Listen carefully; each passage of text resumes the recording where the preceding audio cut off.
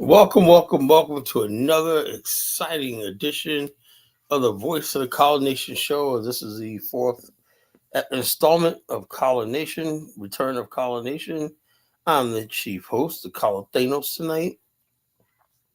As I take control of the multiverse and the universe tonight in Kala Land, we're going to explain some things. We're going to get into it tonight because it's time to have a frank discussion on FBA versus Pan Africanism. And people ask me, where do I stand on this? Now, everybody knows I don't like FBA. Don't like this whole stupid nonsense about being foundational to America. It's the dumbest thing I've ever heard in my life. We're sojourning people in America. You know what that means? That means we're passing through. We're sojourning people here. We're not a settled people here. Our foundation is not America. You cannot build a foundation on a weak. You cannot build anything on a weak foundation. You cannot build anything on a shifting sand. You can't call yourself foundational and then be contested by another group of people or power, or rely on another people or power for your wherewithal. That's the so-called thing. Foundational Black America is a contradiction. You know, if you were foundational, there would have never been slavery. There would never been Jim Crow. They would never had the power to oppress you because you are the foundation. So what are you saying when you say foundational as opposed to what? You know, I want to reincarnate back to Africa. I don't know if this is the homie 1721. I don't know if that's a white troll bot. Sometimes you don't know who you're dealing with, you know. They say some stuff that, okay, we all want to, hey, but, when we talk about repatriation, it's different. Look, bottom line is this. Repatriation sounds good, but what are you repatriating to, If you're a Black person in the West of the United States, right, you believe in things like the rule of law, governance, property rights, individual rights, and stuff like that, individual liberties and all stuff like that. Are you willing to give that up, right? And then spend the next 400 years getting to where you are in America, at least, So people don't think about that, Where in Africa are we going? That's why I said if you're going to go to Africa, there should have been something that's basically conducive or to what we know as civilization. Our civilization or concept of civilization is different than what people use outside the United States. So unfortunately, until that happens, we're going to be in a white man's captivity. We don't have a foundation here. We're in captivity. We're a sojourning people. That means we're still searching, we're still traveling, and we have not settled. We have never reached the promised land. So this nonsense that, oh yeah, I'm a foundation to America. No, the hell you not. And then they're going even further, trying to erase the slave trade and say that they were already here. Even Tariq, he's like, oh, I acknowledge that some of us came from Africa. No, nigga, your black ass, those big lips come from fucking Africa. That nappy head of yours and whatnot comes from Africa, nigga. Don't even try it. Every one of these so-called people right there, I could tell by your voice patterns, your African voice. We have Indians and all the other races of people have different voices. You can hear in it. You can tell when you talk to somebody. Let's say, like I seen, you could tell. You ever see some sisters that are real light skinned? They got the long hair going on and whatnot. This that thing. But as soon as they open their mouth and start talking, that's a Black woman. You can tell by her voice patterns, her speech, and everything. Not even how she talk, but just her voice. Black people have a certain voice that another Black person can recognize. Now, sometimes I get fooled because I deal with people on the phone a lot of times. And you have people that I'm talking to, I'll be like, is that person Black or white? Some Black people really do sound white on the phone. Not by the accent like that, but the way they talk and everything, they sound white. But for the most part, I really use it when I'm on the phone. I usually guess the people's race outright, So you got people that how you pick up the phone within like 2 seconds, you're talking to a Black person. These are the people that's going around calling themselves Native Americans or pretendians. No, bro. As soon as you pick up the phone, man, Soon as you greeted me, so that I knew you were black. Was black, you black like the rest of us. You African slave descendant. I know that's hard to hear, and people don't like talk about that, but you are African slave descendants, right? Your ancestors were on the bottom of the slave ship, You were on the bottom of the pecking order when it comes to America. You're below the Native Americans. You're below the Hispanics. You're below everything. That's now. How do you deal with that? The white man has set it up that for all eternity, that you would be his. Like a lot of black people think because he's been with the white man the longest that he has some kindred relationship with him. No, the white man has it so that he'll pick anybody over you. Why do you think you have so many Somalis here and whatnot? They would much rather have Somalis who practice jihad, hate the country, and all stuff like that. Black people, something Black America would never do, right? But I bet you any amount of money, all white Americans probably accept the Somalis back and whatnot over you. The so-called foundational Black American is the least accepted out of white people. If you think, let's say foundational Black Americans, so-called, right, weren't citizens here, right, and they were eligible to get deported. There was no 14th Amendment, right? Do you think there will be white people out there protesting, getting themselves in front ISIS face for you? No. If you're a foundational Black American, a lot of white people only wish that instead of raiding Hispanics, they'll be raiding us if they could. So ain't nothing keeping you here but a few laws, the Constitution, stuff like that. You ain't have no foundation in America, because anytime they go in there and they start taking, let's say, something, let's decide to amend the Constitution, and basically take that, rewrite that 14th, reinterpret the 14th Amendment. A lot of y'all Negroes will be gone. They'll be like, whole neighborhoods will be uprooted. It'll be like it's sending y'all someplace. Like you a foundational Black American. They just stop it. Now everybody thinks I'm picking on FBA tonight, but I'm gonna get on Pan Africanism too, because that's been a whole heap of goofy shit lately too. I'm looking at let's say who's the number one Pan. The last man standing is Afro's think tank. He's still standing in there strong as the de facto leader of the Pan African movement on YouTube and whatnot. You got Afro's think tank still hanging in there. You got who else you got? I mean, who else? Who else? Anybody know? There's a do Pan Africanism like this. You got I guess, a Cuba to show. I guess you got who else is repping the Pan African world or not? I don't think anybody. I mean, everybody just like sort of pseudo, but I don't know who's representing the Pan. Oh, we got Umar Johnson. The Prince of Pan Africanism, the Prince of Pan Pizza, the Prince of Pancakes. Now the Prince of Pan Africanism. If I sound like I'm going off on people, so what? I got, like I said, I have a lot of anger. That was built up to me the time I was off YouTube and whatnot. I just sat back and said, okay, when I get back on, I'm going to explode my anger. It's not like I know people listen to my show, and I'm glad. I look at the comment section. A lot of people responded to last night's show. I'm grateful for you guys listening to the show, sharing the show, and creating dialogue and stuff like that. It makes me feel good that I'm not wasting my time. That's all I want is feedback. That's all I want is I want responses. I want feedback. And people just listening to what I have to say and stuff like that, whether you agree or disagree. I don't mind people disagreeing with me. That's what this whole thing about. We could disagree all day, but when I find out you're opposed to me, that's when we have problems.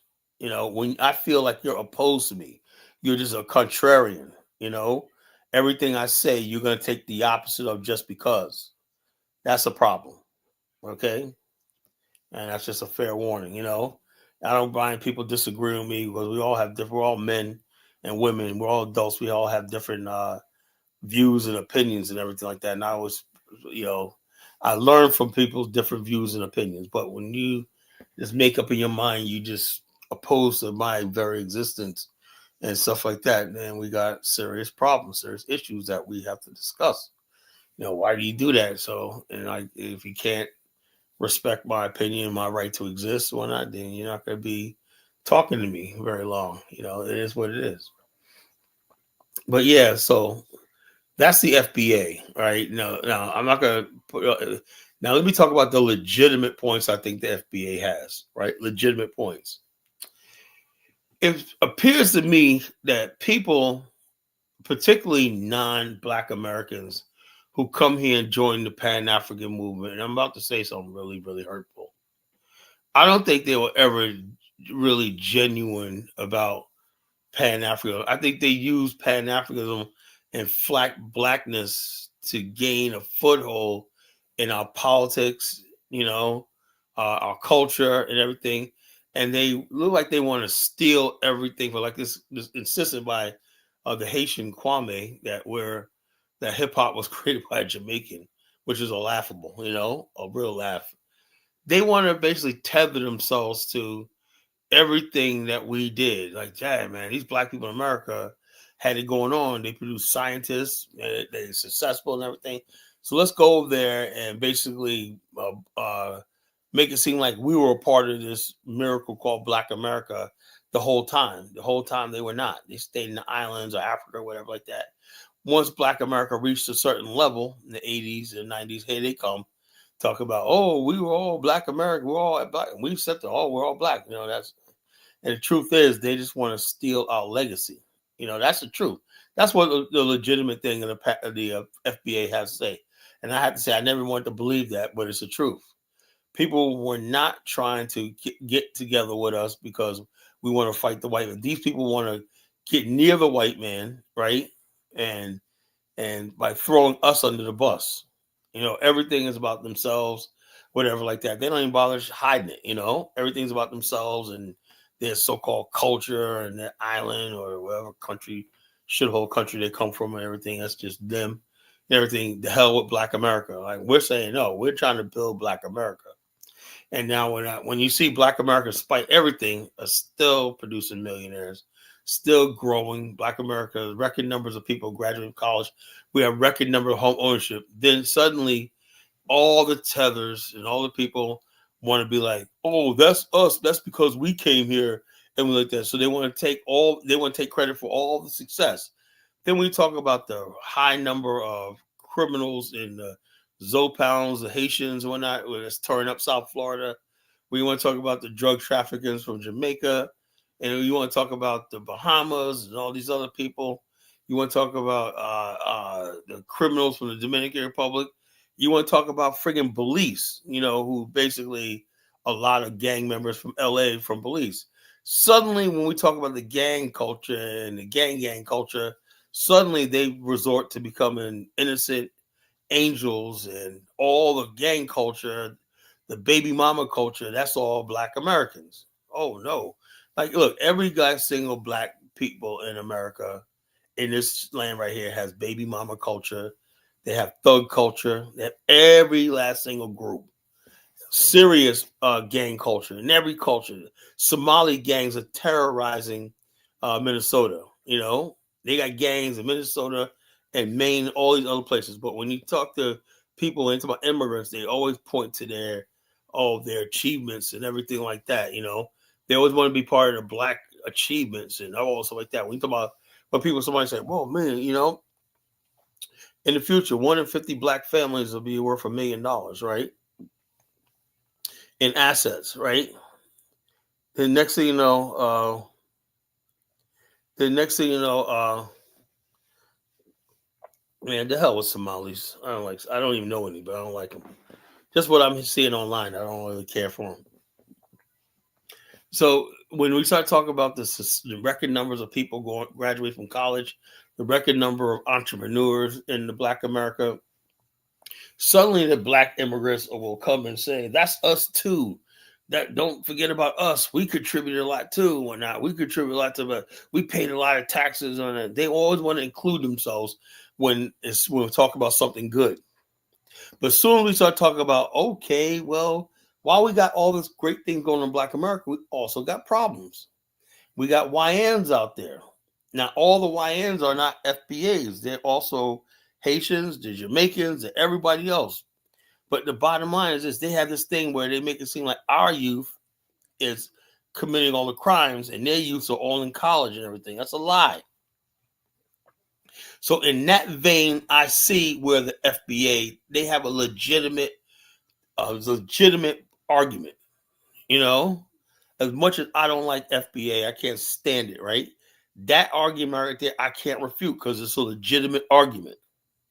You know, when somebody when there's a spot open for a college, like they said they want diversity. You know, they got a few spots where they want somebody black there, or job says, yeah, we want somebody black, a black face to say they have diversity. Why are you, if your target audience is the 45 million black people in America, right? Why do you deliberately look for a Nigerian? Why do you deliberately look for a Haitian or immigrant when not? Because you know they're not going to complain too much. Then you could pay them a certain way, you know, and you know you got that green card and that stuff like that visa held over their head. So those people are less of a problem. So the immigrants benefit from being black. So if it's like somebody owes you a debt, right? And instead of the person paying you, he says, "Oh, I saw your best friend over there, and I paid him." Well, what's that got to do with me? You owe me a debt. Well, aren't you guys friends? Yeah, but why you put the money in his pocket, not mine?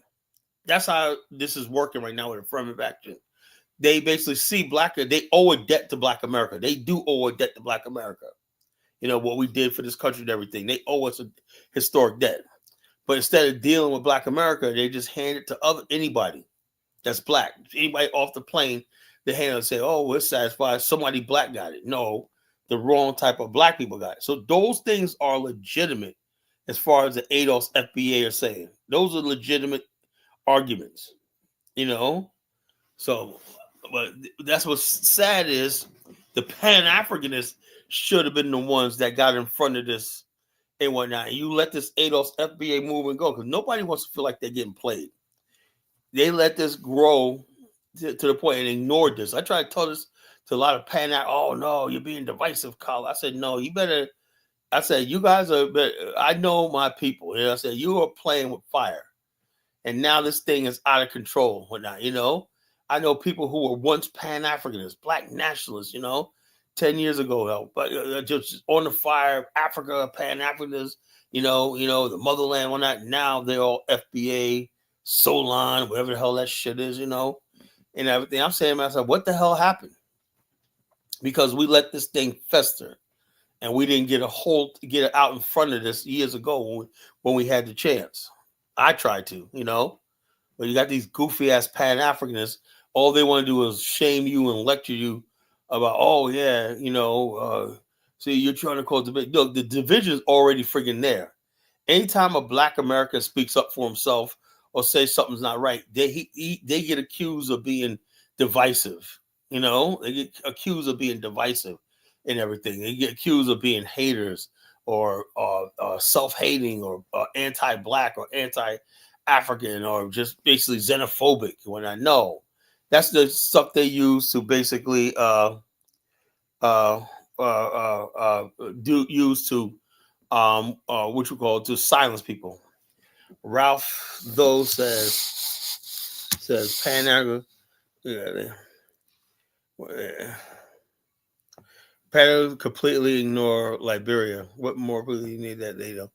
Yeah, Pan Africanists. Yeah, I that's another thing I don't understand is Liberia was definitely an example of Pan Africanism. You know, so why did basically the so-called Pan Africanists don't know anything about Liberia? Envy Garvey wanted to work with Liberia, but the people really don't want to. Actually, you know, there was a Garveyite movement actually created a mission in Liberia. You know, after the Garvey, they actually in the 1940s, the Garveyites went to Liberia, and it was the Garveyite community in Liberia who was the one who came up with the idea of the OAU. People don't know that history. It was a Garveyite movement in Liberia who got Tubman, several senators, and they basically brokered a meeting between Kwame Nkrumah, Sekou Toure, to meet and chart a new thing. That was Garveyism in Liberia that did that. That called the meeting of the OAU. The first OAU meeting was held right there in Liberia in the hills of San Quelle. I went to the OAU monument myself, where the OAU was founded, right there. It was a Garveyite movement in Liberia. So, like I said, the ones who went to Liberia did really good things. The ones who stayed in America running their damn mouth, they didn't do anything. So we always basically praise those who went to Mama Liberia to help build, and I will be there. Also, first, if you still want to go on the tour with us in February, let me know, email me for information. If you want to go on a Liberia tour, 10 days in beautiful Liberia, a tour you don't want to miss, a tour you don't want to miss, who knows? We might meet the president. I'm not going to be at this tour, but my representative is going to be there. I can't make the actual tour, but I will basically send representation there and stuff like that on the ground, representing the BAIO, my organization. But that being said, so like I said, we're making Liberia ground zero in the Black nationalist. What's left of the Pan Africanism movement, right? Look, I don't think outside of Liberia and what we're doing in Liberia, Pan African has no really relevance because we have to get to the stage now. Look, if like I told Fruity last night, Rudy Bafruity last night, right? He says, Kala, we should learn another language when no land, no language. The first thing they do is we need a base. We need a space to operate. The problem with the FBA, they don't have a space that they control. They control no space. Every living organism controls space, right? If you plant a tree, right, what do you have to do when you plant trees, right? You got to give each tree what? Space. Or they won't grow. Or everything needs space. A lion pride needs space from another pride, right? That's the space he hunts in. That's where he dwells. Every organism, everything, you got even the most microscopic organism, right? They have space. You go to the tiniest depths of the ocean, you see tiny fish. You see how when the fish fight, they put their mouth on each other. When I said, why they fight? They're fighting on a little patch of sand at the bottom of the ocean. That's their space. The only thing in the universe that does not have his own space is the so-called foundational Black American. He has no space of his own. With that, what I just said, how can you argue against the idea of an African? The African will be your space in this universe. Now, can I get anybody that could come up here and refute what I just said? Can anybody refute what I said that the end goal of any race of people that calls themselves, see, because before Black people just call themselves Americans. Okay, I'm just an American, right? Now, when you say you're a foundational Black American, that's an identity, and you raise a flag, a Sudan flag. Now, the question is, where's your space? You don't have any space? Then you don't really have a nation. You are not really a people. So with my feeble attempt is trying to make Liberia at least a sort of space for us, again, by which we can invest, build houses, build stuff, and make Liberia a space. What's wrong with that? You got people out here trying to oppose me for doing what's right. You're not going to get anywhere being a foundational Black American because you don't control the space. And also, what the FBA's got to understand too is what they're mad about is Africans and Caribbeans could come over here, compete with them, right? Steal their legacy and everything like that. Like when Black people complain, like, oh man, our beauty standards are going down because they have people like Cynthia Erivo or Lupita, whatever like that, which I like Lupita, love Lupita, I think she's beautiful. But Cynthia Erivo and all these other people are like, man, we're used to seeing our women look like Olympia, Sarah of the 70s. We listen to our women looking like Whitney Houston and so like that. Suddenly we're getting all these females that don't look like what we thought was our standard of beauty. That's what, hey, look, that's what you have. You know, you can't control the standard of beauty or how you see yourself when you're a minority group. Is what the dominant society figures you wants you to look like. You know, we always say, you know, something. Our girls, we like when our girls look like Kim Fields, Janet Jackson, and stuff like that. That's what made us fall in love with our community, because we have these beautiful women that represent us. Now that's not different. They're importing women from overseas, and you know, black people. There's not a damn thing you can do about it. You know, not a damn thing you can do about it, because you decide to make your stand inside another man's country. So the other man saying, okay, you know, we're going to put Cynthia Erivo up and whatnot as your representative. We're going to make Bill Porter a gay black man. We're going to bring him to the White House, and he has a dress on and whatnot. That's the new black man.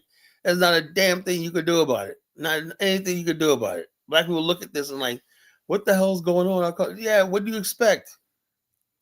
You know, they control the image of our people, because you don't have space. Now, when you're in your own space where you control the media, the imagery, and all stuff like that, yeah, you can say this is what we want. This is what we want to project to the world. I don't know. I always thought it was just so elementary and so easy, man. But you know, I just, you know, I get all this pushback, whatnot, you know. And like I said, I know I got the FBA clowns up against the wall. They don't know how to deal with me. They don't know. They can't. Nobody could come here and FBA articulate against what I'm saying. None. I'll give you $50 if you come up here and try to debate me and prove what I'm saying is wrong. So I'm telling people all the time. I say, look, man, yeah, it is what it is. And the Pan Africanists, the fact that they're going toe to toe with a clown movement like the FBA is sad. That's because the Pan African movement has failed. The Pan African movement, right? If you're Pan Africanism and you don't have an end game as a land and coming out of this, you can't you can't win in under the domination of white America. The FBA sounds more is going to win. Why? Because they're the ones that's going to be favored by the dominant society. You know, foundational Black American. And your whole idea of Pan Africanism is a rejection of America and white supremacy and all this stuff like that. You know, and so who do you think they're going to favor? They're going to favor them. You know, so it is what it is.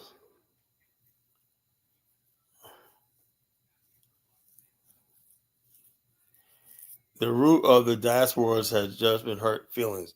You know, Black America has always historically, we always been welcoming foreigners. For that reason, I can't see FBAs as great. Yeah, I know. I would say this when it comes down to it. I don't blame the FBAs. They didn't start this fight. The foreigners and whatever thing they kept saying about, oh, we would call African roots. I think they took an opportunity to try to think they were going to side with white America and basically and come out and they backfired. Now they're scared. They really are. Look at these TikToks. When first they try to act like, oh, it's no big deal. Now they're like, oh, don't have no unity and all stuff like this, because America's a lonely, cold place right now. White America's made it clear they don't want none of these people here. Trump just banned a thing banning all third world countries, and this is not a welcoming place, you know. And the only group of people that's non-white that's safe is Black America. So basically, we were not the aggressor. They came over here with this idea that they want to change us. They want to delegitimize us as Black people, as Africans and whatnot. And they want to tote all the white man's racist talking points and everything. And it backfired, you know. So, you know, the immigrants community got to take that L, you know, for this. But my jewel is to make sure it doesn't go too far. You know, I know they start, because I told a lot of Black immigrants, man. I said, look, I told them like 7-8 years ago. Everybody remember when I said that? Everybody said, yeah, Kala, you weren't saying that. I said, you guys are playing with fire. You guys are playing with fire, because I said, right now it's talk, right? Soon it's going to be violence. As sure as I'm sitting here, that's coming next. Violence. and deadly violence, ugly violence, People say, how could it happen? Well, it happened with the East Coast versus something stupid as the East Coast versus West Coast rivalry in hip hop. People just talking back and forth, blah, blah, blah, insulting each other through magazines. We didn't have the internet back then. Magazines and whatnot. And next thing you know, people start saying, yeah, man, fuck them niggas out there. People making diss songs and whatnot, diss videos and whatnot, and insulting people. And next thing you know, blip, blip, blip, blip, blip, blip, pew, pew, blip, blip, the gats came out. That could happen with this too. Pray it doesn't, but that's the next stage. People pulling out gats. And that'll be unfortunate. Then the damage will be done forever. It'll be no recovering from that, because when the gats start coming out in places like Compton, you got people that basically are enemies for generations. I remember interviewing this one guy. It was like blood. He said, "I just hate my enemies." And somebody said, "We're all black." He said, "I don't care about that. That dude right there, the people over there, they killed my father. I want revenge and whatnot." And the one dude said, "Yeah, well, we did that because one of our boys was killed and whatnot." So once bloodshed starts, it doesn't end. And that's what the power structure really wants. They want to sever Black America from Africa forever through violent confrontations. You ain't doing this for nothing. They want violence to come next. Whether it's going to be African Americans that live in Africa getting killed by Africans, that could be coming too. The African Americans that's living over there, that could be coming too. Because there's people there's been incidents in the Gambia and Ghana already. So the bottom line is there's a black race is being played with each other, And so, like I said, whatever beef you have, whatever like that, I suggest both sides take a chill pill, calm the fuck down, But you're also talking about my fucking life on the line, because I go to Africa every year. I don't want to be in danger, So it is what it is. So it is what it is, folks. So, yep, we're having a good discussion tonight. I've been going in on the FBA, and I'm going to switch up in a little while. I gave a half hour to the FBA. I want to go a little bit more in the FBA, then I'm going to tell you what's wrong with the Pan African movement, right? And you do not want to miss this. It's like, look, you ever know when you're a kid, when you're a kid, right? And you finally get the money to save up for that new jeans and outfit, whatever like that. And then when you get that outfit, somebody's outside telling you, "Oh, that's whack. It went out of style. You're too late," whatever like that. My boy Chris was like that. Every time I would show up with something new, right? Because he would always get to the city first. He's from the Bronx, right? So he would go to Delancey Street, right?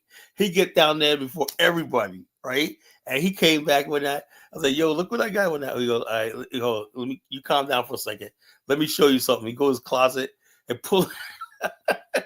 He said, "I'm sorry to butcher, but I already got these. I had them a week already." Like the British Knights. So therefore, that's like the Pan African movement. Just when everybody got this down pat, we're Pan African. The Pan African movement has gone out of style. It didn't rebrand. It didn't go out of style. It didn't update. You got Dr. Prince of Pan African Umar as head. Come on, man. Yeah, you got to be kidding me. Umar Johnson. And then you got my good brother Afro's think tank. Afro's think tank's actually a very smart guy. But for the most part, man, can we ever see him in his house? Can we see him at a table? See, he's a smart guy. Afro think tank, I think he should switch up his style. He should sit in his house with a smock sweater on, with a pipe, and then say, "My name is Afro's think tank, and this is what I think," right? That nigga's always outside or in his car. God damn. Nigga, do you ever go inside? So that's not a good look, man. Not a good look, And good news, I see black men starting a more cohesive, maybe since we're feeling some pressure that's forcing us. Yeah, we are. We are. Black men are coming together on many levels. You know, like I said, don't underestimate black men in America. You know, we're coming together on many levels across the country. That's why I said last night we are winning. You know, we're coming. We say we're not stupid. We know. You know what united black men, to tell you the truth, it was the it was the when that Cincinnati incident happened a few months ago, and the reaction from white America, right across white America. Oh, they're talking about getting the guns, rounding up without even knowing the facts. And then you had the vice president of the United States talk about, oh, we got the gangs and calling people thugs without even knowing the facts, right? That sent something in black men in America that we are at war, you know? And when the vice president of the United States makes a comment like that without knowing the facts and everything like that, these people are emotional. Everything we thought suspected about them, what came to pass, right? And then when it comes out, right, they say, wait a minute here. People are like, let's look at other videos. This guy smacked the black guy who was trying to break up a fight. He smacked him after the fact, after they've been de-escalated, right? And the woman that got knocked out or not, she was beating on the guy. Then the whole thing is, why are you out in an area where you know there's going to be a lot of black people there? Why does she have two Russian guys out there? Because they always talk this black shit, and she probably wanted to see this guy stand up and beat down some black man. A lot of women get a hold of that. Like, not just white women, black women too. Some women live for their man or whoever, like I said, fighting for them. Women are just as violent as men are, but women get men to do their violence for them. A lot of violence you see in the hood is done by women. So when you see these YNs and all stuff like that, thugs, but not, they're only doing it because they know that's how you impress these women. Women basically induce men to do violent things in the community. What happened in Cincinnati was that she probably egged this guy on to smack this guy. So are you gonna let him talk to you like blah blah? And the guy smacked. Then they mollywop, beat his ass and whatnot. She jumped in, tried to swing and tried to help him, and she got knocked the fuck out one night. And white people, innocent white couple,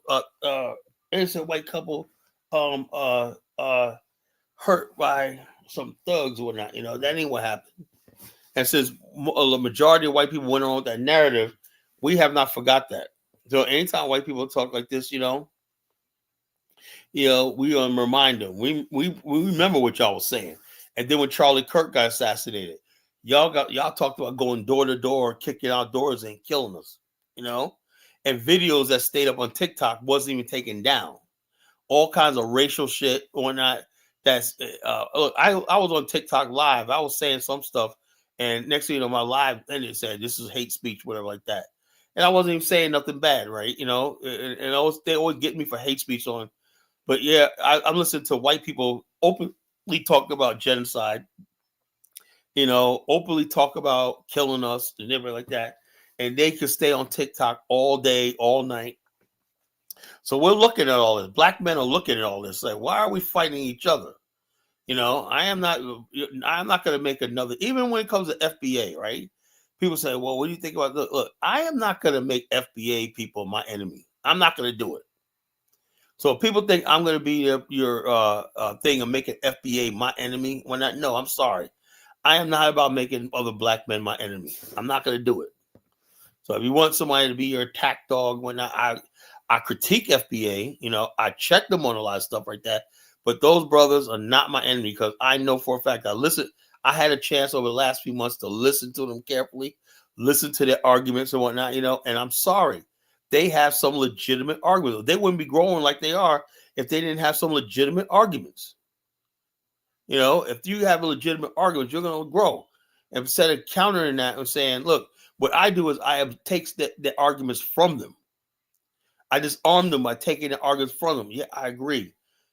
Black America is people are trying to rob our history, rob us of our accomplishments and everything and stuff like that. People only want to get near us when the things are good, but they want to retreat to their little safety enclaves or cultural enclaves when things go bad. When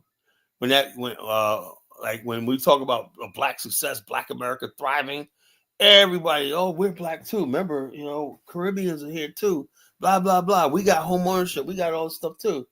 But when it comes down to the problems, like that guy stabbed the girl on the train. That ain't us, man. That ain't us. That's Black American. Those are ghetto black people. Blah blah blah. They quickly throw you, and a lot of black people are noticing that shit. You want to be black when you want to take our culture, take our women, take our achievements, you want to take our accomplishments and everything, our success, whatever like that. You want to tether yourself to all our success and the good stuff, our institutions and everything. But when the problems come around, you don't want to be identified with us, And that's a legitimate thing that the FBA have been saying. How to solve that, I have no idea, So that's why we're in this quagmire. That's where the Pan Africanists fell in thing, because a lot of Pan Africanists, if you look at Pan African the way it is right now, with Chahore, the OAU, the African Union, and all stuff like that, it almost seems like they're trying to colonize Black America. They want to friggin' colonize. They think Black America's wealth and everything like that. You got these African leaders that are trying to tap into Black American cities where we have billions and billions of dollars worth of pension funds and steer that way. Look, I don't give a damn how much we love Africa. We're not going to invest our pension funds into friggin' irresponsible governments. Look, let me tell you, like I told Elvis, that clown Elvis the other night, I said, look, I believe in governance and administration, not rulership. If you got a rulership, right, we're not going to invest in your country. This is coming from Kala Thanos, right? I don't give a damn how much of what I'm impressed about Liberia is I'm seeing good governance, good governance, not rulership. I'm seeing good governance. I'm seeing checks and balances. All that. I see good administration. I see the rule of law.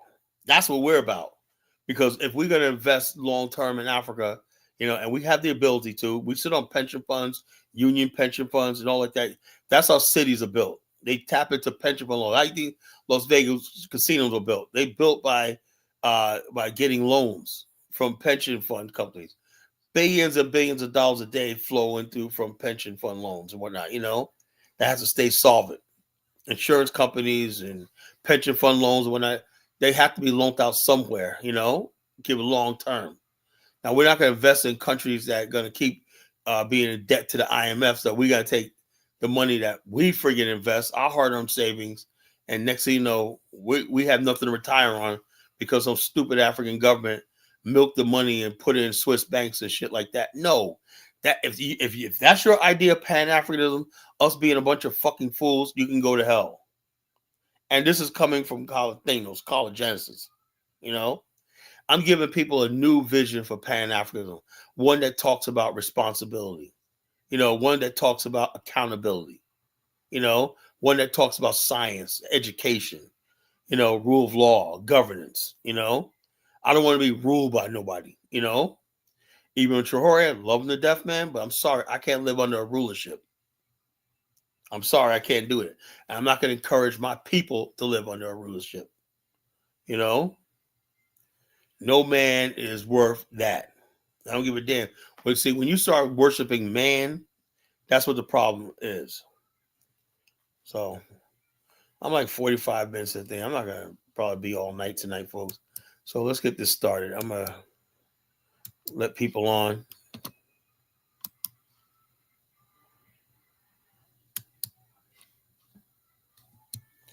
The links in the chat room. You want to comment, call in, and talk about this Pan-Africanism versus FBA. Pan-Africanism has to change, right? Because every time I'm sick of seeing Pan-Africanists. Every time they see some dusty African leader, they're always kissing their feet. They're always like this. Like Pan-Africanism has to stop this Africa worship shit in order for you relevant or not. African food is not better than our soul food. There's nothing superior about African culture. You can match Black American dance, double Dutch, anything up there against any culture in Africa, and we'll come up on top. Do we appreciate Africa? Yes. But enough to replace who we are? No. Their music is not superior to our music. You know, it's like Pan African had this thing where it's not even about Pan African; it's about African supremacy, and so therefore, that's what turned a lot of people off. You know, and people like, dude, man, the really showed it when they had that thing, Essence Festival, when these people were dumb enough to friggin' first of all, when people compare, that means they're trying to compete and replace you.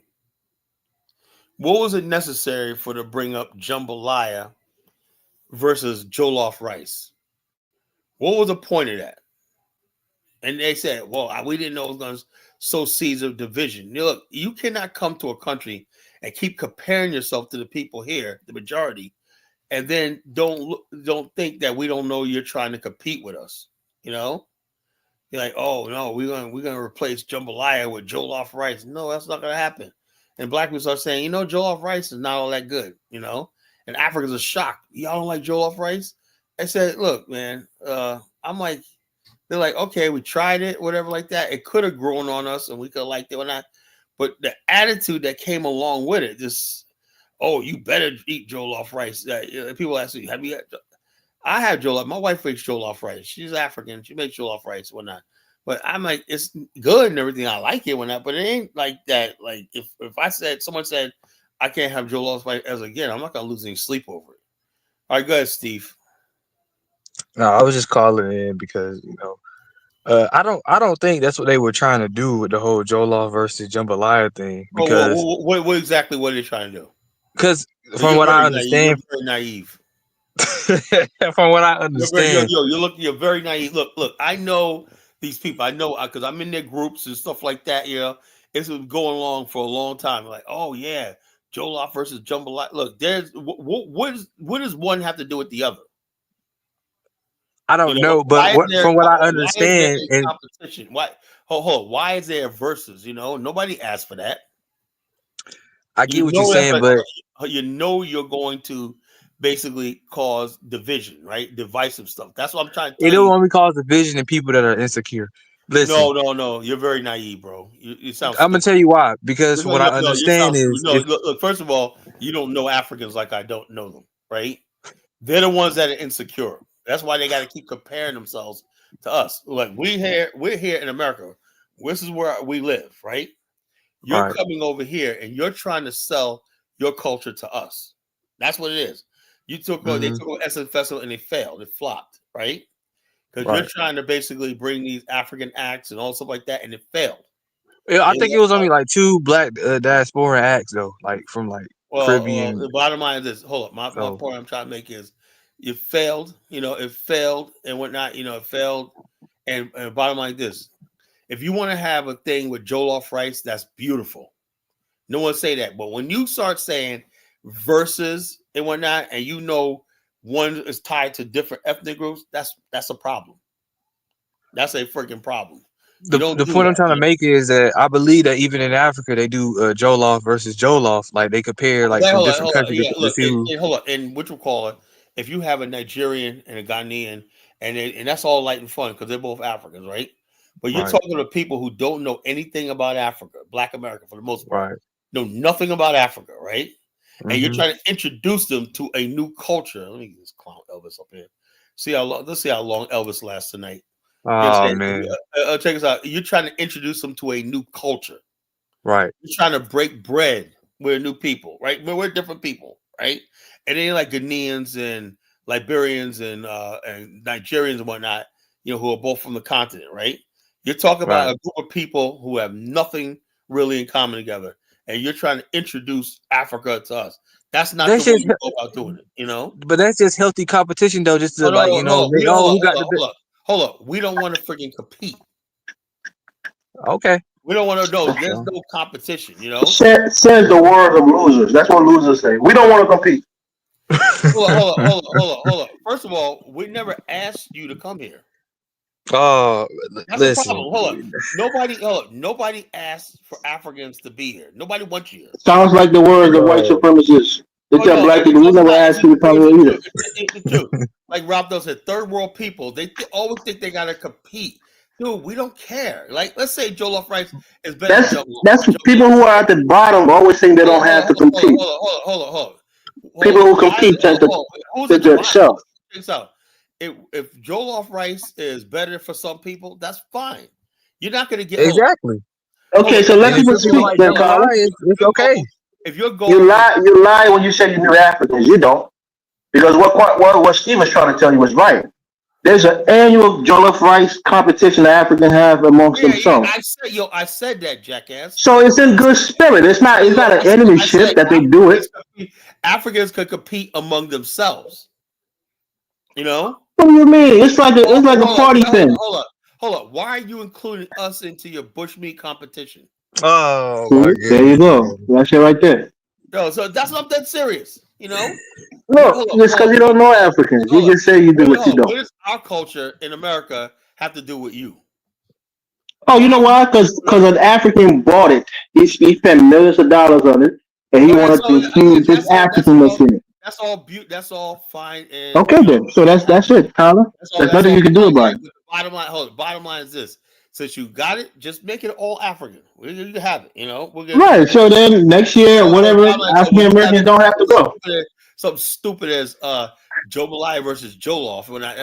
I'm just telling you what fueling this FBA shit. You know, that's not what's fueling it. The FBA stuff has been going away before that. No. I'm telling you what's fueling it. You know, and like I said, I took a few months off. I said I was in their chats and stuff on TikTok. And I wanted to get a real understanding of this movement that I can't stand and everything. And I looked at what a lot of time what they were saying was basically they have some legitimate talking points, you know, legitimate. But Kala, I mean, Black Americans, we compete with each other all the time. You know, we compete with each other. Exactly, from region to region. That's what I'm saying. So, like, what's the difference from them coming here? We could compete with Black people from New York, compete with California, but we're all one culture. Listen, this is my mind. Black people compete with each other on barbecue. Who got the best barbecue? Hold on. What I'm saying is this: when it comes down to other people, other races, Africans, other races, right? There's something different. You got to be careful about that, you know, because I mean, we compete with white people. We claim that we got better food than white people, and white people. New York Italians say that they got the best pizza compared to Chicago. I don't see us competing with white people. People compete with each other on cuisine all the time, Colin. What I'm saying is this: when you constantly comparing yourself to us, that's actually like you want to compete, you know, because like I said, in other words, basically, if we're the major consumers in America, like Burna Boy, right? Why is the show canceled? Because Black America said, you know something, and now he's canceled. Well, the show's canceled. That's a lie. It's not because of Black America. It's because of Africa. Who was packing the stadiums? You think it was African Americans who was packing the Burna Boy stadium? Africans. It was Africans. What are you talking about, Kyle? There's not enough Africans in America to fucking. That's not, you're so uninformed. You're ill-informed, Kyle. Isn't there like millions of Africans here? The bottom line is this. Yeah. Hold up. When he basically said that about that girl he kicked out of the thing because she slept with, she was a black girl, a Black American girl, right? That's basically went all over the internet right now, and they're saying, you know, screw this dude. What did she do? Yeah, that don't mean that they're the majority of the show. What are you talking about? So you said African Americans don't listen to Afrobeat like that, and they don't. Africans canceled Burna Boy. Yeah, some Africans was mad because he was mad disrespectful. The only people left in the concert day were Africans like you that believe in him like he was gonna be some musical messiah. Hold on, Kala. What did he do? What did he do? Well, a girl paid for a ticket, right? She fell asleep in his concert, and he was like, he humiliated her. He said, "Get her out of here! Get out of here!" See, that's why I said he bring that. But no, it's more than that. It's Steve. It's more than that. He said he was being disrespectful to the state. Hold on, Kyle. Let somebody speak who got more information on the situation. He said he didn't tell people to be his fans, right? And you don't have to go and support him. He's not asking for support. He was being an asshole. He was being ignorant and arrogant, which is fine. And the fans reacted in kind. He paid the price, so that's fine. I'm sure he'll be fine. I've been a Burna Boy fan for the longest time. You know, before he even started doing Afrobeats like that, when he was doing more reggae stuff. I've been a big Burna Boy fan, so you know what you're talking about, Kyle. So my whole So thing like, is, what does that have to do with Black Americans? What he did to that girl? Like, what is? well, no, Kyle is trying to say that the people that's boycotting his show because he think Black Americans have all the power and nobody else have any power. we do. It's not Black Americans. You know that, Kyle. They barely listen to Afrobeat. Oh, we do. When we go to his concert, The show in Minnesota. His next show was supposed to be in Minneapolis. Yo, Hold on, Carla. His next show was supposed to be in Minneapolis. The only reason why Burna Boy got on because major Black hip hop artists put him on and showcased him. Say this is Burna Boy. That's not even true, Carla. What are you talking about? It was Diddy. It was Busta Rhymes. All these other people. That's not true. Yeah, that's the truth. No, Burna Boy blew up in the UK. Chris Brown. Yeah, he was in the UK. I do know that for sure. Yeah, Burna Boy blew up in the UK. All these things. And he started having massive success on the continent. Yeah, and then Def Jam. Def Jam Island went there and shining. This is the bottom line is this. Hey, look, I would think that the African continent, y'all can have them back. He was making noise first over there before our entertainment. Burna Boy making noise over there. Hold up. It was an artist in America, basically artists in America, like Michael Blackson will tell you. He said, if it was not for the Black American comedy circuit, the people put me on like Cedric Entertainer, all the other people. That's different. He blew up in America. He basically, Michael Blackson said, yeah, it was Black people in America that. But he blew up in America, Carla. Yeah, I know that, but he's still an African comedian. His comedy is African. I mean, but Burna Boy is different because he and also Burna Boy. When Burna Boy came over here, right? When he did Madison Square Garden, he was introduced by Puff Daddy, because he was a Busta Rhymes, all these other people. This is Burna Boy. You don't even know. Look, man, let me tell you, Kyle, I don't even know Burna Boy's story. Burna Boy went to the UK. I know. Hold on, Kyle. Let's let other people speak. All I know, look. Hey, that's fine. I don't want to get into. Okay, let's just give me a second. Burna Boy was in the UK. He did some things. He got deported back to Nigeria. Let me get back to the topic. And he started blowing up. A frank discussion on the FBA, right? And I just laid it out that the that the FBA movement has some legitimate. Michael Blackson knows where his bread is buttered. He knows ain't no Africans coming to his show. He knows where it's like. What are you talking about, Carla? When was the last time you went to a Michael Blackson show? Michael Blackson have shows in Minnesota, and a lot of Liberians go there. His level of comedy doesn't even go over African. He's talking about. What are you talking about, man? In America, these listen, and no, my even my cousin told me that in Raleigh and whatnot. When Michael Blackson showed up there, he said a lot of Africans came out to support him. So but hold on.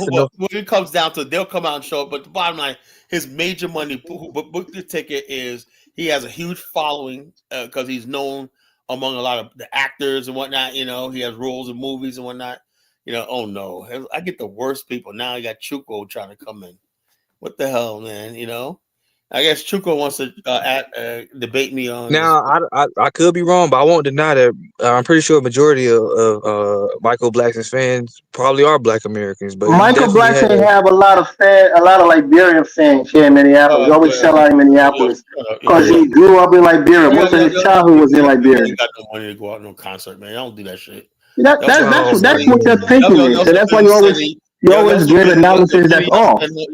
That $100 y'all make a month, y'all sending it back home to Liberia. You ain't got no money to go to a concert. Stop it. Kyle, I will say some things about your financial state, but I don't want to be rude. Okay. So let's stop.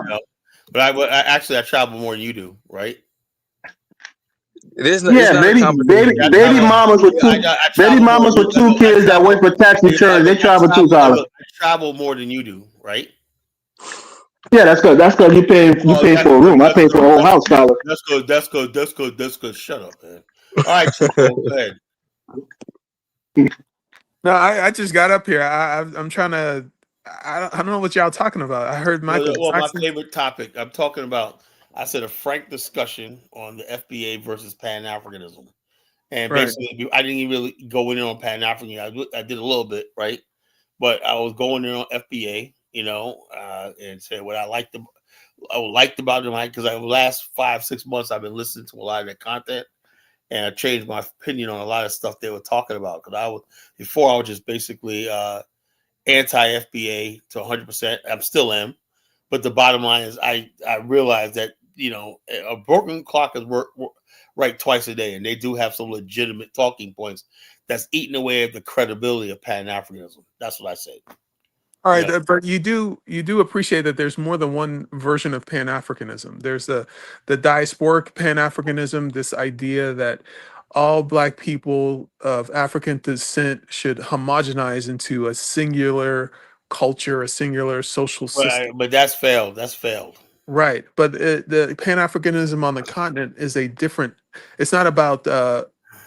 It's not about cultural integration. It's more about economic integration and forming a single currency backed by Yeah, African yeah, check this resources. out. There's But 35 currencies on the continent. Tell me how. right, no, I'm not saying that it's been implemented yet, but it's more. You don't have There's no to. chance. But hang on, this diasporic Pan Africanism is incompatible It's a with joke. It's a freaking joke. I right. can't But believe I it's a joke.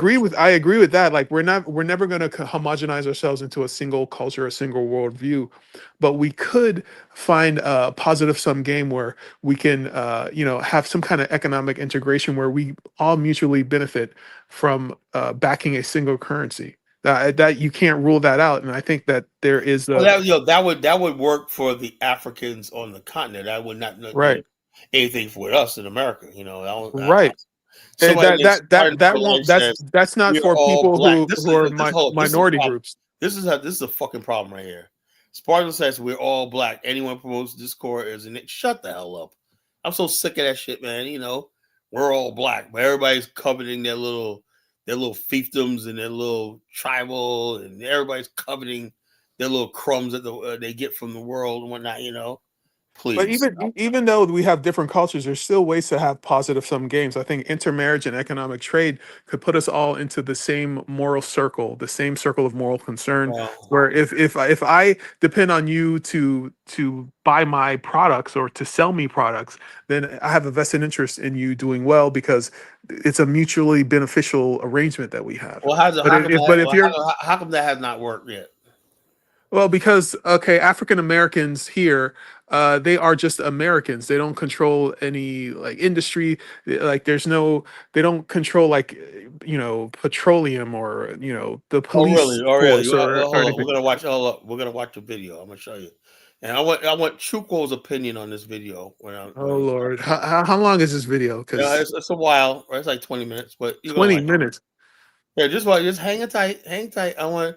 You made a statement that we don't control anything. I'm gonna watch you You watch don't it. you don't control any specific Okay, sector. all right. You're Let's see. not financial services or Okay, all right. military Chuko, just be quiet. or retail. You say, You're consumer.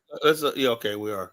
You're a But dependable let's consumer. You consume products. well, so is the majority of Americans, bro. That's what it's based on. No, $2 trillion worth Yeah, of consumption. That's what yeah, you're dependent. so what? Uh, top black business in America. Black business. I'm talking about a sector, not a business. I'm talking Let's about say what sector do you control. hold on. You can't control a sector because we're a minority group The here. small hats control financial services. I don't believe in that nonsense. The small hats do Black control financial businesses. services. We're basically a minority group in America, a racial minority group. Do you control petroleum? We are a racial minority group in America. So There are a lot of Irish people control a lot of police Irish forces. people are part of the majority. You ever realize that? They're part of the majority community. They're white.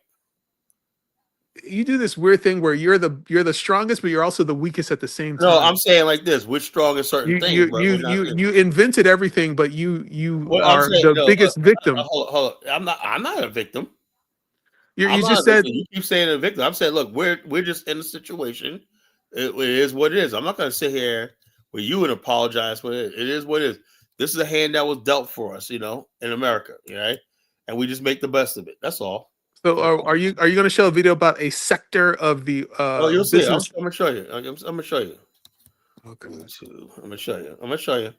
Is it something in the 2000s, or is it something about the 1950s? No, it's now. Is it black? It's not black and white. We're not. No. It's now. It's now. It's now. Hold on. What the hell? Hold up. Videos. What the hell? Videos. It's about the top 20 black businesses in America. I don't know. I ain't want YouTube to work. I'm sick of this fucking YouTube shit. You think it's Weaves? I think it's Weaves. Oh yeah, okay.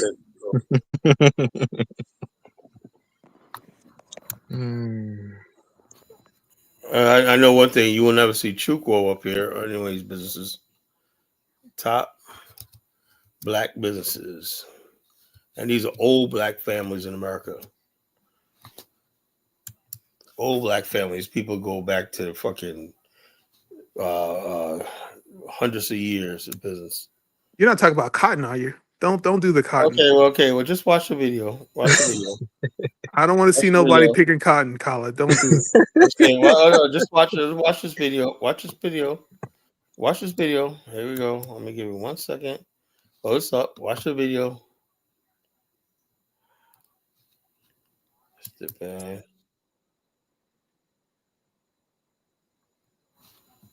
All right. It's a juke. It's a juke joint. This is a juke joint business, huh? Yeah, you're gonna look real stupid after this video. Watch. You're gonna look how stupid you look. Okay, go, Chuko. I'm gonna let you keep talking. Go ahead. Say more. Go ahead. I'm just asking questions. No, say more. Just so how ignorant you are. You're like the most ignorant motherfucker I've ever seen. You didn't see the movie Sinners? Hold up. You're dumber than fucking Elvis. That juke joint was pretty damn good. You're dumber than Elvis, man. You know that, right? They were drinking that corn liquor. It was good. You're dumber than Elvis. Okay. Now let's watch this video right here. This is the top 20 richest black companies in America. Let's watch this. This is Black America. United States. All the big businesses tend to be owned and controlled by whites, and you will hardly find one owned by a black person. Anytime blacks in the US have tried to establish themselves throughout time, they're always being suppressed, stopped, and silenced in one way or another. Despite being oppressed for as long as we can recall, the blacks have still not given up. They keep on fighting and striving to the extent that we now have black billionaires in the USA. They run multiple businesses and employ thousands of people too. In this video, we are going to be seeing the 20 biggest and richest black-owned businesses in the United States of America in 2022. 20. Salamander Hotels and Resorts. This business is owned by Sheila Johnson, who is also a co-founder of Black Entertainment Television, BET.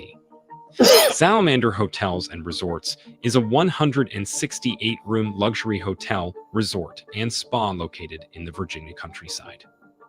This business generates about $220 million in revenue annually and has over 2,000 employees. The hotel is built on a 340-acre property and boasts a 230,000 square foot spa with many outdoor activities, such as hiking, ziplining, and horseback riding. The resort took 10 years to build, finally opened in August 2013.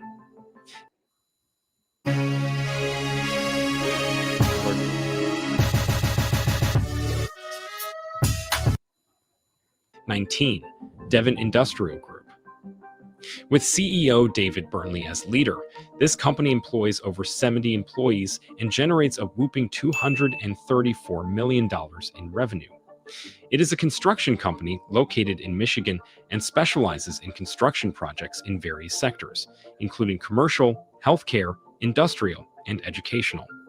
The Devon Industrial Group's main target market for its services is across the Midwestern states of the United States, with the headquarters in Detroit, Michigan. 18. Georgetown Metal Processing. This black-owned business is headed and run by Kirk Lewis with a team of over 30 people. This business generates approximately $235 million in revenues. It is a steel processing service center which specializes in blanking and warehousing. Its headquarters is located in Georgetown, Kentucky. They produce aluminum, flat-rolled steel, cold-rolled steel, coated and exposed steel products. It boasts an 80,000 square foot facility, which is climate controlled due to the nature of their work.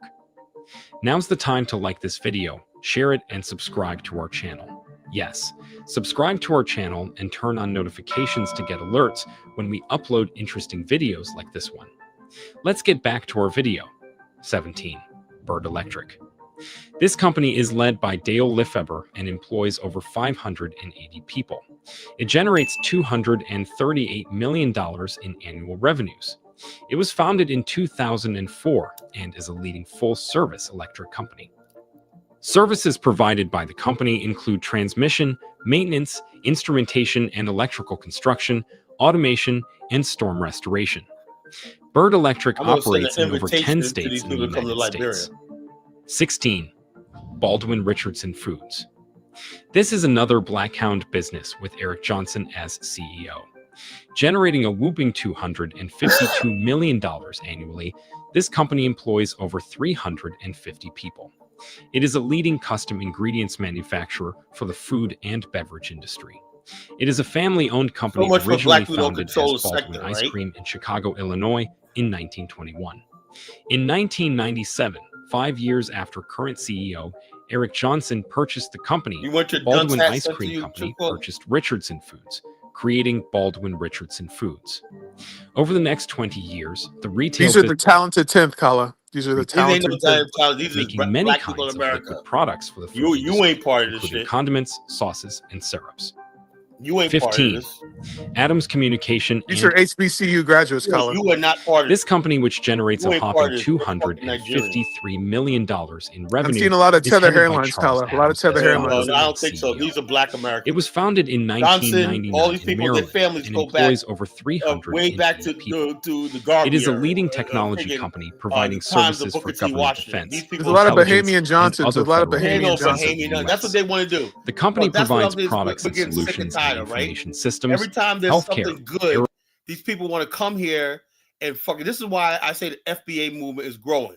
And every time there's something good, everybody wants to steal it and say this is a Caribbean or something like. What's Caribbean got to do with you, by the way? You know.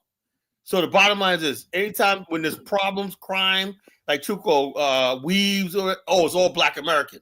When it's ghetto shit, it's Black American. But when anything says you try to steal Black American success, these people like here, like the McKinsey group, they're gonna show you. These people built Pittsburgh for decades. You know, they built churches and cathedrals in the Black community for decades. Now you're gonna say they came from the islands or came from Africa? There's a lot of McKinseys in Jamaica, Kala. A lot of Jamaican McKinsey. They ain't no damn Jamaican. That's what they do. They say they're Jamaican. If they were doing a drink, why can't they build it in Jamaica? They can't, because the bottom line, they aren't Jamaican. These are Black Americans, you know? I know you want to hate us so much that you want to discredit us and steal our event because you can't create nothing of your own. You can't get young people can come to America and build anything like this. Nothing. These are all Black Americans. You mean like the first Black president? You mean like Barack Obama? We're up to number 5. Not one of these people are immigrants or immigrant background. Top 20 Black businesses. Where does it specify that none of them are immigrants? Because we know. Look, you can look them up. You can look at Bird Electric. Look them up. I don't know. I guess there's a lot of tether vibes. Hold on. It's Timothy Hightower of Akron, Ohio. Hightower Petroleum. We're gonna get to that. Timothy Hightower.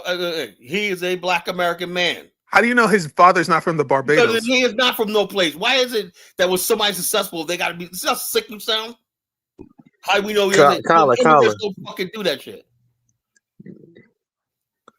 They always be like immigrants. Oh yeah, how do you know? We said no, they're not from somebody. These are people that fucking stayed here, been here for 400 years, and they're successful. And you hate that.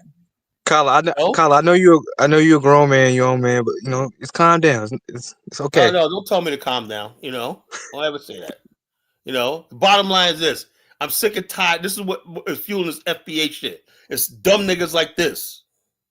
You know, sitting there watching the video. The people obviously come from our community, whatnot. These people have been in Ebony Magazine, Black Enterprise Magazine, all this shit like that for you. I've been following these people for years.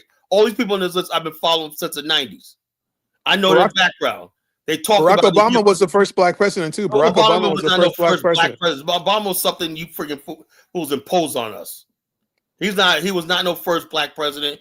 We never had a damn Black president. So if Barack's a tether, how do you know none of these people are tethered? You can have Barack, you can have Barack Hussein Obama. He was not one of us. So if one of these people become a tethers, will you disown them? They're not tethers. Okay, so as long as they're making money, they're Black American. These are Black Americans. Yeah, these are Black Americans. Live with it. Okay. Get over it. Okay, if I could prove that some of them are tethered, you are not. You got to mad? prove nothing. You go look them up. Look them up. Okay, bet.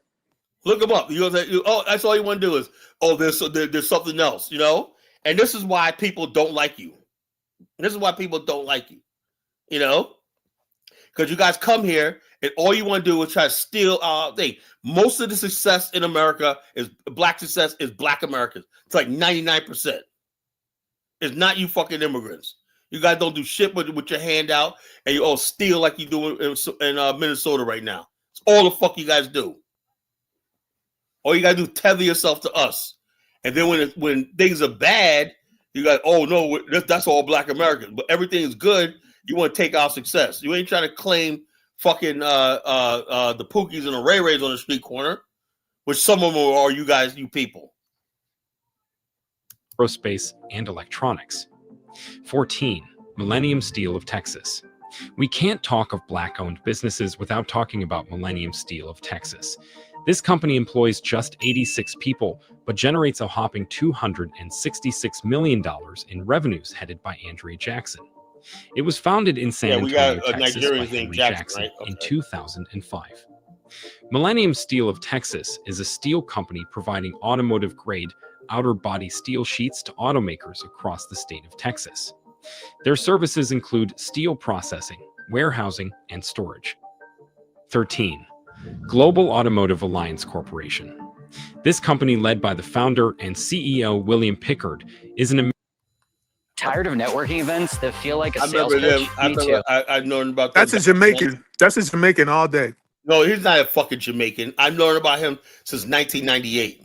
Kala, I could be wrong, but I think he's trolling, Kala. I think he's trolling. That's why I say I'm getting him out of here. Bye. Fuck out of here. Bye, Chuko. Don't come back. You know, I think he's Jamaican. So that's what they try to do. They try to discredit. You know, they know they're wrong. You know, he has no argument. You know, we shouldn't show him success. That's what I said. You want to look stupid now? Oh, that's what they do. They're Jamaican. They're Jamaican. There's the Korean. Anything but Black American. Because I want to continue to talk about Black American. He can't keep our fucking name out of his mouth. You know. That's how I handle these niggas. You know. That's why I think the people, instead of joining FBA, you join College Genesis. You know. I'll deal with these fucking tethers. You know. I'll deal with these niggas, man. You know. Together we'll crush them all and we'll send them back where the fuck they came from. I'm Jake Maines, and I got sick of fake smiles, business cards. American Black-owned business that employs over 1,500 people and generates over $275 million in revenues. Global Automotive Alliance is a holding company of many different companies originally founded in 1989. It is a consolidation of logistics and automotive manufacturing companies with 8 plants in the United States and Canada. It supplies the top 3 United States automakers, Ford, General Motors, and Fiat Chrysler. Also, it supplies to other global companies such as Boeing, Mercedes-Benz, Starbucks, that was Home major Depot. back then. It seems there is so much money in the steel business because the next Black-owned business on our list is still in the steel industry. 12. Millennium Steel Service. This is a sister company to the Millennium Steel of Texas and still run by the same CEO, Andrea Jackson. It employs only 51 people but generates over $312 million in revenue. It is an automotive steel processing and warehousing company based in Princeton, Indiana. It provides warehousing and supply chain management, including inventory management, inspection, slitting, and information technology system services. 11. Fair Oaks Farms. This is another Black-owned business, but this time around, we are in the food industry. This business generates $342 million in revenues with an employee count of 257. It is headed by Michael Thompson, who acts as president and chief executive officer. It is a food services company which produces fresh, ready-to-cook, and fully cooked beef, pork, and poultry products. Products offered by the company include sausages, cured meats, smoked meats, and canned meats. It was founded in 1985 in Pleasant Prairie, Wisconsin. Fair Oaks Farms distributes its products to a variety of national and international restaurant chains and food companies. 10. Heidewer's Petroleum Co. This business is in the oil sector. And you know when there is oil involved, there is also much money involved. This company was founded by Stephen Hightower, and he is still the acting CEO. His business generates a whopping $435 million in revenues, alongside his team of 52 employees. It is a petroleum products distribution company which he founded in 1982. Coming from a family of entrepreneurs, Hightower built the company from humble beginnings to a well-established business through persistence, drive, and determination. It is a family business providing services in bulk fuel delivery, HPC fleet cards, inventory management, emergency fuel, and supply chain management. 9. Urban One. This company has over 1,000 employees and generates $440 million in revenue. Its CEO is Alfred Liggins III. Based in Silver Spring, Maryland, this company is a publishing and broadcasting company primarily providing content aimed at the African American community. Self-titled as the leading voice speaking to Black America, Urban One has been the largest distributor of urban content in the United States since 1980. It is the largest Black-owned broadcasting company in the USA, with 53 radio stations, cable network TV called One, digital media company called iOne, and news provider, News One, all under its belt. 8. The Anderson DuBose Company. This business generates over $500 million in revenues. To be specific, it generates $703 million in revenues with just 500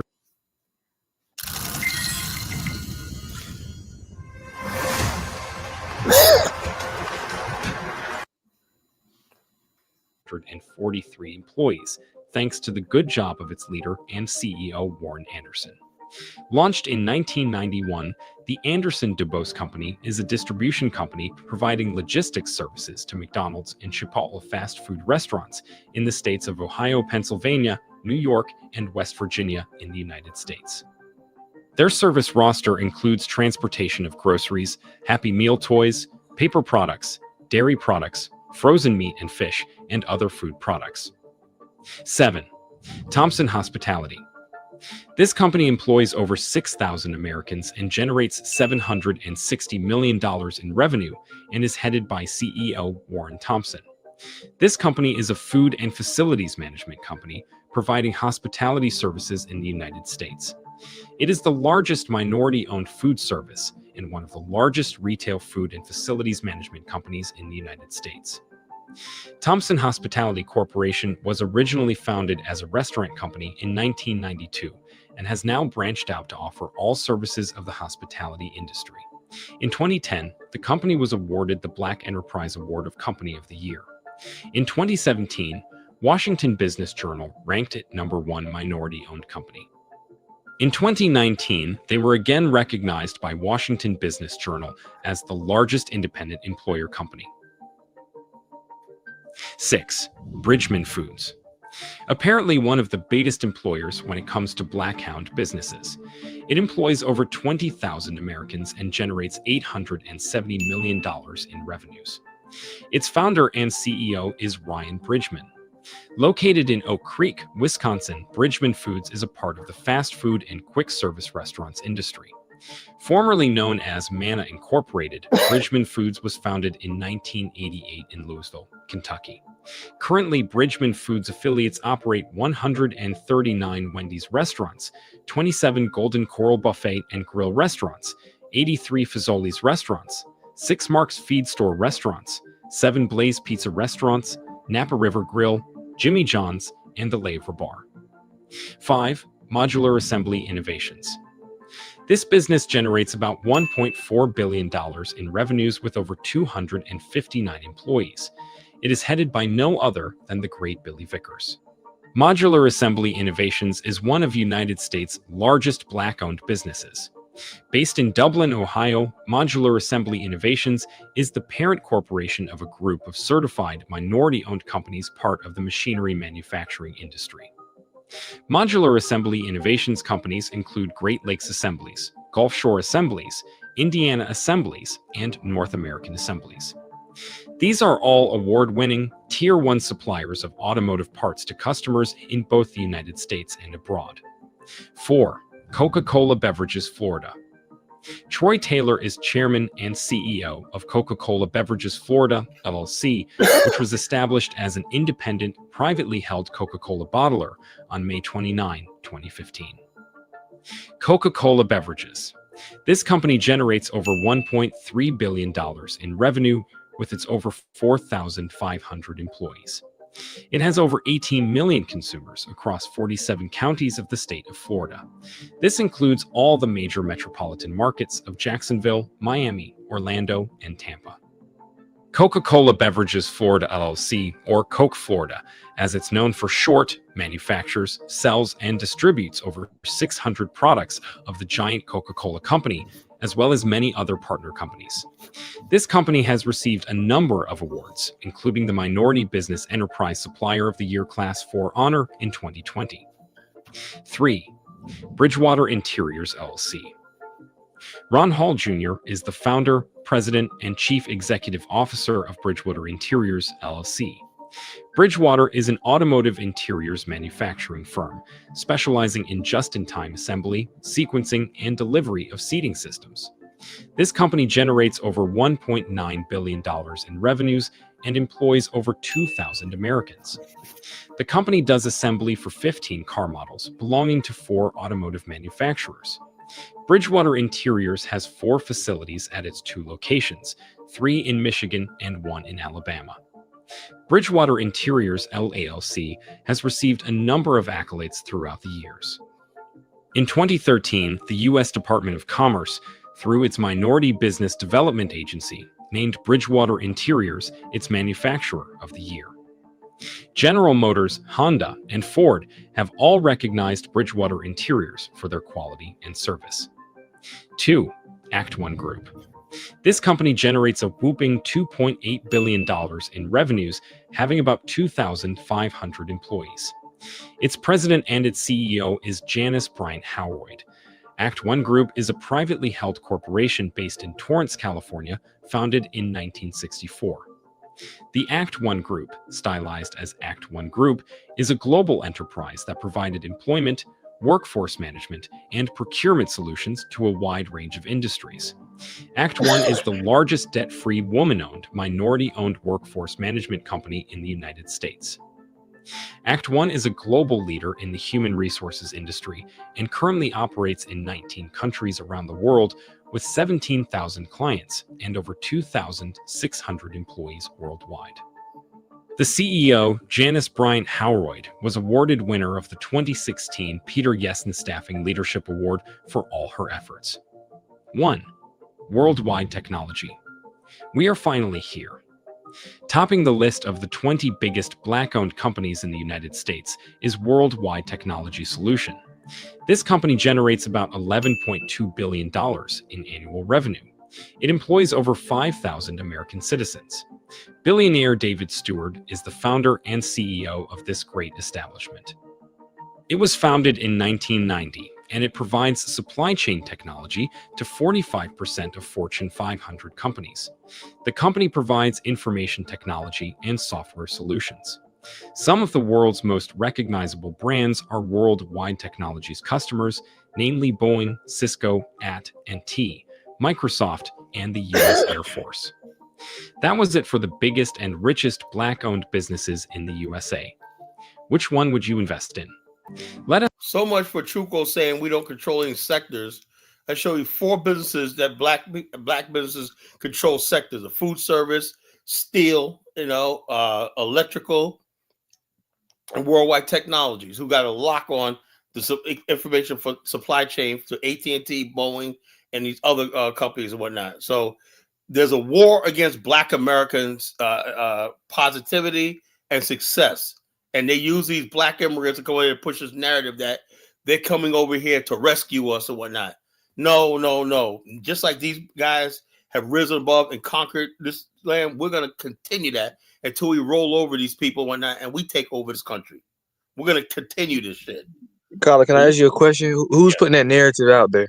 All the fucking, I don't know, white supremacists are putting it out there. Africans and immigrants are going along with it. They're freaking stupid. That's what you call, that's Jamaican. That's Jamaican. They have this idea that we're just sitting in America with all these opportunities. When I show them, whatever it is, white people have no say-so over our success in America because we're stronger than they are. Baldwin Ice Cream said, I think he's Jamaican. Baldwin Ice Cream goes back generations in Black America. It started as a little ice cream shop, right? Manufactured ice cream. Now they do Baldwin Foods and whatnot. They bought out several other businesses, bought out food. We have businesses that go back way back to the 1930s. in places like Pittsburgh, Detroit, Milwaukee, and places like that. Now these people are basically got to the next level, you know, because what you call a lot of like a steel industry. Sometimes white people, you know, don't mismanage. We come in there, we build it up, you know.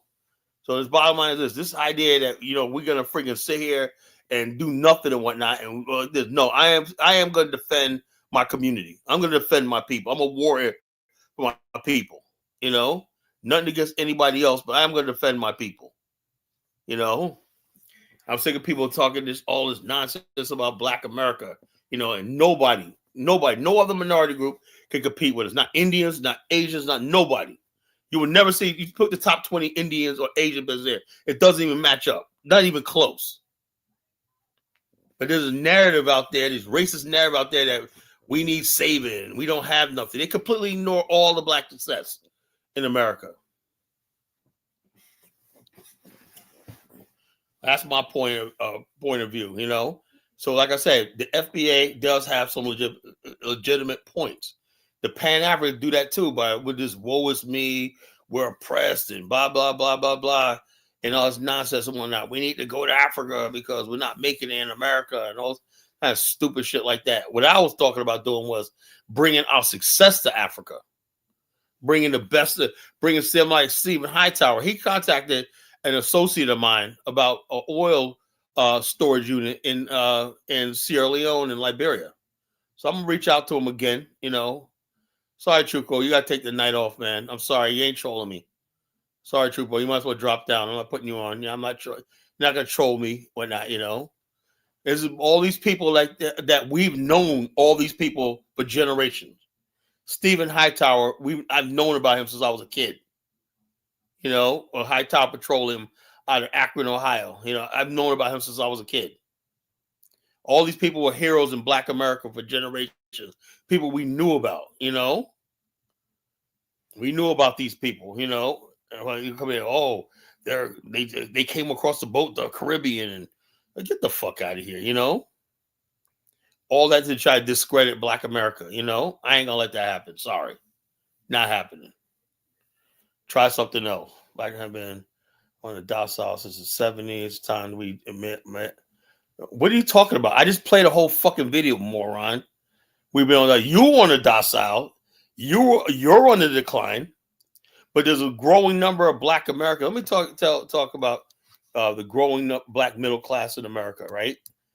Black America middle class. Let's see. Let me put this up here. You know, 1.2 million Black men. 1.2. Okay. 1.2 million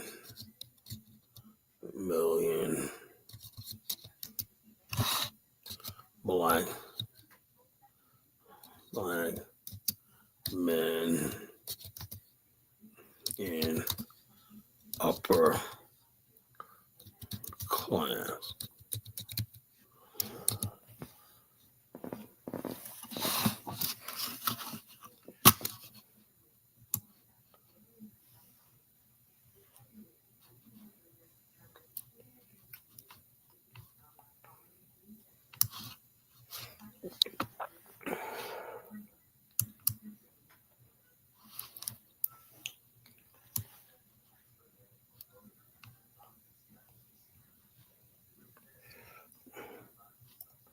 Oh, see this.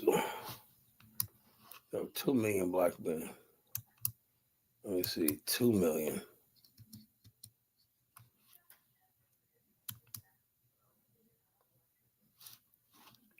Oh, it's 2.5 million. I thought it was 1.5.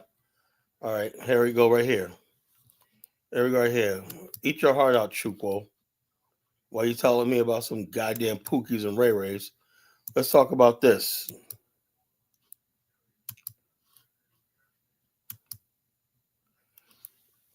Now, this is taken from the IRS thing. It says family studies. Wait a minute. They're not going to tell me the article. Fuck that shit. Hold up. Oh, goddamn.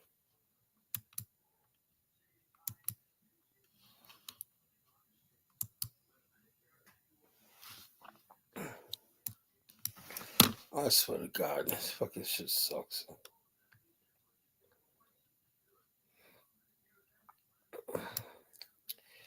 Let's search 2 million black men upper income.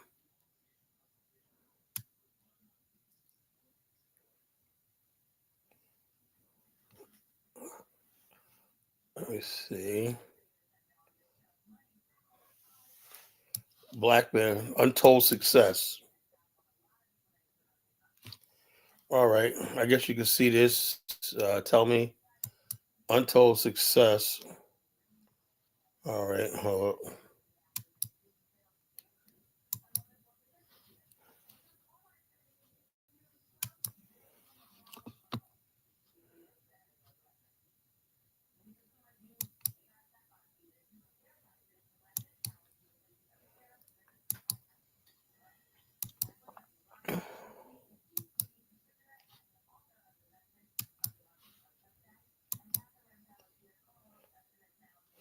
Untold success. Black men in America. It would surprise many Americans, regardless of their race, to know that 2.5 million black American men are in the financially upper class, according to exhaustive report exhausted by the Institute for Family Studies. Our new report, Black men making it in America, find despite the burdens of they face, from residential segregation to workforce discrimination. In other words, in spite of everything, in spite of incarceration, in spite of all the fucking problems we still beat them. What does that tell you about us? We're fucking invincible. You know, anybody gets in our way, we'll crush. Anybody. You know what I'm saying? So the bottom line is this is smart enough. Actually, I'm only giving you ain't giving nothing. All you do is talking a bunch of nonsense. And you're not a black American. You're a fucking immigrant, jealous ass fucking tether ass immigrant. In fact, black men have been marked by progress the last half century, reaching upper ranks income ladder. The share of black men who are in the upper income bracket rose from 13% to 20% in 2016. Moreover, poverty among black men has dropped dramatically over the same time, with the share of black men in poverty falling from 41% to 18% since 1960. That means most black men are making it here. Majority of upper income black men in their 50s today were from low income homes. Half grew up. In other words, basically that was a success story. Nothing was handed to them. Unlike the white people who are in the middle class, they got inheritance. We made this on our own. You know, what does it tell you? We identified 3 major factors that are linked to the financial success of black men in midlife today: education, hard work, marriage. Black men who have a college degree, full-time job, a spouse, are most likely than their peers to end up in the upper income bracket as 50-something men. Included in this group are black men who attended church regularly as young men, served in the military, having a sense of personal agency, and believing they're responsible for their lives were also indicators of success. When media only focus on the negative rather than revealing the facts, the stories of accomplishment and prosperity, the real harm is done. That's what Chuko does, focus on the negativity. If you don't do the whole story, we have more success than we have failure. It renders the millions of successful black men and their path they have taken to the American dream invisible. That's what they do. Oh, Kala, why don't you talk about the Pookies? I don't want to talk about them. I want to talk about the 2.5 million black men in the upper class. I want to talk about success. I want to talk about the 20 top black businesses in America. I want to talk about success in black America, you know? So, like I said, we got to give our young boys a hope. We got to be role models to our young boys, you know? Said the Africans are in Africa making Africa successful and moving their things forward. Very well. They leave for an easy life instead of contributing. I sure hope so. I hope like they're over there doing their home countries better. Doing their countries better. Doing their countries better. I hope so. Classic man, greetings. Princess P. Princess B shows up. Princess B says, Last night, I know you were working at late night shift in Burger King, Princess P. But are you gonna call in tonight? Shout out to Polygamous P. He's a polygamist. Yeah, he always talks about it. Like, oh yeah, the polygamy, and you know, he I knew champions there's polygamy. always a catch to these niggas, man. You know, it's always a fucking catch. You know, he's a polygamist. You know, I know it's something, man. Everything centers around their lifestyle shit. You know. So principally, we don't need an agenda. We got agenda is basically, dude, whoever's trying to log in, uh, I'm sorry, this is a black show, African American show.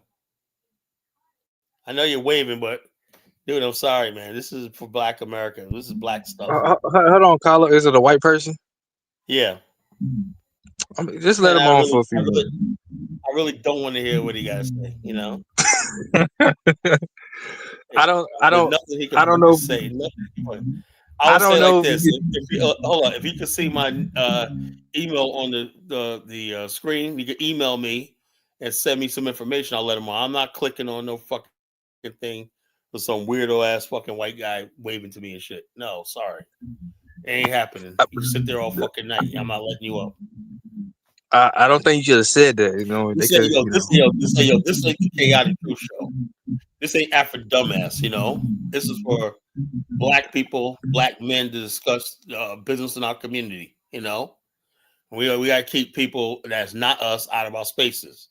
Respectfully, you know, no offense, but you know, I don't go into white people's spaces talking their business or whatever like that.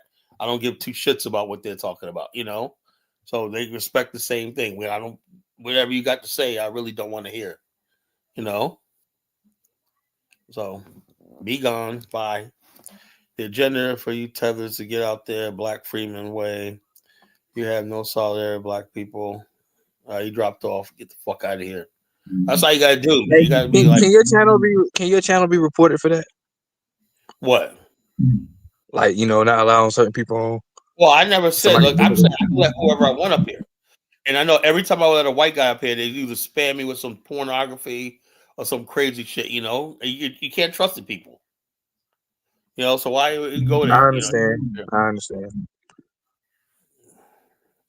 I ain't trying to look this right here. I know white people in personal life. I do business with them and everything like that. But when I get on this platform right here, I'm trying to speak to my people. You know, I'm trying to speak to my people. I'm trying to speak to my brothers and sisters. You know, and maybe I extend the olive branch to these African and Caribbean tethers. You know, but the bottom line is so for white people, nah, sorry. We passed that point. You know, we're beyond that. There's no more talking. There's no more discussion. We have nothing left to discuss. Who is this Latino woman in the chat calling me a nigga? What's that about? Who's this? I don't see her. Must be got me blocked. Some BB Rodriguez. Oh no, she's black, but who is she calling you? Is she calling you that?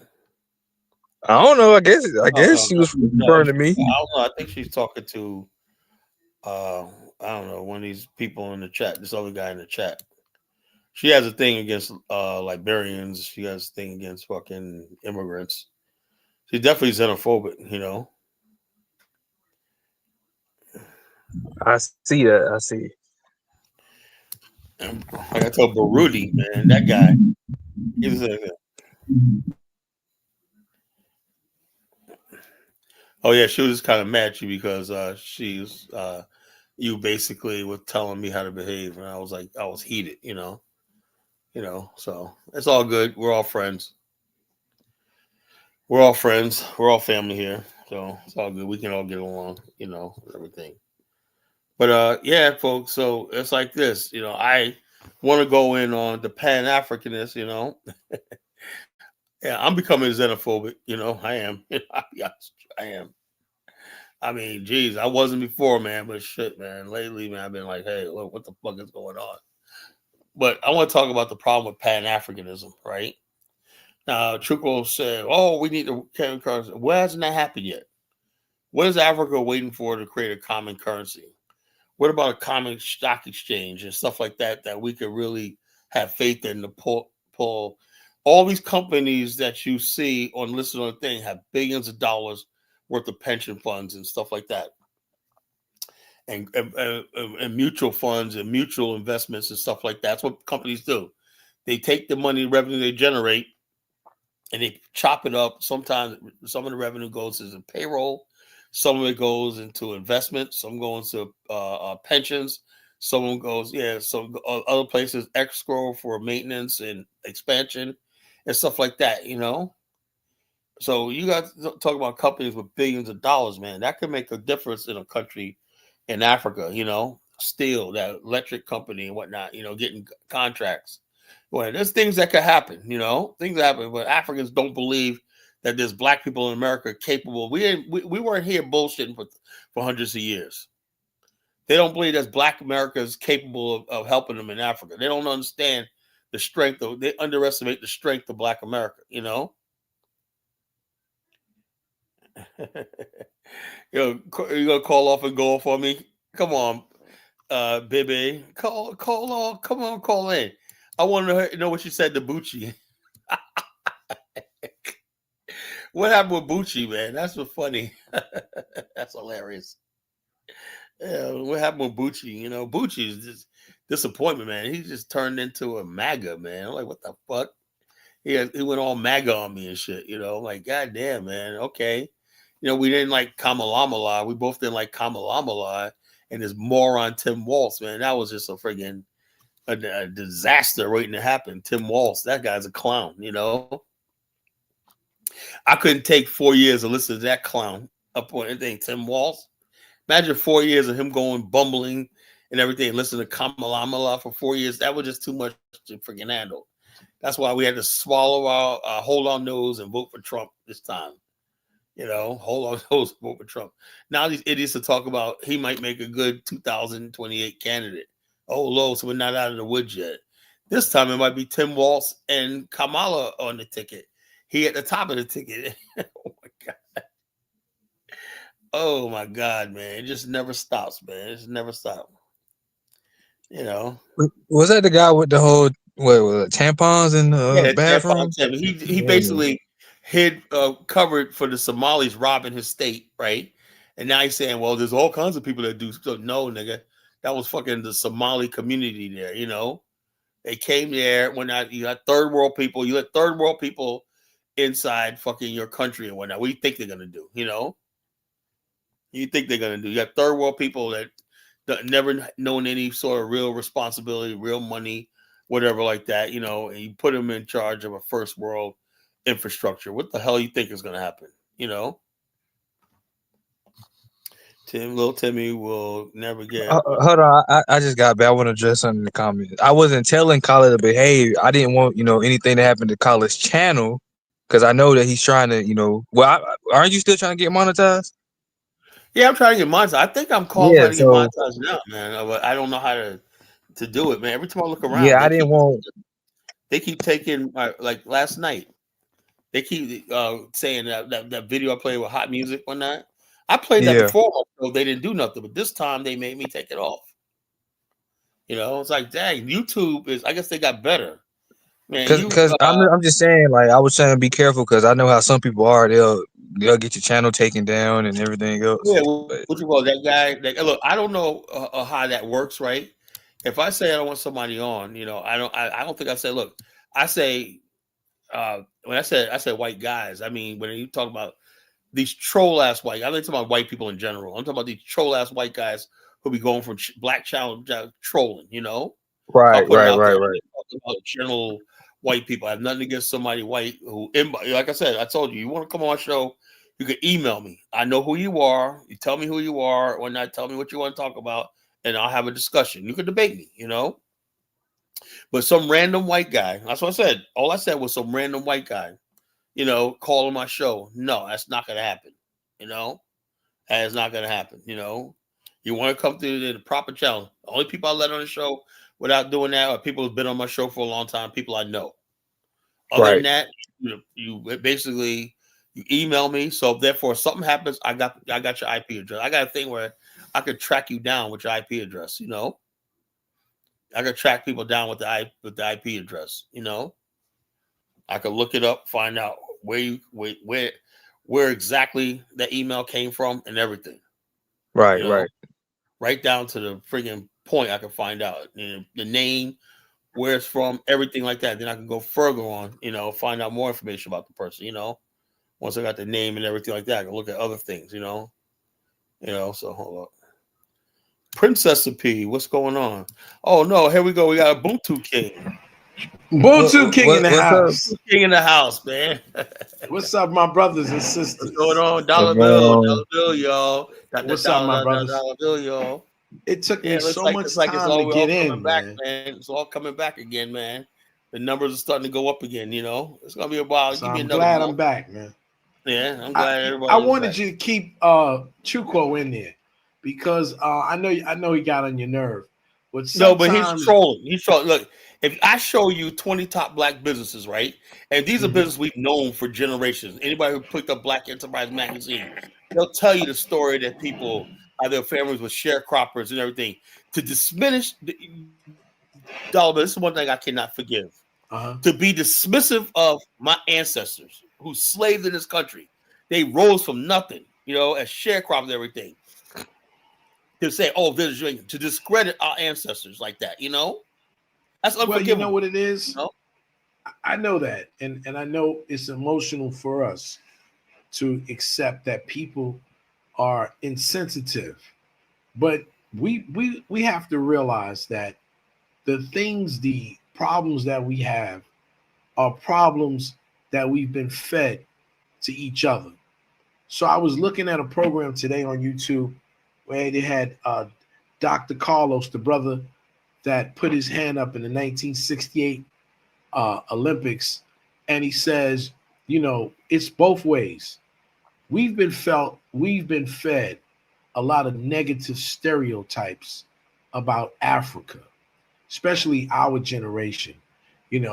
Tarzan and but I never believed none of that. I never believed none of that. I didn't believe it, but I know that there are a lot of people who are not sophisticated enough to know that these things are not true.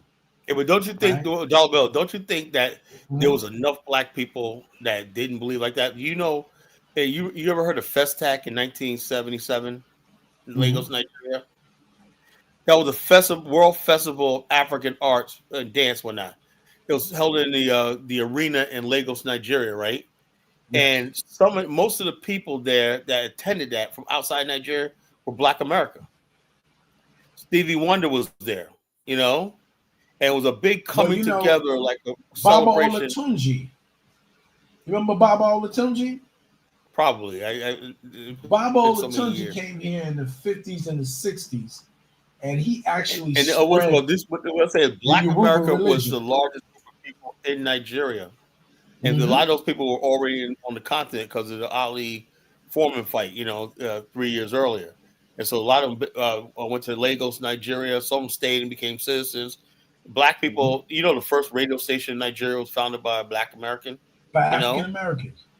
African Americans, And so we basically are trying to make us fight. If Africans use that to build on, right, instead of being dismissive. Yeah, there's ignorant Black Americans, right? But why they're so dismissive of all the many examples of Black Americans coming there and trying to reach out?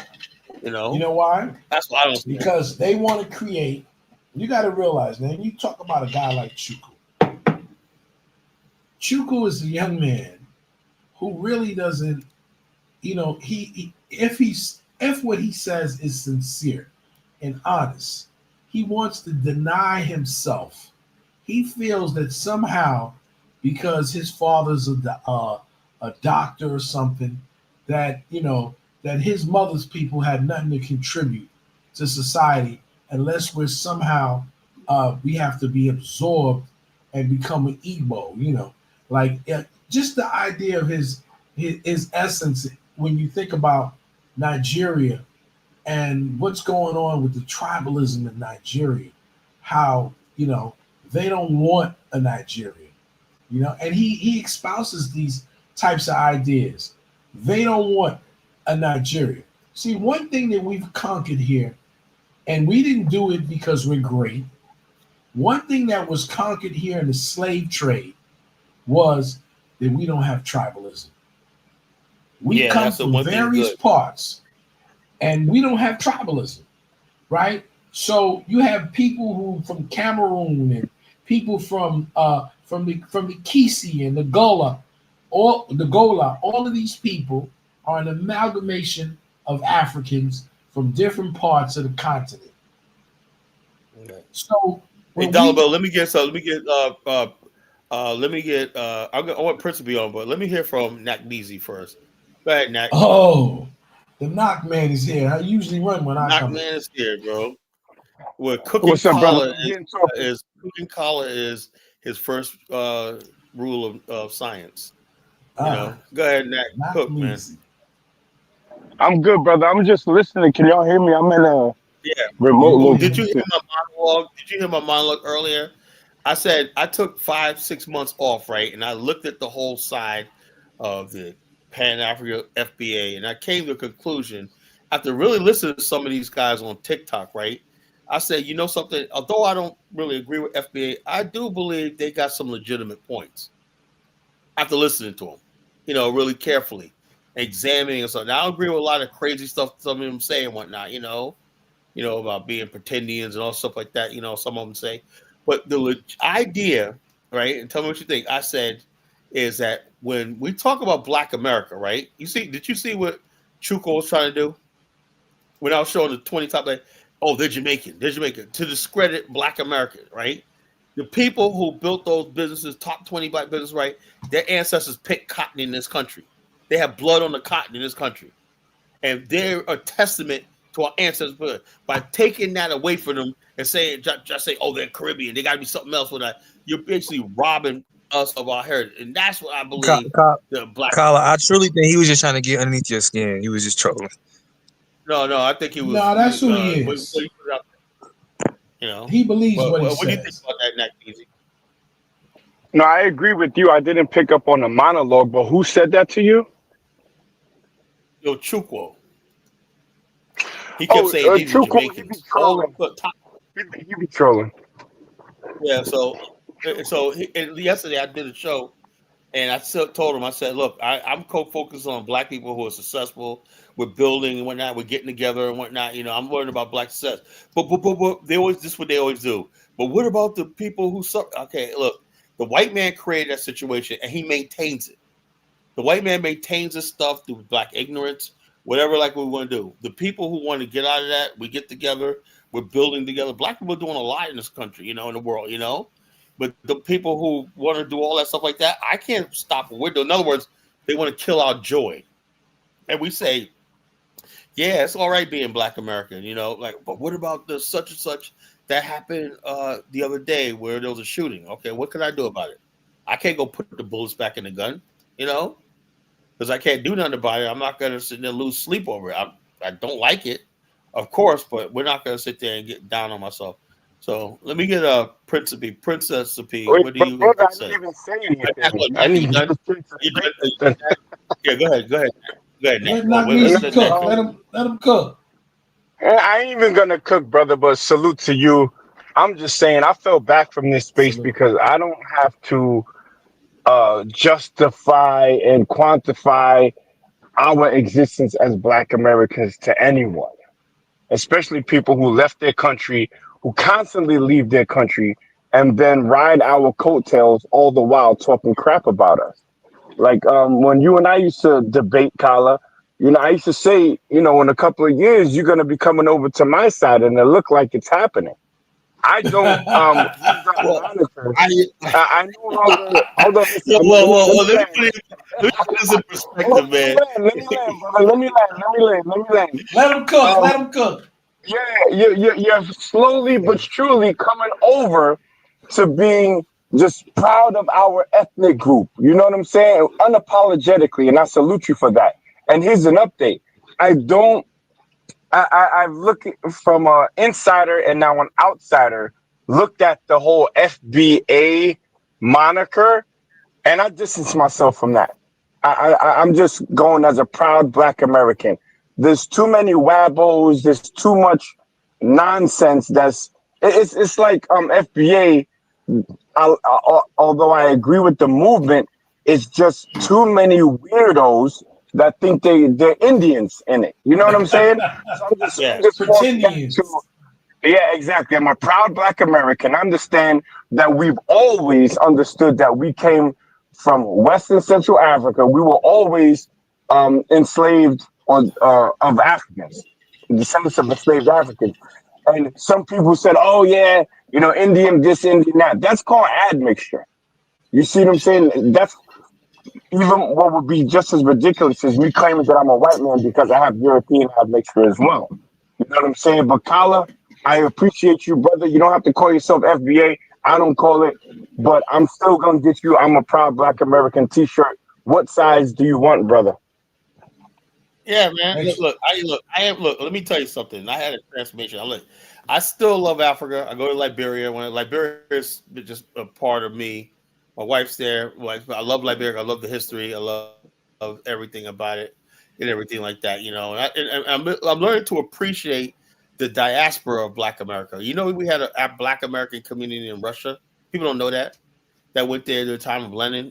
And farmed and everything. Taught them how to farm.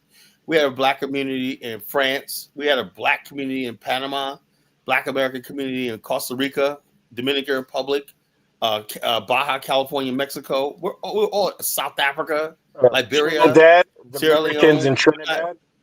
Yeah, Trinidad. Yeah, all these people. Brazil. Our culture still stands around the world. Those things the foods we ate and stuff like that. So why do we got to be? The problem I say with Pan Africanism is they spent a lot of time telling us to be ashamed of who we are, and that's what I think me and you clashed over the year. Because, to be honest with yourself, I had bought into that idea that to be part of Africa, and then I realized I don't think Africa is really worth it. I have to hate myself. I did. I really again, brother. Say that hated again. myself being Black. You don't realize Africa what? I said I basically felt that to be African, right?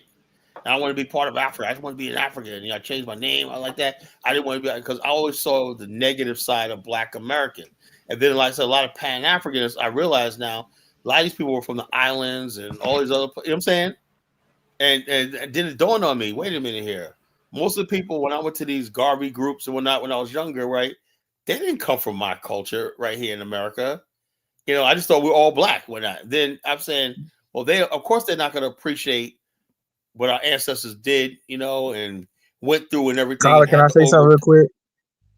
Yeah, that's why I was like, because I remember I used to call in on Dinah Show. I never agree with the whole FBA thing. And what Nat Measy said pretty much summed up why I didn't agree with it, because there's a bunch of weirdos in the group. But when you used to call in on Dinah Show, and y'all, it was like you and Brandon, y'all used to go hard against Black Americans so much. Like y'all used to, and I remember some of y'all saying that, oh yeah, we don't have a culture and all this other stuff. And I was like, yeah, I don't agree with FBA, but I'm not gonna go as far as say all that as well. But I will say I do agree with you. I have always been proud to be a Black American. I understand that our ancestors came from Africa. We were enslaved, and but it is what it is. But we made something of ourselves after that, and we accomplished some great things. My whole thing was to be distance myself from Africa. I was so ashamed of the slave trade, and then it dawned on me, man, my ancestors had no choice. Why would I turn my back on my ancestors? They didn't shame me. They held their head up. They did what they had to do, and they wanted us to carry on in their name. And so I'm saying to myself, why am I going to throw them under the bus by becoming a Yoruba or becoming a Igbo or becoming all this stupid stuff? And I'm saying, so I was saying, okay, for everything, right? Those people that were on that plantation, those people on the slave ship, those are my people. That's me. Good or bad, right? Good or bad. Absolutely. Okay, I can. Good or bad, I have to live with that. Then it dawned on me. I said, well, wait a minute. Okay, what do we got? I said, those same people, I started studying about Black really success and what we overcame. I said, now looked around the world. I said, we're still ahead of like most of the fucking planet. Really think about it. Black America is headed of most of the freaking world. And we're slave. It's like the first shall be last, last shall be first, right?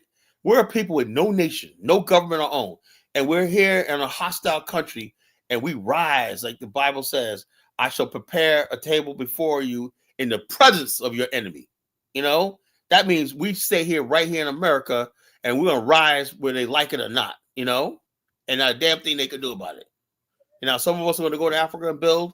Hey, that's too. But we're not going to run from what our ancestors built in America. I'm not doing it. Right on, brother. I know Welcome home. make me proud. Man. Stop when somebody says stop lying. And I think I had something to do with it. I'm not gonna pat myself on the back, but yo, real quick, there's I met a brother out here from Suriname, right? Who we worked together. Yeah. His favorite rap group was Mobb Deep. That's my favorite rap group. His father lived on 88th Avenue in Jamaica, Queens. I used to live at 15002 88th Avenue way back in the days. So he and I had this like connection, right? Oh, yo, you've been to New York, you've been to Queens, all of this, right? So we talking, and then as the conversation goes on, and as we have conversations every day, I start seeing that even him had these anti-Black American talking points when it came to hip hop.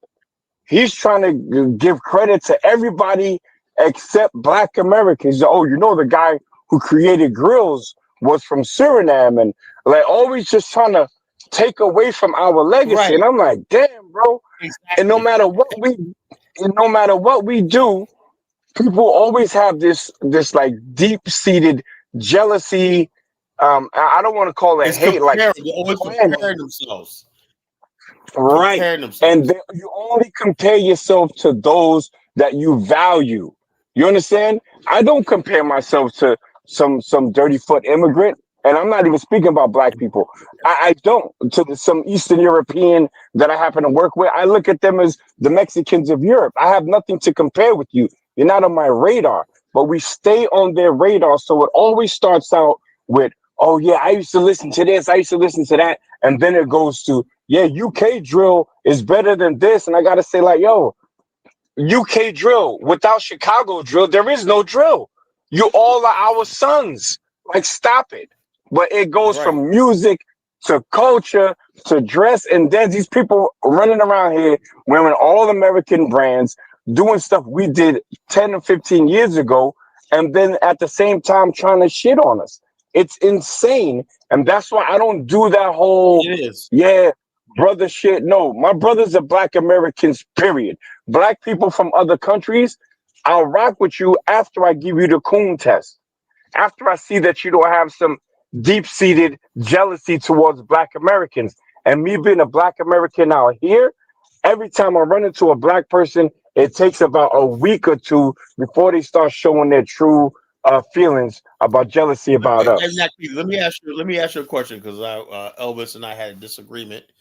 The Essence Festival was taken up by Richard Law Dennis, so he's African American descent, but he's Liberian. But he's really Afrocentric and whatever like that. So they took over Essence. It was supposed to be for Black American women. The spirits of Black American women is Essence. We just, Essence is one of the things where we just shut up. We listen. Those are the sisters. You know what I'm saying? All the stuff they concerned about and everything. It's them. It's their time, right? That's not there no more. Our sisters don't have Essence no more. God, whatever happened, that. But what do you think about the fact that what was it necessary for them to have a jambalaya versus jollof competition? What? Yeah, you didn't know that? Well, I didn't know that. That's crazy. So now they're trying to inject this tribalism, this West African tribalism to fucking something that was like was about unity, love among Black people, whatever like that. If you want to bring your jollof, that's fine. When you have a jollof versus jambalaya, like you go basically saying jollof rice is taking over jambalaya. Whatever. You're in New Orleans, but hold on, now check this out. In New Orleans, that's wild disrespectful, number one. Number two, they're trying to inject this little West African kind of play thing where it's like, who's the king of rice? Yo, I said that. how I we got said here, that. how I we said got we don't here, want to be we involved in don't that got shit. time to play them games. We don't got time to play them games and all of that. And understanding the delicate relationship between those that come directly from Africa and those that are far Exactly. away descendants from Africa. You're We ain't got cooking. time to play for that. You know what I'm saying? And And that it's for them dangerous to too in this even case. do that is dangerous. Yes, Colin. Now Yeah, we can dream It's on. can I dangerous, say you know? something? Can I say Yeah, something? go Can you hear ahead. me? How is that Yeah. dangerous? Some of the stuff y'all perceiving is like as negative. Is just how many Well, of us in the diaspora, it's how they go well, hold about up. doing things. Like Hold up. Let me when ask you, you hold on, Principal. can I make my point? Can I make my point? Yeah. Salute to the panel. Let me Salute to respond to it. Kyla. But that's how they go about doing things. When Knock Easy talk about that guy probably do got some hate, but for the most part, he's trying to relate to you by showing you that there's some kind of person from his culture that was connected to your culture. That's how some of them do it. You know what I mean? And then the food thing is sometimes they go back and forth with the food and the chicken or whatever, but it's in how you say within jest. You know what I mean?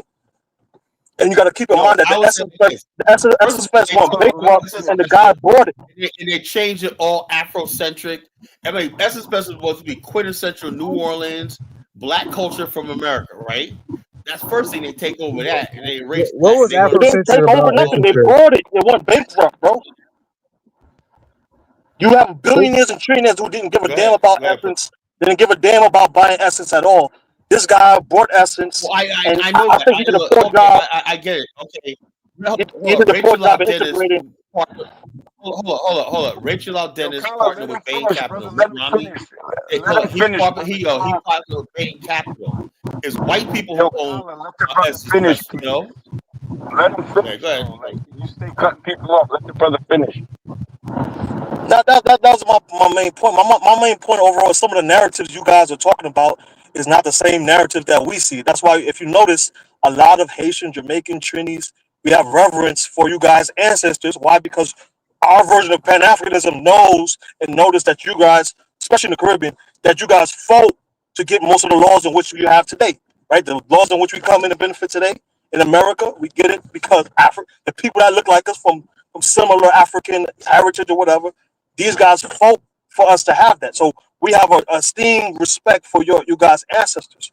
Even when I speak highly of those people that come before us. So the idea is some of them look down on some of the people who are today, and I always argue that the reality is the lack of narrative, is the way you guys are utilizing your platforms to project those narratives is sometimes poorly. Like I doubt the average person know who I said Steve Hightower.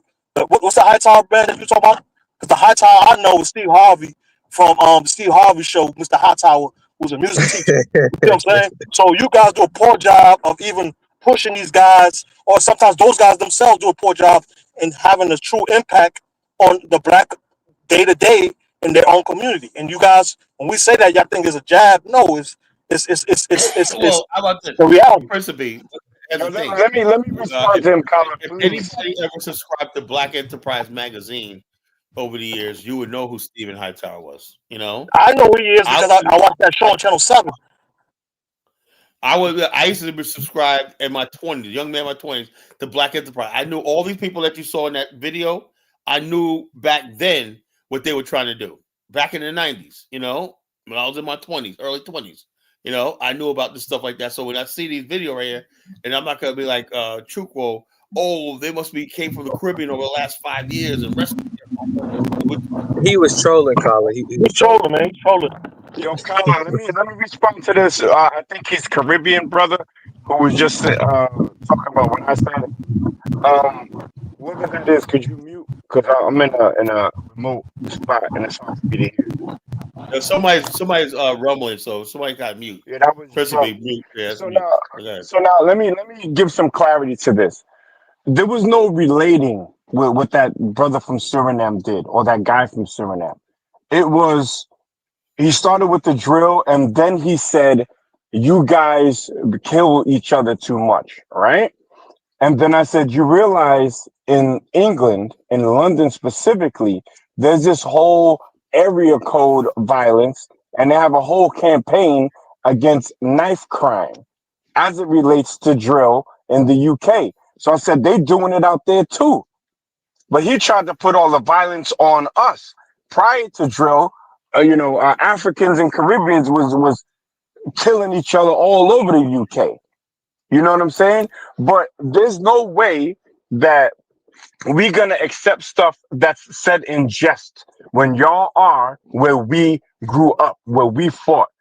I've been to the Caribbean. I owned a house that just sold the shit in the Caribbean, and there's no way that I would fix my lips to criticize them on how they move, their politics, their culture, nothing. Because that's their place. Y'all come up to America and then try to criticize us and say y'all have reverence for our ancestors, which is a way to say we fuck with them, but we don't fuck with y'all in our own land. And that's what I'm saying. We tired of that shit. You know what I'm saying? So all of that, trying to wag the finger at Black Americans from some point of moral superiority, a cultural superiority, has us saying, hold up, y'all ain't all that. As a matter of fact, if you was and your land was good, y'all wouldn't have left. I don't know where you from, brother. Are you Haitian? It's Principe, man. It's Haitian. Yeah, I'm Haitian, man. Okay. Oh, this is Principe. He be trolling it like shit. Principe, I grew up in Little Haiti and Flatbush. There's no way, brother, that I'm going to go to, any Haitian function and even fix my mouth to make a joke about griot versus whatever the American equivalent is, because that's not the place, that's not the time. What I'm doing at that point is I'm antagonizing people. And once you antagonize us, and if you're from New York, you know that there's always been this little rubbing back and forth between Black Americans and Caribbeans. No real smoke in real life, but there's Yankee this, coconut that, right? But once we get to a bigger level and y'all come wagging your fingers, talk about we need to do this and we need to do that. Nah, y'all need to get rid of barbecue. Bro, I have heard you. Hold on. I have heard you said the same thing about Haiti, about barbecue. So how's that any different from what you be doing and what we be doing? Wait, hold on. I'm saying in response to what you're saying, I don't want to have to go there. I don't want to, but I don't open my mouth and talk negative about Haitians until y'all talk negative about us. And it ain't even really about Haitians, because I've been rocking with Haitians from way back in the day. The most disrespectful Caribbeans in New York is Jamaicans. It's Jamaicans. Everybody know that. All right, so there was more smoke between Jamaicans and Haitians than Black Americans and Haitians, but yet y'all don't wag your finger at Jamaicans. That's not true. That's not true. Y'all fall under this Caribbean thing. Oh, they called us this, and us versus the Black Americans. No. My ancestors opened the door for y'all. My ancestors opened the door for y'all. But you from New York, though, bro. In New York, all the Caribbeans got their own little rivalry going on. Ain't just they're Caribbean. They talk that Pan Africanism stuff. Everybody was Black was cool. You go to Flatbush. The Trini got beef with the Jamaican. The Haitian got beef with the Jamaican. The St. Lucian thing, he's bigger than the Jamaican. It's like a mild rivalry between all of them. And at the end of the day, they're all cool. Half of them go to similar parties. Some of them intermarry. Some of them don't. But it's just a natural. It's like sibling rivalry. That's how I see it. You see what I'm saying? Like, to a certain degree, I'm Haitian. Nobody get talked shit more about than Haitians, Nigerians, and Somalians. How about this? Let me say don't even put yourself with them, bro. Because look, Haitians got it the worst. I'm gonna keep it 100. And before my ancestors in America paved the way for y'all to come here, the first president of what is now known as Haiti opened the door to enslave Black Americans. Let's keep it 100. Okay, so that's both of our former ancestors, or our ancestors from both sides, my side and your side. But if y'all come amongst us, the children of these ancestors can't come wagging fingers and show, y'all do this and y'all do that. Nah, chill. Because once it comes to wagging fingers and pointing fingers, no Black group on the planet can hold a candle to mine. None. I put y'all in your natural habitat in Haiti, in Jamaica, and in Somalia. Y'all all can't hold a candle to us. But yet y'all come amongst us talking about y'all this and y'all that. Be all of that in your country. That's all we saying. If it's gonna get disrespectful, y'all gonna lose. Y'all gonna lose. We're not on video eating mud cookies.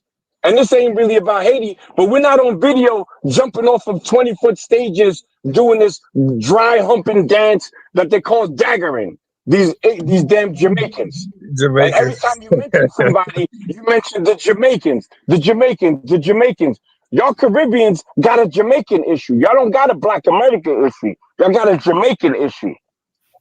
Them Jamaicans came to America, taking over drug spots, killing Black Americans until the junior Black mafia in Philly started putting them where they belong.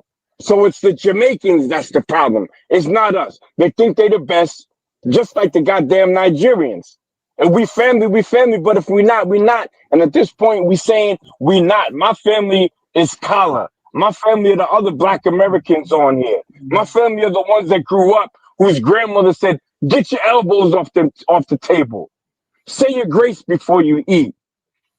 Come in before the street lights come on. Take your hat off in the house. Take your hat off in the house. Take your hat off in the house. Let's go into the backyard and catch lightning bugs. You ever do that, Kala?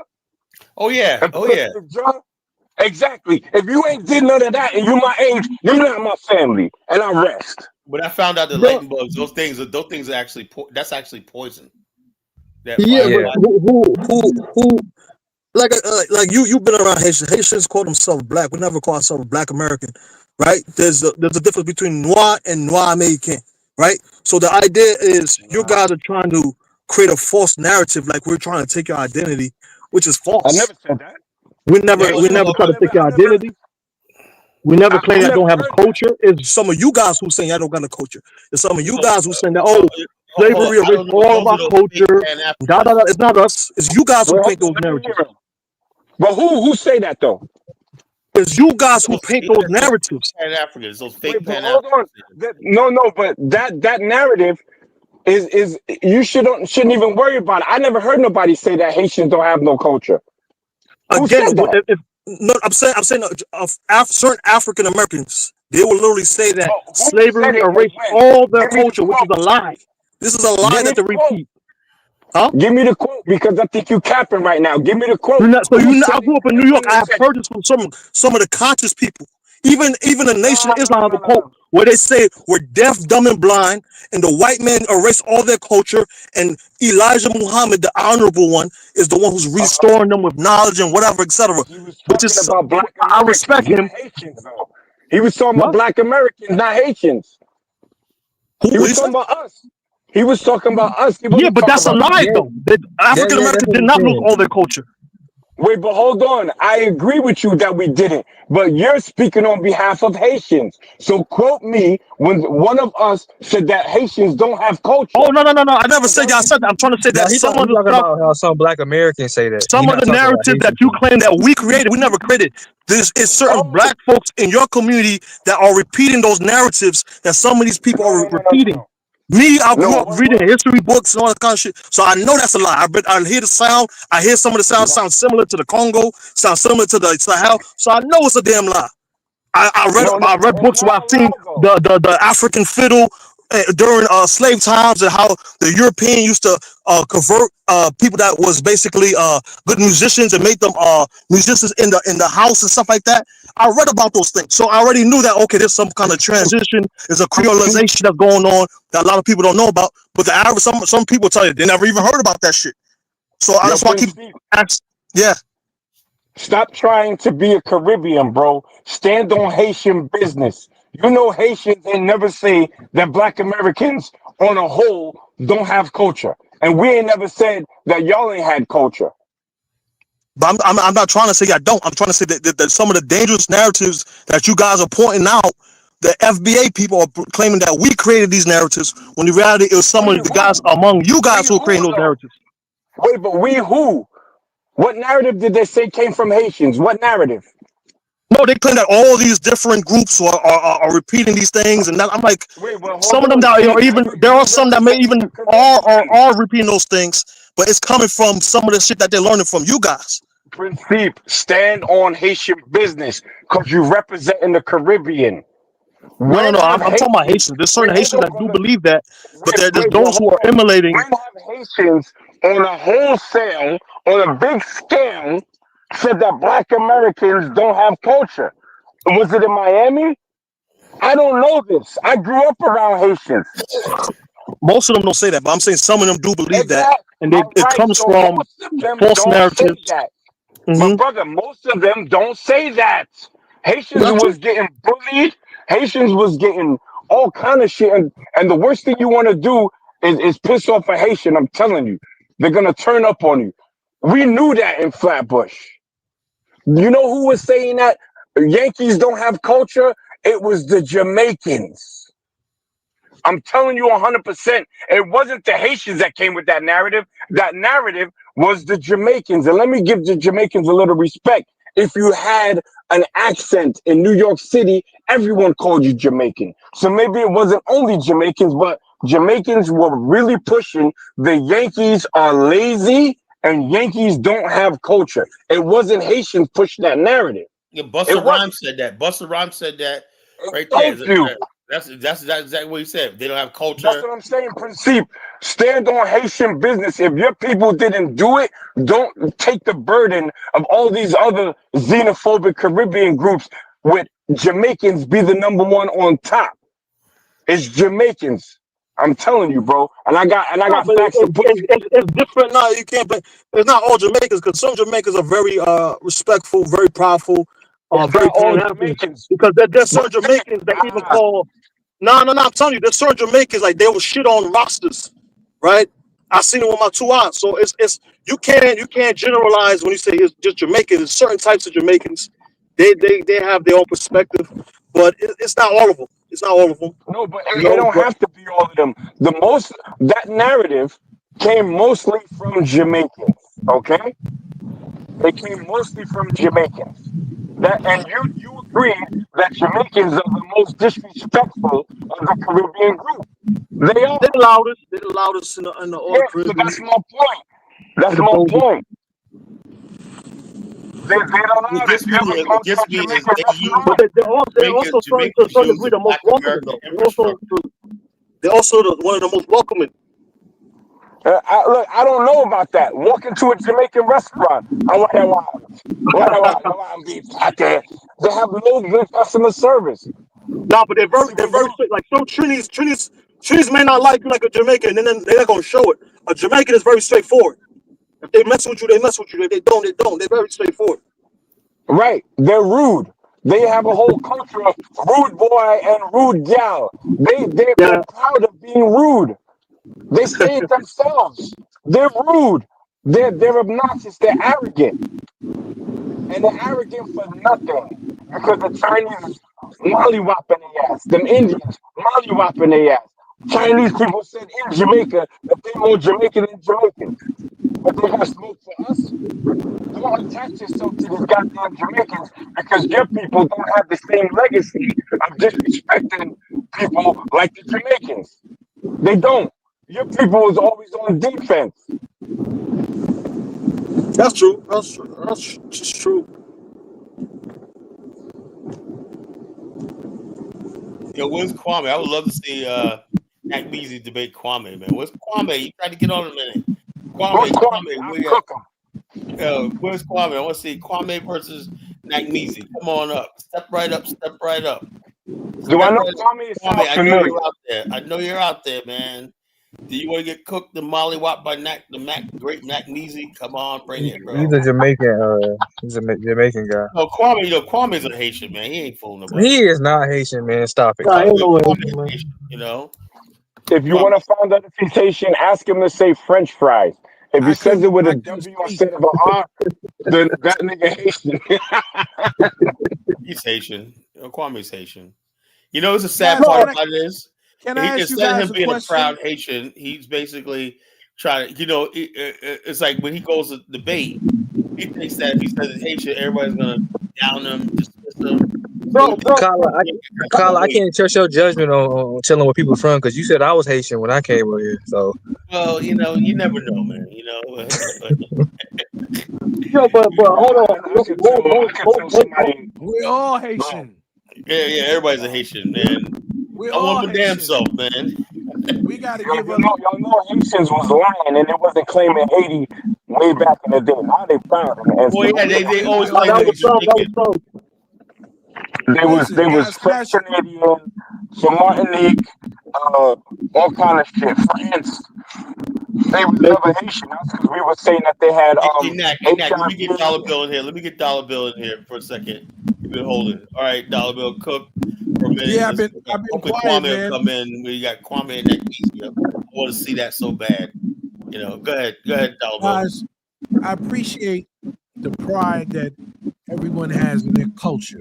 But the problem that I have is this. We have too much smoke for each other and not enough smoke for other people outside of our communities. I agree. Let me say this. Hispanics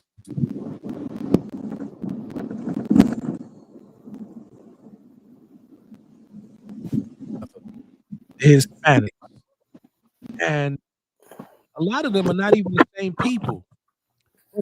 They're together on the basis of language, right? Mhm. Now we're part of this triangular slave trade that sent people back and forth, okay, across the Caribbean, back and forth to the Americas, and essentially we're the same people.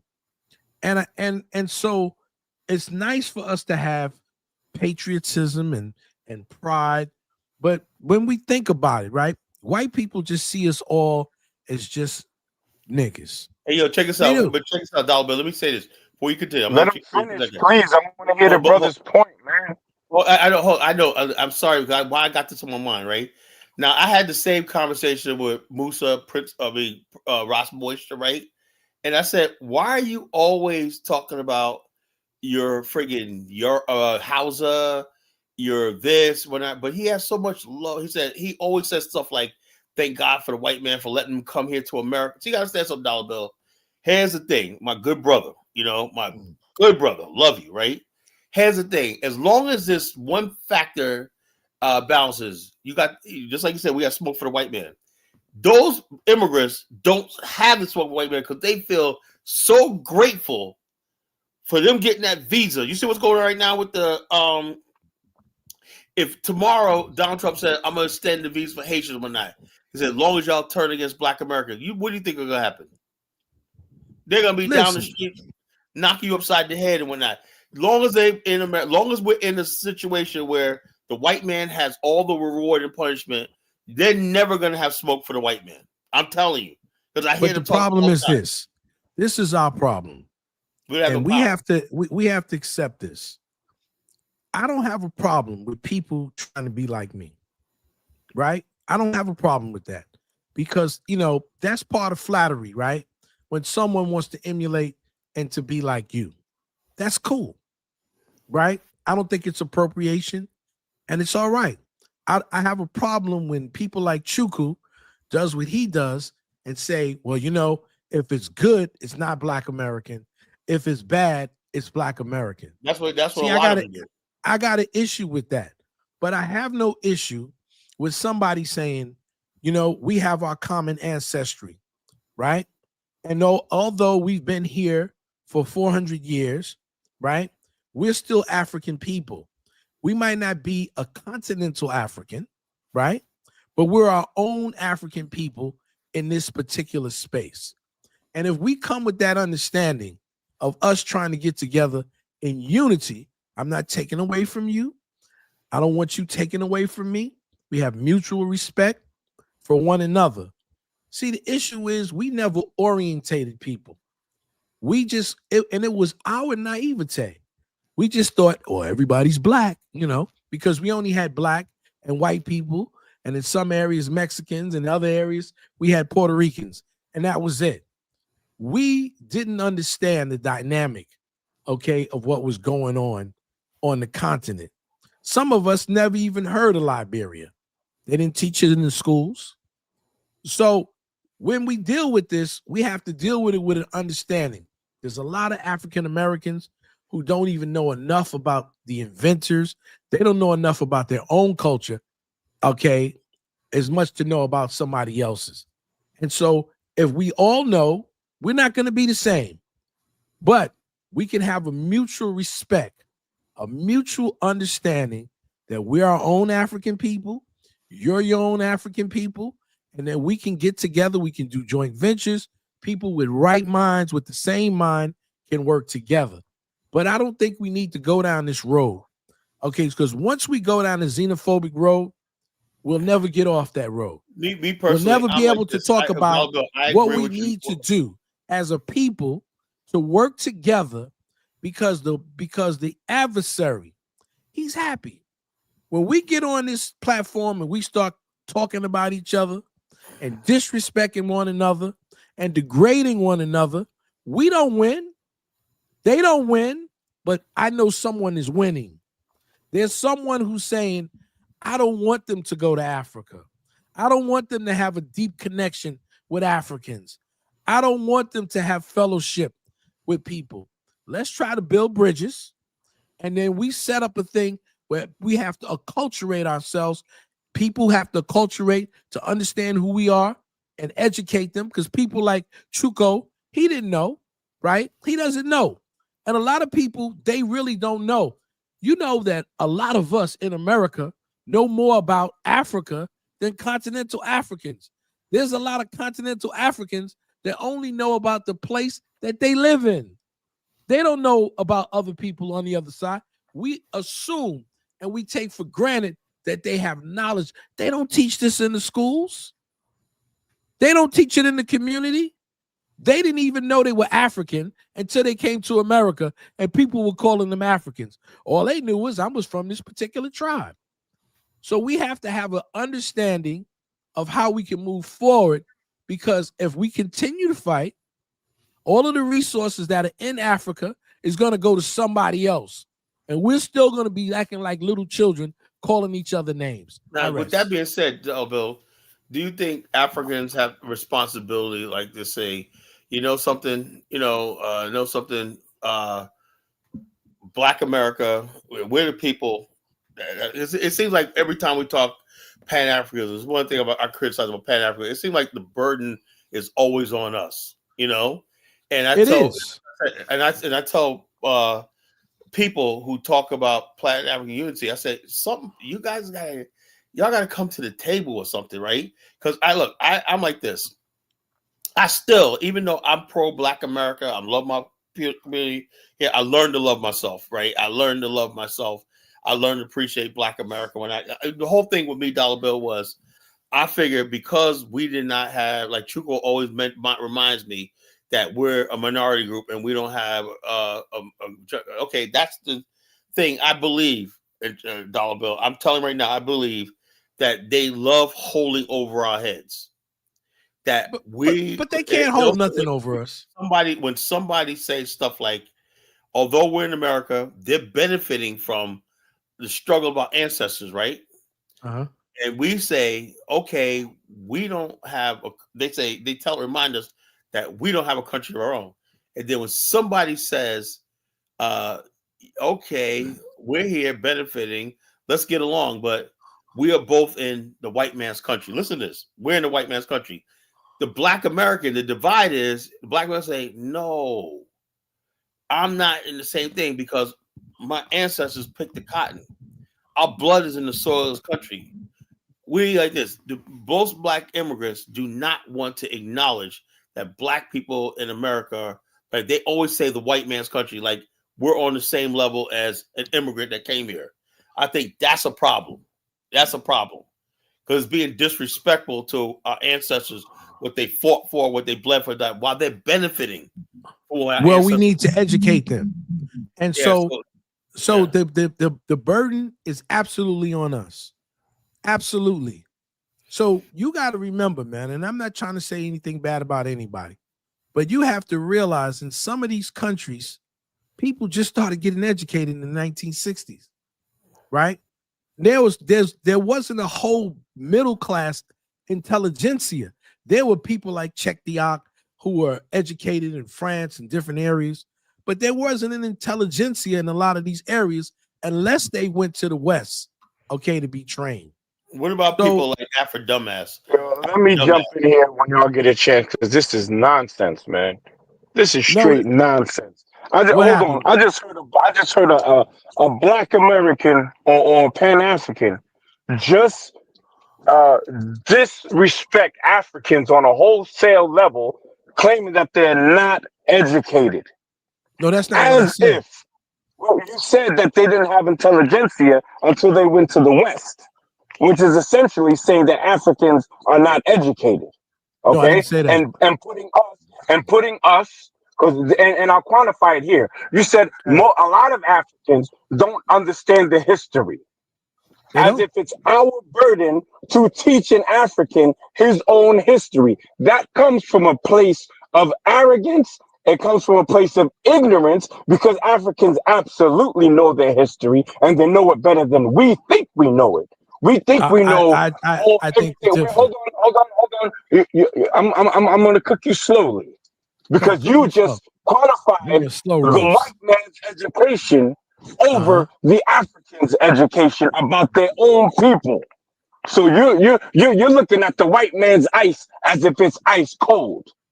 Someone who really, I'm not a Pan-African, but I respect that Africans understand their people better than we do. We're not in a position where we can teach an African anything about Africa. You think they don't know that the ancestors? No, that's not what I said.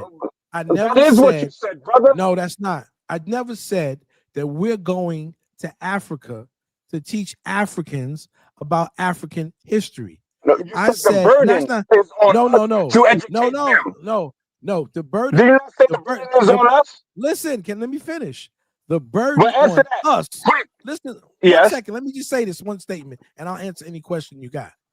The burden on teaching them about us is on us. It's not to teach them about being an African. The burden on understanding what we've been through for 400 years and the things that we have experienced.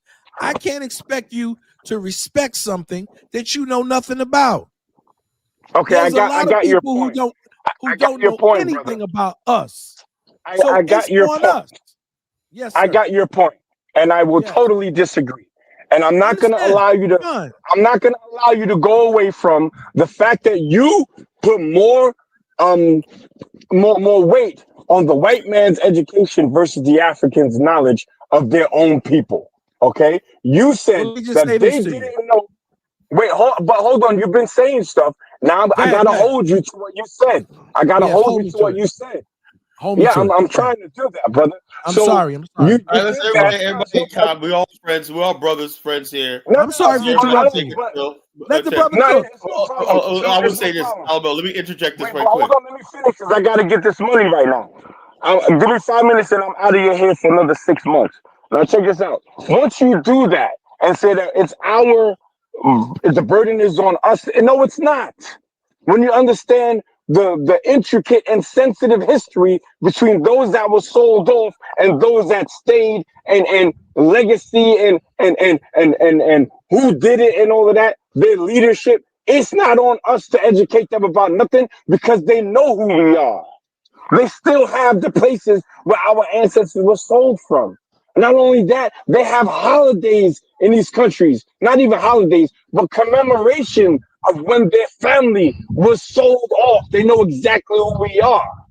So a lot of these Pan-Africans are extremely apologetic on our side, but forgiving on their side. So if you're not forgiving on any side, you put the burden on us, bro. They coming amongst where we are. They're coming amongst where we are, and if their forefathers had something to do with but we don't have to hold any bearing. They know who we are because according to you and every other Pan-African, and according to you and every other Pan-African, do we hold the white man? Do we hold the white man under the same? Absolutely, and we can walk and chew gum at the same time. Do we refuse to deal with white people at the same time? Do we refuse to make them multi-zillionaires because their ancestry has put us into slavery. I know No, a no, thousand. ancestry I didn't know put a us into thousand slavery. different. I know they were in cahoots with the Africans that did it. They Ah, weren't doing it very by good point. themselves. They were business partners, brother. So Yeah. we don't have to. So We I don't. Wait, put the hold on. emphasis. Let me finish because you don't like what you're hearing. Because I got you I don't on, have a on problem. claiming that Africans are dumb. No, I never Africans don't said know they the were dumb. history. Africans don't know who we are. And, A and lot of let's keep it Africans 100. don't know who we are. You just said I would that say, hold on, I would say this. Hey, let me get in here. I would say this. I'm on like Afro Spear debates with these guys right here. A lot of Africans in there. I mean, really, I'll be honest with you, right? You know, before I got on Afro Spear a few months ago, right, I had no idea Africans knew so much about history and their culture. When I always thought that it was our job, my job, to teach Africans about Africa and all stuff like that. They know very intimately. Like, listen, Afro dumbass. He's not an idiot. You know, they know a I'm Wait, lot. talking about let me get the our mic back. history Let me get the mic back. in No, America. A lot of them know you even said Black you American said history. that They do. that They know we very little. that the Africans have no idea about us. A lot of And them if They don't. you do know. They agree do that know. we are A connected to lot of them don't. Africa, our history at They some don't teach it point in their was school. their history. Our history and their history are intertwined. So to say they don't know about us is And to they say that also, they the don't know about internet their own says history. otherwise. The internet A says lot of otherwise. us don't even know about ourselves here. No, Much. Dollar Nah, Bill, and go then on you A go lot TikTok. of blaming us Black don't even know You Americans. got ourselves a out lot of here. Then young you go people blaming Black basically. Americans I'm again. learning a lot of You're Black blaming history us. while watching young people on TikTok with AI shit. I'm like, I holy hear them. shit. I hear them. We don't owe A lot of people. Africans anything. If anything, their I leadership didn't say owes we us owe them anything. reparations.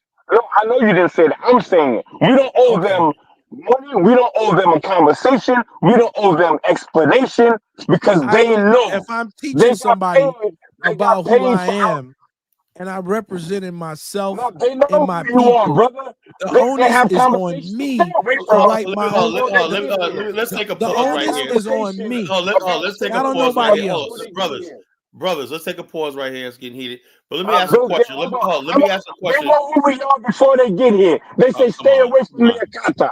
They say it. Let me ask a question right We here. got a Right. lot of black people that say that in America. Let Stay away me from ask the a question. Negroes. Let me ask a Yeah, question you right here. always blaming Black Americans.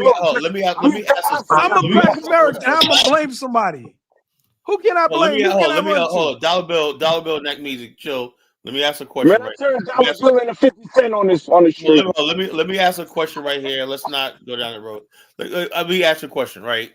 Now, lately, right? Things have been moving to since the year return in Ghana, right? The year return in Ghana.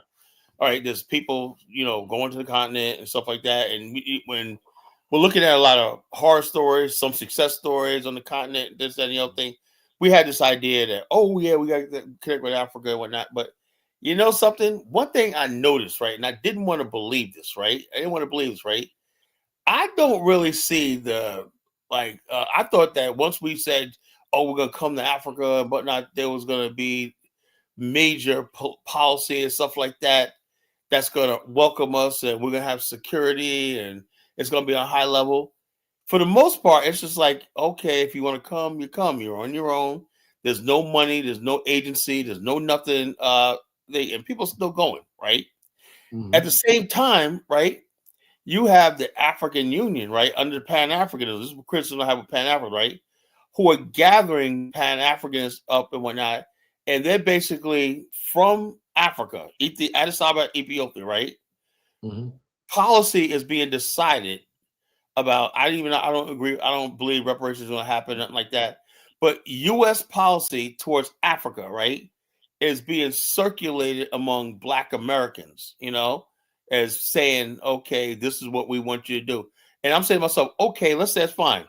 But do we have a right to have representation if something is used, if they use our plight in America as slaves, right, to get U.S. policy? Like what stopped it all was when Trump cut that USAID. You know, when he cut that, that threw them in a tailspin. They don't know what to do. Billions of dollars just evaporated overnight. I've seen it in my own eyes. Now I'm saying to myself, if you got that going on, right, and you're saying Black America needs to fight for Africa to get these aid and stuff like that. We're using our political capital with that. How come we don't have any representation in the African Union and stuff like that? If we're supposed to be Pan African, can I say something? I thought the African Union was compromised. What do you mean by compromise? Like it's not actually ran by black people. Well, I don't have any proof of that, but I'm with you. I don't think black people run it. I think Arabs run it. I don't think black people. I do know that China has a inside African Union. China has a cyber thing, right? Where all the conversations they say go to the server. This African guy uncovered a server that everything that goes on in the thing, all the data and everything goes to some secret thing where the Chinese pick it up and know everything that's going on. There you go. Can I say something, Kala? Because I was being misrepresented here. Right. When I said about education in 1960, where a lot of people didn't have university degrees, when the country, especially a country like Nigeria, does not mean that people were stupid. It just means they weren't university educated, right? And so even today, the majority of the people who live in a place like Nigeria, they come to the West for education. The rich people send their children to Europe for education. So I'm not the one who thinks that the white man's ice, is cola. They're the ones that do. They have a university, in Nigeria. Hey, can I say something? Go ahead. They have a university in all of these countries, right? And they still prefer to go to the West.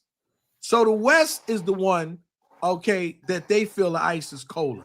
I'm not calling anybody unintelligent.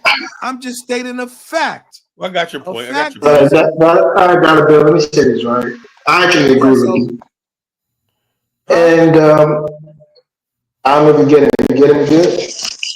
I can hear you now. Go ahead, bro. Yeah, I'm saying I actually agree with you because in America, right, when immigrants come to this country, there are little programs or groups who will kind of help them to quote unquote on board, teach them a few things and how to get around a few of the laws, to kind of get them acclimated to the new society. And the one group of people that's always lacking in these different groups is Black Americans. And I don't know why that is. And I don't think it's that white people are stopping Black Americans from doing it, because you can have a group that targets African immigrants. So take Minnesota, for example. Take a place like Brooklyn Park, which is the largest concentration of Liberians, right? When we come here, my father, for example, he did some onboarding with, like the white people, people from the police department and other places. Just trying to get him acclimated and make sure that he knows his ways, his way around town, and just trying to make sure that he will be safe. There's no Black people to come and say, look, this is who we are, this is our community, you guys are welcome. I think what Dollar Bill was saying, that first step, that first introduction to Africans to show you, first impression is always the lasting impression. So if we come into this country and we meet you and you meet us and you introduce yourself to us like a host, we're coming to your country. You tell us, hey, this is who we are. This is our community. This is what we're about. You're welcome. We see you as our brothers from Africa. I think it will make a world of difference. But there's no organizations, at least in Minnesota, there's no organization that does that for new immigrants to acclimate ourselves with our Black Americans, brothers. So Dollar Bill had a point on that part of it. I agree with him on that. Thank you. You know why, Elvis? Let me answer that question. The reason why, and we can be proud of a lot of different things that African Americans have done in this country, but the reality is that we don't even reach out to our own brothers. The reality is that we are so interested in being the only one, the head Negro in charge, that we do not reach out enough back into our community to help those people.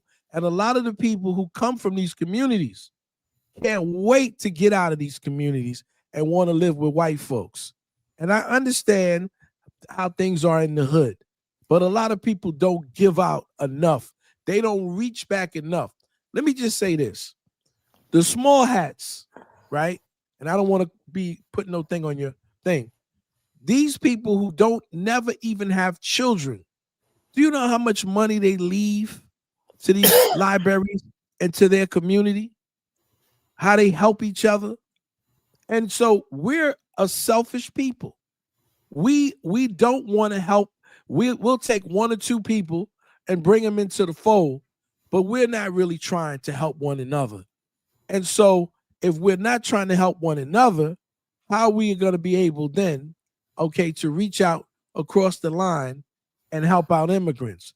You expect people could it be who that don't even understand the language to come into a community, and we're not even going to educate them. We're not going to orientate them. We're not doing any of those things because we're too busy, a lot of us, not all of us, in survival mode. And those who are not in survival mode are more impressed with being, now that they have broke the barrier or the ceiling, the glass ceiling, they want to be around other rich white people. They don't want to be around other poor black people.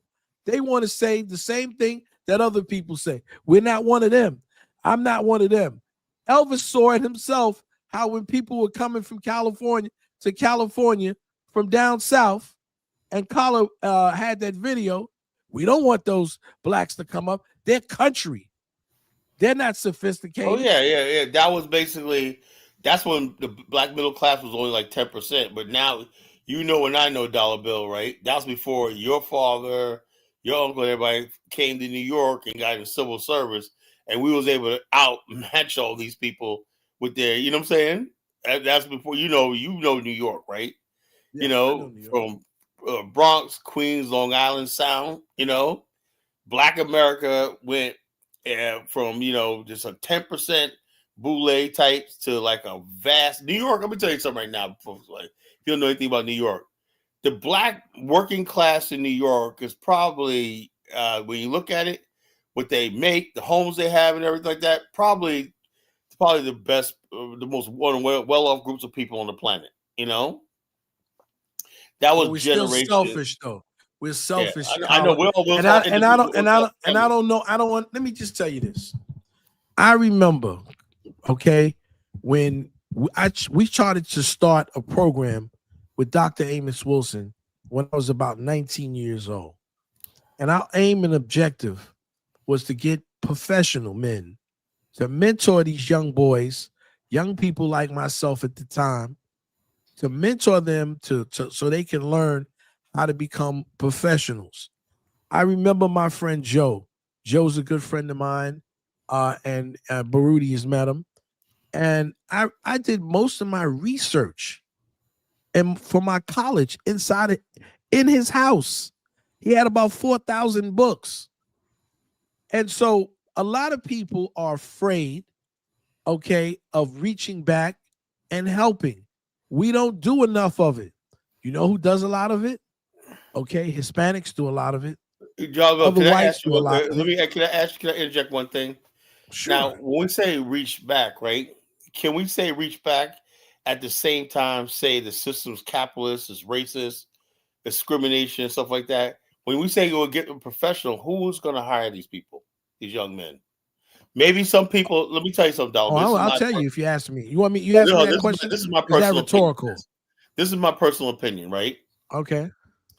I think a lot of times people are so tired of failure and feeling powerless, right? You feel, I want to reach back, whatnot, it's do the mentorship, whatnot. But it's not funny or nothing like that. But when you see dudes go through the mentorship and everything, and then next thing you know, you did all that work, and the same dude you put through the mentorship, whatnot, he went to like 5 job interviews. Next thing you know, you see him on the streets. You're like, and you're completely, what do you do at that point? Do you go to him and say, let's say, and he look at you like, I did everything you said to do, right? And the bottom line is you sent me to the same white man you said that's oppressing me. So what do we do to become the employer? The people, like, let me give you an example. White people, when they're rich, right, they have a ward system, right? Where sometimes rich people don't have heirs and stuff like that. They'll take a boy, right, from the streets, whatever like that, mentor him, right? Give him the name, whatever like that, right? And basically, next thing you know, He's part of a corporation. He's part of this. He's managing this. Whatever like that. When we get to the point where we have something, right? We have something to enfranchise people, right? We can't just say mentor somebody and send them out to the white man. It don't work like that. Can I say something about that? Yeah. And I'll tell you my personal experience, okay? My father, right? And I always tell people got lucky. Wasn't that he was the smartest of although my dad is very smart. He happened to get lucky and got hurt when he was working for either the post office or General Motors. He hurt his thumb really bad. And him being a veteran, he was able to go to school, but he got a little lawsuit, which meant that he didn't have to work for a couple of years and he can go to school. So with that, he was able to parlay that, go to school and become a design engineer, right? I told you we lived in the project. And so what I'm saying to you is he had an opportunity to do better for himself. So let's fast forward. When I was 21 years old, my father worked for a company called Sealy, Stevenson, and Connect. For people who don't know who Sealy, Stevenson, and Connect is or was, I don't know if they're still in business. They're one of the companies that designed the space shuttle. Well, what does that have to do with me? I worked one summer in Sealy, Stevenson, and Connect. And I worked in the mailroom. And in the mailroom where I worked with the guy who was the president and CEO of the company. I worked with his daughter. I worked with a couple of guys there, the cousins and so forth. And they all work with me, all work with the brothers down, in the mailroom. And at the end of the summer, they gave these young people job positions to work inside of the company. And they didn't exclude me. When they brought me in and had a conversation with me, the first thing they said was, we're a family company. Your father already works here in this company. And we would like to send you to school. And we'll give you the money to go to school. And we'll guarantee you a job once you finish in this corporation. And I was really nice to them, but I was already in school. I was already halfway through journalism school. And I said, I really appreciate it. Okay. And this is still existing where there's people are working with the white man and so on and so forth. So what I'm saying to you is this. A lot of people in certain corporations, that's how they hire. That's how they recruit. They do it through people that they know. They watch you. They observe your behavior like they did with me. I had no idea they were going to offer me a position to work for them. And they said, if any summer I want to come and work, I'm welcome to come and work. So what I'm trying to say to you is, it's not so much I'm giving you up to the white man. We have to have something that we work with young people, whether they work for the white man, the green man, the purple man, the blue man. I want to tell you one more thing and then I'm going to rest. I worked in a junior high school my first year, and I had a lot of kids that were from Bangladesh. I had some Chinese kids and so on and so forth. They're the ones that hit me. On Saturday, they rent out a storefront and they take their children. They're not all rich. They take the best teachers and they invite them to teach their children math and science. They pay them. I learned this from the kids. I didn't learn this from the internet. They pay these teachers because these children know one thing.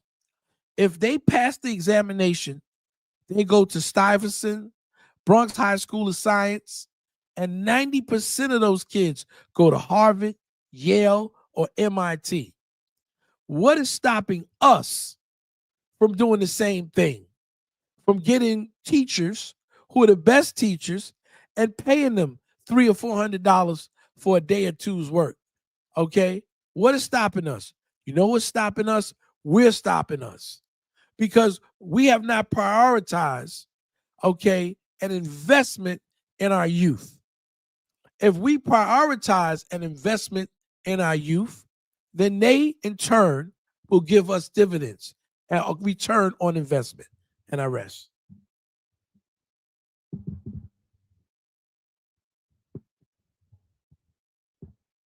What happened? Hello? Well, nothing. I was just watching a video somebody sent me of Kwame getting cooked by this guy, Dwayne. But you understand what I'm saying? Do you understand what I'm saying, Kala? We have to take a responsibility. We can't wait for white folks to say to us, oh, I know there's racism. We all know there's racism. I had to deal with racism all my life. I had to deal with it in the job. But you know what? I kept on going. You kept on going. You know, I said the other night. You know what I said the other night? I said to I forgot who was on. I forgot who I was talking to. Oh, Dave, Focus Dave. Dave, go hear this dollar bill. Get this. This is gonna shock you. Sit down when you're about to tell you. He said he did his research in the state of New Jersey he's from. He says, check this out. You have, as far as like black people who spend the state, state procurement and buying stuff from the public, right? Every state has. The federal government buys is $1 trillion worth of goods and services from the general. I mean, you and I, anybody could get contracts and get money from the federal government to business, right? He said the state of New Jersey only 14 cents out of every $100 went to a black contractor or business. 14 cents. Now, when I say we need a talented 10th and whatnot, look, the bottom line, we're living in the state of New Jersey. We're a large population state of New Jersey, right? And when you look at Black America, right? Black America, I think we're way too involved with all these damn these left-wing causes and whatnot, that all these things that don't bring no thing on the table. Like right now, if you say what you're saying, Dollar Bill, but the black people who's in power right now, you know what they're gearing up for? They're gearing up for some stupid protest about what the Trump administration is doing and about whatever. They're not focused on what you just said. We absolutely want economic empowerment, right? If we don't do that, we don't have the business class doing like that. What do you have? What can you basically enfranchise the youth with? All you're going to do is create another another blogger, another vlogger, another Toure, another Ta-Nehisi Coates, another Mark Lamont Hill. Is that that's what education sending people mentor for? To create a bunch of people complaining about racism, white supremacy? When are we going to start winning? When that happens, right, you'll see a difference. When young men know that they're going to be with black men that have power, that have real power, that can sign something on the dotted line and change their life for the better and introduce them to something. That's what these youth want. They don't want no more talk. They don't want no more promises, right? That's why I back off a little bit, right? I want to do a mentoring program in my area, right? But I want to get it so that we really have something, right? That I have a business right now. I think my business. I think I can help people get into the businesses I do right now, right? That could be me, right? But what I do is hard work. It would take somebody like 3 or 4 years for it. And a lot of people can't wait 3 or 4 years before they can't put 3 or 4 years into what I'm doing right now to be successful. They can't do it. But there ought to be opportunity out there, right? So when you mentor somebody, right, guess what?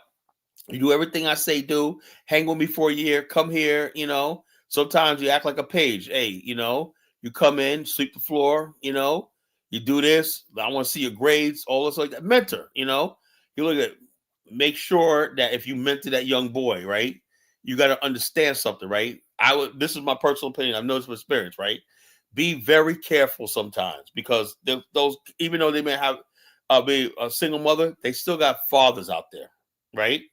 And if you're getting close to that boy, right, that father may not understand that. He might say, you're trying to get in there, my woman, and get in my family. And I've seen that happen. But dudes made a connection with a young boy. And next thing you know, the father is like, I don't want you seeing him and whatnot. You're putting ideas in my head. So there's more to it than that. We need to build families again.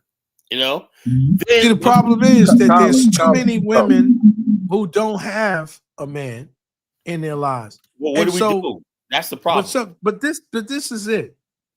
And this is something Dr. Dr. Carlos said, we're gonna have to start training the children from young. Yeah, but a lot of times women don't want to train their children. Oh no, well they do. They act like they don't, but they do. There's a lot of of sisters. times, if you could take their responsibility and say, "Look, hey, conscious Kelvin, you go. I'm going out to party and whatnot. Here, take care of my sons for the afternoon. I'm going out with the shopping with my girlfriends and whatnot. And so there's a lot of dudes out there. Like instead of him getting with his own wife and building his own family, he's tasked with mentoring and taking care of some other kids. See the problem? It's much deeper than just us getting out there feeling guilty. Well, that's why you can't do it by yourself. You have to do it in the organization. You can't go out and put it all on yourself. This way, everything is shared responsibility. See, this is why I keep talking about Ubuntu, and when I do, everybody's laughing at me. Well, you need what you got to get first, Dollar Bill, is you got to get an Ubuntu building. Like, that's not a problem. Go home. What you got to do is go buy Umar Johnson's school, right? That building right there. Start with there, and make it an Ubuntu after school program for young men like that. Hey, Kala, can you read Ron FBA's last comment? Not not his last comment, but the one before last. Is it something disrespectful? No, it's nothing disrespectful. Salute, brothers, family. I'm with the 300 live. I'm live with 300 viewers. I got a brother Sanchez on the panel as well. Pan Africans pull up. You could do a live. I'm giving permission. What do you do, man? So I'm supposed to shut down my show and go on. No, a dual live. I think you can live. You can do it at the same time. I believe. I don't know how it works. I do not know how to do that. Oh, okay. I did that with that dude. What's his name? Kaizo. Black Skin is amazing. Black Skin is amazing. I'm about to say it would be a good way to grow the channel if you could. I would probably, but if he knows how to do it and come on here, pull up and go and thing, fine. But a lot of these people don't want to show their face. They don't want to get up here. That's what I say. If you can't show who you are, come up here and show who you are, or get up on the panel. What can I do, man? But I'm not going on the White's panel. Can I say this? It's a funny thing that you say that, because I do have another corporation, and my daughter, as you know, she's getting her PhD, and we go back and forth. One of the things that I did tell her, but she already told me, I wanted her to say the Swahili school, but she told me there's already a school that's incorporated that says the Swahili school. And the reason that I try to do these things is because first we got to identify ourselves, okay? And I know brothers are going to give me hell because we all on this Black American thing, and not Measy made me 4 quarters and stuff. We have to identify with our brothers and sisters in Africa. We have to reach out. And so when people say, "Oh, I shouldn't have to do that," yeah, you should. There's a Bible story, and I know Elvis would appreciate this. It's about a brother who had like 3 or 4 brothers, more than that, but he kept having these dreams, and in these dreams, he was dressed up with this nice coat. And all of his brothers, absolutely, all of his brothers were jealous of him. And they said, "What are we going to do with this dude?" So they decided, you know what? We're going to kill this dude, man, because he thinks he's lording over us, right? And so one of the younger brothers said, "No, don't kill him. That'll hurt. Pop, sell him into slavery." So he stole this guy into slavery, right? And eventually, because of his intellect, he rose above and became the Prince of Egypt. And his brother and his father, he tricked them and got them back to where they were living. And he could have been mean. He could have said, "I'm going to kill my brothers who pushed me into slavery. I'm going to destroy them because they work with the white man. I'm going to call them savages. I'm going to do all kinds of things." And instead, he embraced them, right? And we have to learn that if we can go to work every single day and deal with the white man knowing the background that the white man has done to us. And we don't have that same guile against the white man because we're so disgusted by just in it to be in his presence because we want to make a few dollars. Then we can have some type of reconciliation, okay, in dealing with our brothers. And it is up to us to educate them. Yes, educate them about who we are and the struggle that we went through. And if we do that and we welcome them, and then we can come back and say, you know, I had a record of this. I don't want to hear about Africans who come to America that are sponsored by white people, okay, that are given things by white people, and then you upset because they don't mingle with you. It really doesn't make any sense. I agree wholeheartedly. I met a guy yesterday, right? An African. I bumped into an African guy yesterday. I said, and I go, bro, man. I go, who do people tell you look like? And he goes, I know. He starts laughing. He goes, Michael Blackson. I start laughing. I said, dude, you like his twin brother. Dude, like Michael Blackson. I said, what's going on, brother? You know, brother from Africa. You know, Rico Miller. Rico Miller. Like that's how I do things. I do things like I meet an African brother, dap him up, you know, whatever like that, you know, myself. That's all you can do. Just be a real person. You don't have to me, you don't have to, I don't have to go through a preamble or whatever like that. It's like, if you're a person, I'm a person, if you're both black, we understand that we're on the same side. I understand. Look, my whole thing is this. I understand Africans see America differently than I do, you know? I mean, they see America different than I do. They're basically coming from a country, continent that's really, really neglected, whatever. So when they come to America, right? Steve, you gotta block yourself, man. Mute yourself. Oh, I gotta leave and come back. I don't know why my mic keep doing that. Yeah, man, you gotta get that ghetto mic, man. Come on, man, Steve. I'm working. Check this out. The main thing is this, like I was saying, the African is coming to America, right? And this is listen to this very carefully. What he's doing is he doesn't have to come here and worry about large number. He leaves that behind. The problems of his community is left behind at the airport, right? So when he comes to America, it's him and America, right? And so he's coming looking for the best of America, the best of America. That's what it is, right? We, no matter what we do, every last single person I played in that top 20 black people right there, he has a burden, like a shackle on his feet of the problems that he carries with him from slavery and the problems the single motherhood, the gangbang, whatnot. There's not one black person, I'm telling you right now, because I'm around a lot of middle-class black people, successful black people. There's not one black person who is not constantly thinking about racism. They're not constantly thinking about what am I going to do, feeling bad about what am I going to do about the community and stuff like that. See, the African immigrant does not have to do that. Those aren't his people. He basically, once he comes to this country, now what they do is they send money back home and stuff like that. Situation never changes, but they can always say, that's not my problem. They always say it's the government, you know, they say that, and that basically absolves them of any responsibility. So Kala, sorry to interrupt you, but drop the link. If they have no responsibility here, right, like we do, and they have responsibility in Africa because they say it's the government's fault, they're walking around with a clean slate. That's not fair. We cannot have an equal conversation as long as that's there. Now, if their struggle in Africa was, if they basically did their struggle like we do and say, you know, help us build in Africa because your struggle is my struggle and stuff like that. No, you can't come here, take all the benefits of America we fought for, right? And basically leave your continent behind, right? And even use our foreign aid tax dollars for all your stuff. Say you going home building your thing. You know what I'm saying? We have to worry about our people at all time. When there's a George Floyd and all stuff like that, we have to worry about that shit.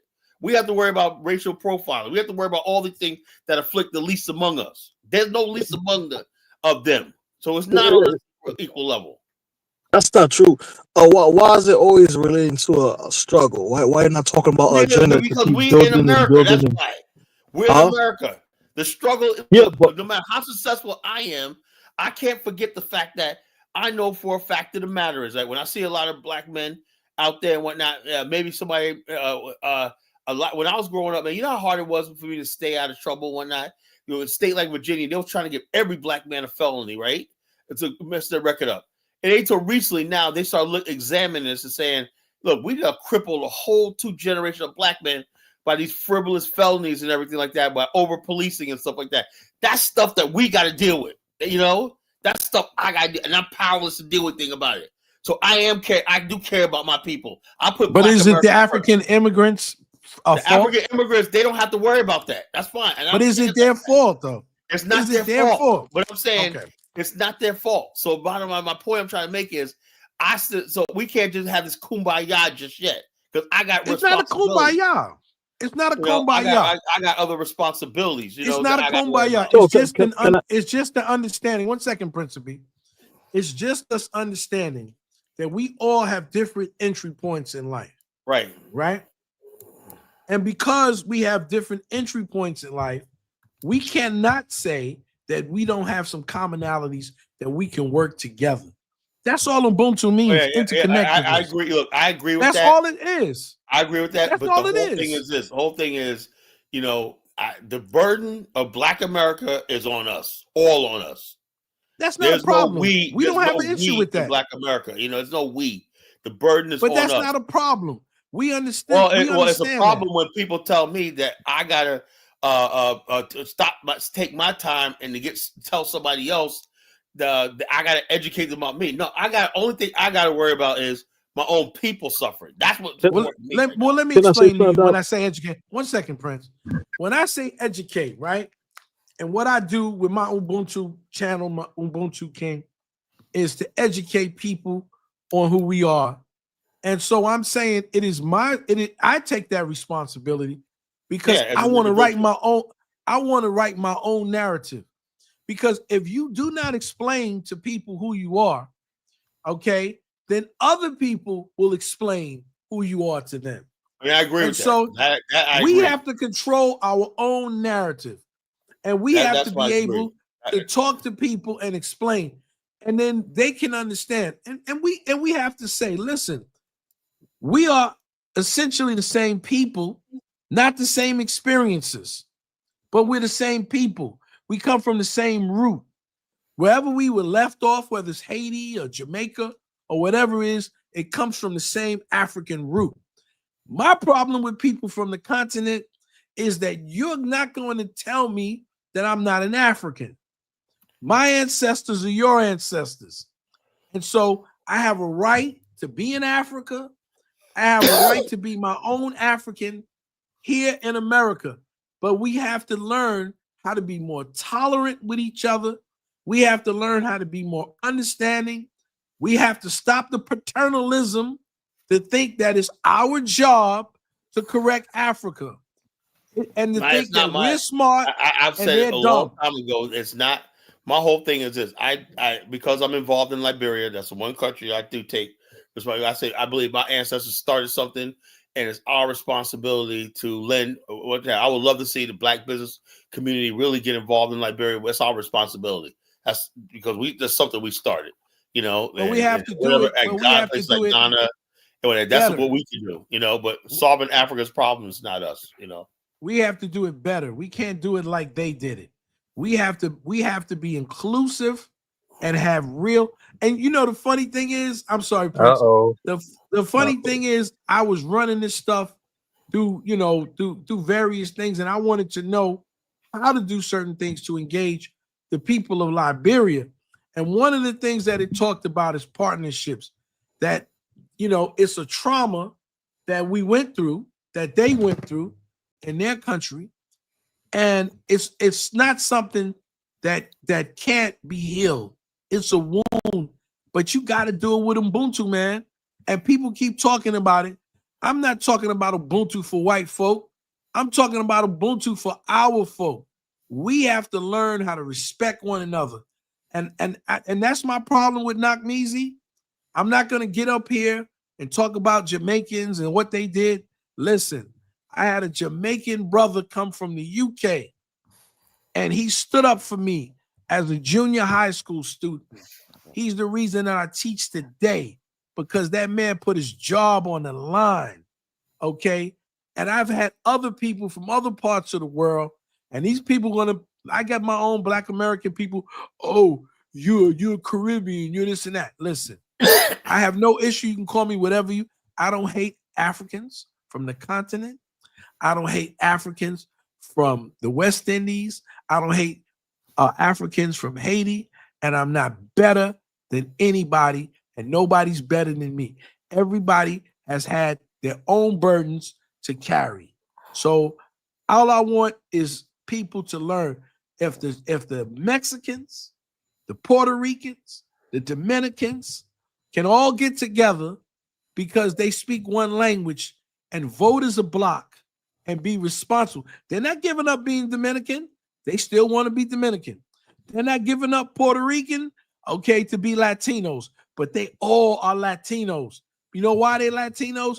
Because they agreed on being a Latino. You see, we got to stop the bashing.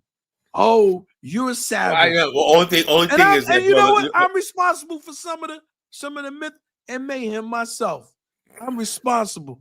I take responsibility you gotta say something. for what comes out of my mouth. In that case right here, like I did the show, FBA versus Pan African. What you laid out is a Pan African business, right? And I want absolutely. My whole thing is, for the last 6 months, I'm trying to say, well, that perfect business you just laid out, why is it not resonating among our people anymore? You know why? Because our people love hate. Well, it's like let me ask you a question. Sure. If hatred, like I said, when you live in a country like America, right? You know, the fact of the matter is, they always say there's a season for everything, right? Yeah.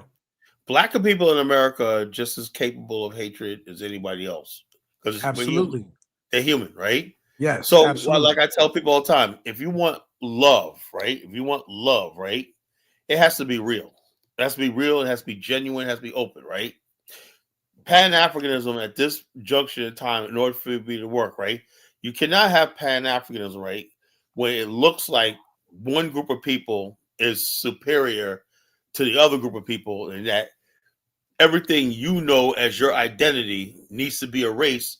I heard Mike Olawale say that one time. He goes, on that show, right? He goes, yeah, the reason why he was about the returnees that came back to Nigeria from Brazil, right? And he said something like, we made them become Yoruba or whatnot. Look, let me say it like this. Yeah, I heard that show. Hold on. I'm saying like this. You cannot make somebody just to satisfy you, because that makes you superior to that person. You know, you're saying that you have agency and domination, and that's where conflict comes in. And also, it's happening in Liberia, right? I'll be honest with you right there, right? If the idea that you have to have a Miracle Liberian name or Congo name or something like that, and they got to change who they are. Now, they can adopt some of the things, your customs, and y'all can come together on an agreement, right? But if you tell somebody, you know something, you can't no longer be a gribble man. You can't no longer be a crew man. You can't be a bossa man. You can't be this. You have to learn everything like I am, walk like I am, whatnot. Not just be a part of my society, but for me to recognize your humanity. That's wrong, right? Absolutely. It's wrong if we do it, and it's wrong when Africans do it. You know what the problem is? Absolutely, you're right. Recognize it's wrong on our side, but the Africans and Pan Africans don't recognize wrong when they basically insist that they got to rename us and all this kind of stupid shit that they talk about. You know, all this. Can I add something? Can I say something about that? I feel like if you want to go to Africa, if you want to live in Africa and people say they want to reconnect to their roots, then I do believe that you need to, reconnect to a particular group of people, whoever your ancestors were, whatnot. Like I said, they're trying to reconnect to their roots. So I think that would be the best way to integrate. Hold on, let me finish, Carl. Let me finish. Would be the best to integrate into a particular group of people, whatever else. Now, I always said this, like y'all talk about Pan Africanism and Ubuntu. Does that require Black Americans to leave America? Does it require Jamaicans to leave No, Jamaica? That's no, my point. We absolutely can still, not. we can still have our own cultures and whatnot. But I feel like if you're gonna go to those people's countries, you should take on the customs and those people. If they, and at the same time, if they come to America, should they take on our culture? I don't A think we lot of should them take do. on anybody's culture. I think we just need to learn how to respect people's culture. That's what I'm saying. I think people That's need to learn naive how to thinking respect you're going to take on our somebody's culture. culture and become it. That's not going to ever happen. No, you know? I'm not gonna try to become somebody. But this is what I have these conversations all the time with your good buddy Baruti. And at first, yeah, he's a good guy. And we disagree quite a bit. But one of the things that he said to me, and I used to feel that way too, when he would say, we need to take everything that we have and make it an African name. I used to get furious about that, right? And because I'm not doing that. But then I began to understand. And I'm gonna tell you an example, so maybe people can understand this example. So when we came to America off these slave ships, we were able to bring back some of us some food, customs of cooking in one pot. We began to substitute yams for another yam. We began to use grits, okay, in lieu of fufu. And everything that I say right now, I'm going to give you a disclaimer. You don't have to agree with me. There's a book called High Off the Hog. Go look it up. The brother can bring it up later and show the picture. I didn't make this up. This is not a dollar bill Ubuntu lie that I'm trying to spread. We came here specifically in my people in South Carolina for rice. We came to certain places to pick cotton in North Carolina. Is because we were doing it in Africa. So these are all the things that I'm talking about. Because we came from various different places, we have various different Africans inside of us. Let me ask you a question. So if you want to choose, 1 second, I'm gonna let you. If you choose to go and you want to be like Dinah Samir and be a Yoruba, that's fine. I don't have to. But for those individuals who feel on a spiritual thing that they're reconnecting with their ancestry, if that's what they want to do, that's fine. Let me ask I have you a no question, issue with that. No, let me get Yes, in sir. here. Now, I sent out the link to this guy that says he wants to be on the show. Where the hell is he? God dang, man. I don't know. Oh no, he said that he was going to bed. He said that he sent you an email though. I replied to his damn email. Shit, But yeah, earlier he said he was going to bed. Whatnot, man. They never say they're gonna do what they're gonna do. That's another thing. It's like, But, dude, man, you're gonna send me. I took the time to reply to his email. Did all the like this. Hey, let me say this, right? This is one of the reasons why at the beginning of the show when you first started, I had a lot of respect for Dollar Bill because he said a lot of things that is it's wise and thoughtful and insightful. And really I respected him a lot, and we got along for like the first 2 or 3 months because I thought he was more, he was reasonable, and then he kind of pivoted off to a different thing. But I think he's getting his bearings, back. But look, Kala, I don't know. I don't know what's the point with you. Sometimes I like being on the show, but at the same time, it's like I don't know. And again, it might sound disrespectful. I don't know if you are bipolar or schizophrenic. Sometimes you have a good show. I just think I'm complex, and you don't understand that. Yeah, probably not. Because sometimes you say some things. Complex understand. And like I told you the night, right? I told you the night when people call me colonizer, right? And I just sit back and laugh. Hold on. When they call me a colonizer, and you're saying that when you talk about America, Liberia, and stuff like that, let me tell you something, Elvis. I've been quiet for like 3 hours. I couldn't even get 30 seconds. Elvis, let me say this. I have no desire to rule over you. No desire to rule Liberia. I have no desire. I do not want to see the so-called Congo people come back. I don't want to see none of that, right? I only ask for what I'm seeing right now, which I'm thing is one country in Africa that practices governance. You understand what that means? Governance and administration, right? That's what our ancestors set out to do in Liberia, right? Your ancestors basically had a choice. Either you get colonized by the French and the British, or you sign a treaty with Monrovia, and you did. That's not even what I'm going back to. That gave them the right to govern you, not rule you. You were never ruled. It was governance, right? It was different, right? That means we have administration. We have checks and Hey, balances. Carla, can you give him just a couple minutes just to get his point out? Just a Go couple ahead. minutes. You know, but he talks a bunch of Yeah. nonsense. What did I even say? I mean, see, that's the issue.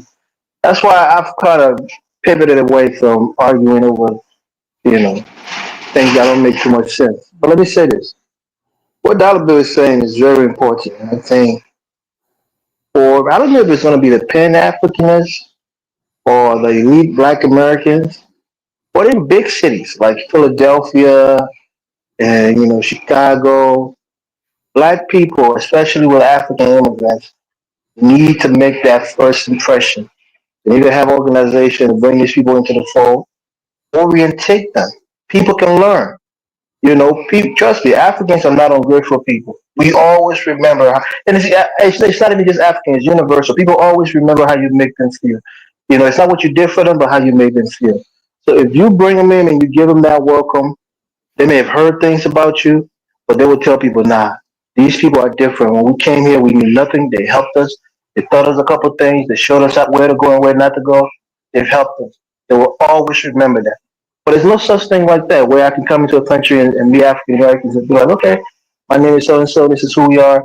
This is how long we've been here. My family's been here for generations. These are my kids. This is the schools we go to. This are, introduce yourself to us. Let us know who you are, from your own mouth and from your own actions.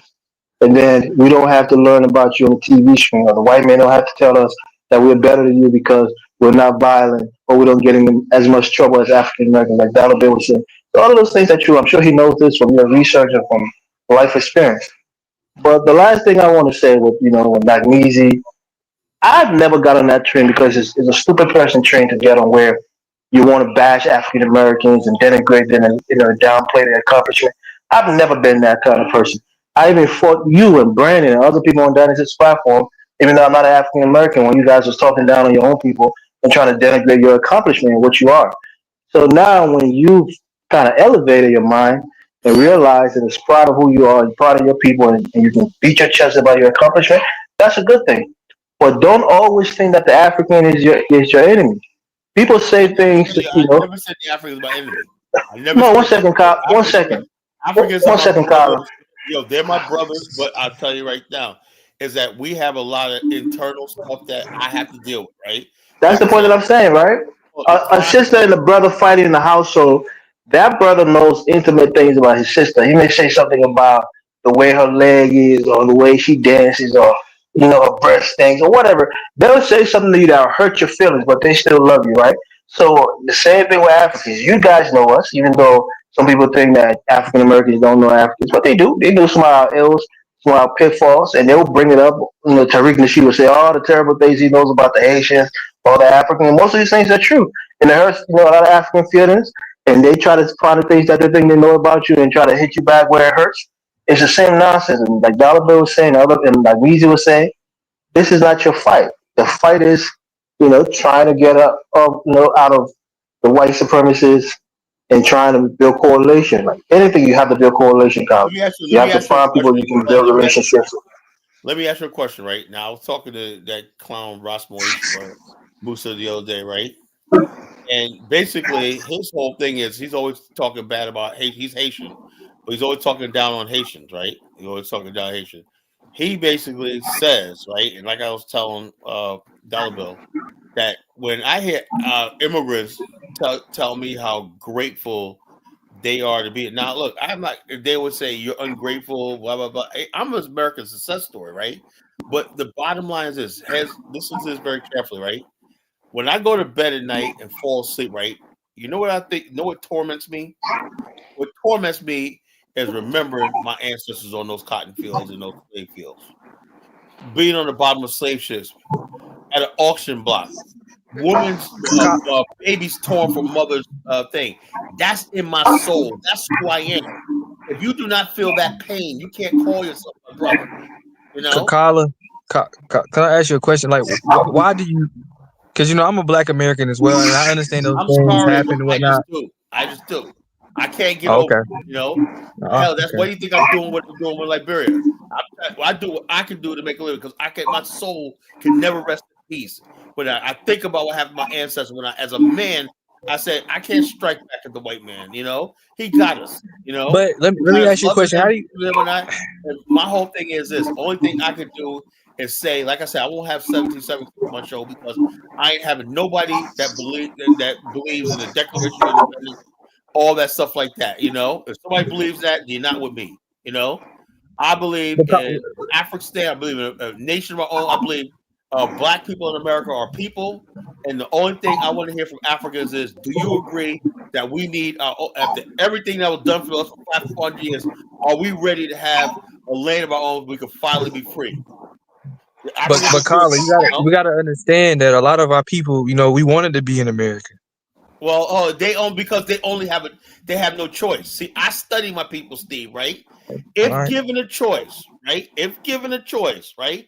And if that new nation, whatever reality was a reality, and they knew that they could prosper there and have everything they have in America, Steve, I know my people. They will get out of this fucking place in a minute. Carla, let me tell you this, right? It may be a hard pill to swallow, and it might sound disrespectful, but I don't think you've done enough on the continent of Africa to get your dreams accomplished. No. Of an African, I don't think you've made enough movement on that in the African continent. Let's say you're right. Let's say you're right, right? But I will not sit here just to make you happy and Black immigrants happy and me just shut up. That's what I feel you guys want me to do. Shut up. No, we come here, we listen to you every night, but we want to hear something constructive. The only kumbaya you want is you want us to freaking be quiet so you could get along in America. I'm sorry. Not true, Kala. I have these conversations with you for years. If we're not happy, we're not going to make you happy. How about that? You always try to find a conflict in everything. I'm not even being, I'm not even in a conflicting mood. I'm just trying to be. Until we get justice, or not justice for our ancestors, I don't want to hear nothing about anything else. That's what I say. I don't know where this is coming from, Kala. I don't want to be unified with nobody absent justice. Just a minute ago, you were saying positive things. It's not with Africans from the continent. Well, I'm saying they need to stay out of it. Then they need to stay out of it. I don't think that they're in it. I just think that you're telling me, Dollar Bill, how y'all got this problem, y'all got this problem, y'all got this. We need to do this. You understand the only reason why we're at each other's throats is because we're people in captivity. You're not dealing with a real people here. You're dealing with a people that's oppressed. Can I say something? America, you're dealing with a people that's oppressed. We understand that, but other people don't understand that. Here voluntarily, we were oppressed here. We never had no choice. But it's not their fault. Yeah, I know it's not. It's not, and us blaming immigrants. It's not my burden to get along with people anyway because they made a choice to come.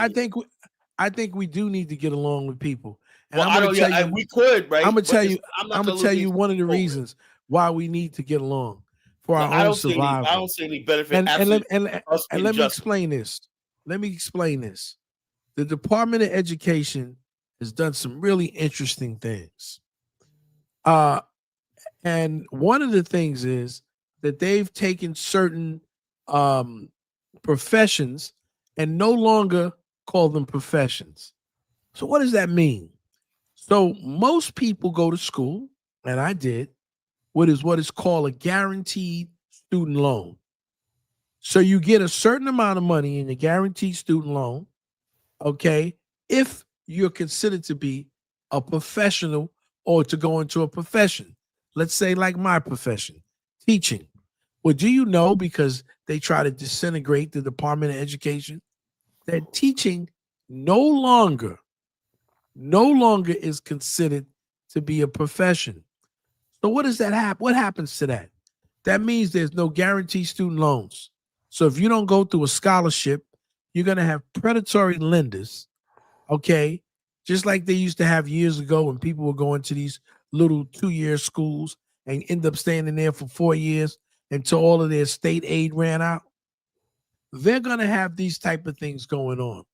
And so when I say this to the ADOS, if they don't really understand what is their end game, because if your end game is not Africa, and when you get cut off from Africa and you have no friends and you have no allies, then what do?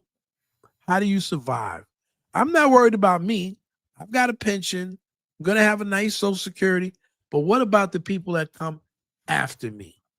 So our survival depends on Africa. White people know that. That's why they're in Africa. White people want to go and that's why they want to become Africans. That's why they want to say, there's white people, they're Africans too. They were born on the continent.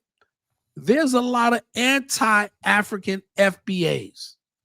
And they hate people. I'm not even worried about those clowns. They hate Africans. I don't worry about those clowns because. But I'm just saying, there's a lot of them on this thing tonight telling me that I hate my people and they deep in the chat.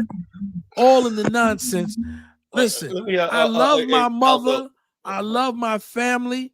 Listen, I don't hate continental Africans. And nobody hates continental Africa. No, but you have to understand. So earlier in the program, when I was on the show, I allowed someone to trigger me off and say some very disparaging things, and I had to realize I took a long break and reinvented myself, re-educated myself, and had to learn to see how the enemy is pulling the strings behind the scenes. I don't have problems with continental Africans. In fact, I was invited just recently. A lady invited me with her family to go back to her hometown in Ghana. I was like, wow, I didn't even know, because I just see the sister for the last 2 years, a beautiful sister inside out, okay, who I always talk to, always say good morning, good afternoon, and good evening. And I just felt really so great that she would even invite me. And the first thing I told Brother Baruti, he said, I hope she doesn't know you were on the show with Kala. And then listen, what's wrong we gotta learn. We gotta learn how to lighten up. Does Baruti understand? Hold up, does Baruti understand? That's because of all the crazy shit. Hold up, I'm bringing my second tour to Liberia. I'm building my second tour group to Liberia in February. What has Baruti done on that level? I'm hosting a business conference and these are some of the things that are said on this show. Oh, like what? I mean, savages. Let me say this. Let me address that. Let me address that thing. And I'm atoning for that. First of all, hold up. Let me say this, though. Let me get this out. Since you brought it up, right? First of all, the first people I saw calling savages was us, right? I said, look, the bottom line is this. When you get to the point where we can't have discussions, stuff like that, where, give an example. I called my brother right before I did the show, right? And I looked on the news. I said, he lives in a nice suburban neighborhood, right? In-ground pool and everything. I said, yo, do you know there was a shooting like a block away from you? He said, no, I don't live. I said, yeah, look at that. Look at this thing right there. Look at the map. That's the next neighborhood over from you. This is suburbia, right? And when you look at what goes on like this in Black Friday, Patrick Henry Mall, right? A black man, 53 years old, a man in his 50s, shot, killed over something like this. This is not being civilized. I'm sorry. I don't accept it. I call black people act up savages, right? I call Africans savages. Why is it that when I talk about black Americans being savages, when Africans cheer, yeah, you're right, all that. But then when I turn it on them, so what's good for the goose is good for the gander. When I look at what's going on in the Congo, I look at what's going on in Nigeria, I look at what's going on in Sudan and whatnot. No, I'm sorry. I'm not going to call that civilized. I'm going to condemn it. And I think we all should. We have to get to the point where we got to say what's acceptable and what's not. You know, can we say this? That we are on fragile grounds, right? And so we have to realize that the things that we say, we can take them back, but we can't. They always become personal record. And when you're irresponsible, like I was irresponsible, okay, because it wasn't that I was angry with Africans. I was angry with this guy who said something about my mother, right? But I always understand you have to be responsible about what you say out of your mouth. You talk about Mike Olawale? Mike. And so I'm not worried about him. I'm thinking about forgot about that shit, man. The relationship. Well, there's other people who have not forgotten about that. And there are other people who are trying to engage Africa, and they can say, you know, I look at what Dollar Bill said about Africans. So you have to always be conscious of what you say out of your mouth. I would say to that Dollar Bill, right? People, I go out of my way to talk. I do shows about African history, and I talk about African success, progress, and whatnot. And I talk about the beauty of Africa and whatnot. You know, sometimes, right? If you listen to somebody talk long enough, they're gonna say certain things, right? Now, I could basically do a whole thing where, cherries and roses, Africa and whatnot, right? But when people tell me what they like about me is like they say you're real. You know, you say what's on your mind and say like this, and they know for the fact of the matter when you look at it, right? I got more Africans following me, right? They say we don't like some of the stuff you say, Kyle, sometimes hurtful, whatever like that. But we know deep down in your soul, you mean well, and that's what's real. You know, a lot of people they can't say that about. They say Kala. They know they see my wife. They see where I spend my time, where I spend my money, what I'm into, what's my passion, everything. They know he may not be perfect, but this guy is real, you know, and I only can be real. Now, I say this to say, now when I talk about when I say certain things and whatnot, you know, I get up there. I'm gonna never talk about when somebody do certain things as savage. If they don't know any better, they simply don't know any better. Like the gang members in America, the thugs in the streets, the gang members, they don't know any better, right? I disagree with that. I disagree. Can I say something, Colin? About the rank and file people on the street, young dudes, they don't know any better, right? I disagree with that. Hold on. That's what I believe, right? And also the dudes that are warlords, the young kids and whatnot that are picking up guns and doing Africa, they don't know any better, right? No, they should be. The people that I would call savages are the people who defend that, you know, because they don't know any better, right? They could be a force for good or evil, right? But when you try to defend that, right? Like you got people out there that say, well, you know something? 100,000 people got killed in Nigeria, Christians and Muslims, right? Girls are getting kidnapped. And then somebody says, nothing to see here, it's not happening. And we got the data. Yeah. Since 2009, 57,000 Nigerian Christians were murdered, right? And you say, look, 57, that's genocide, you know? Or when somebody say, a Rwandan person comes to you and say about the black on black crime in America, but lady, do you understand 1 million of you people got killed in the Rwanda massacre? And you say, oh, and if you think that's normal, you're a freaking savage. Now, if you say yes, it happened, yeah, it can happen all over the world. People kill each other, wars happen. I get that. But when you sit there and try to defend what's evil, what's clearly wrong and whatnot, and you don't even know right from wrong, that's what makes a person a savage. Not what they do, is what they believe. Their belief system in their heart. That's what I talk about. You know, I never called nobody a savage because look, everybody, including myself, is capable of doing savage things. I'm just human. I don't. What about primitive? If the situation was right, I could be in there. I could be a warlord. I could be like this. Who knows, right? I'll kill or be killed. I'll be a scum of savage, right? But what I won't do is do that and then say, God told me to do it, or try to justify it on some whatever ground, just say, or point the finger and circumvent, or what do they call what do they call circumvent, or whatever they call it, this. I would never do that. Let me get focused Dave on. Dave, go ahead, brother. Yo, good evening, Kala. Good evening, panel. You know, I mean, I don't see this whole ordeal with FBA and Pan Africanism. You know, I don't see no beef. I don't see no problem. You know, My only problem is I this, right? don't see Only no problem problem. I'd say is this. I just think the too much of the FBAs hate Africans, right? I don't know where that comes from. I Now, mean, if you have a yeah. if you have a legitimate love for Black America, appreciation for Black, but look, let me tell you something. When I was in the FBAs, they never even talk about the real success of Black America. They don't tell you how they're part of it. No, it's an operation, Kala. It's a covert operation.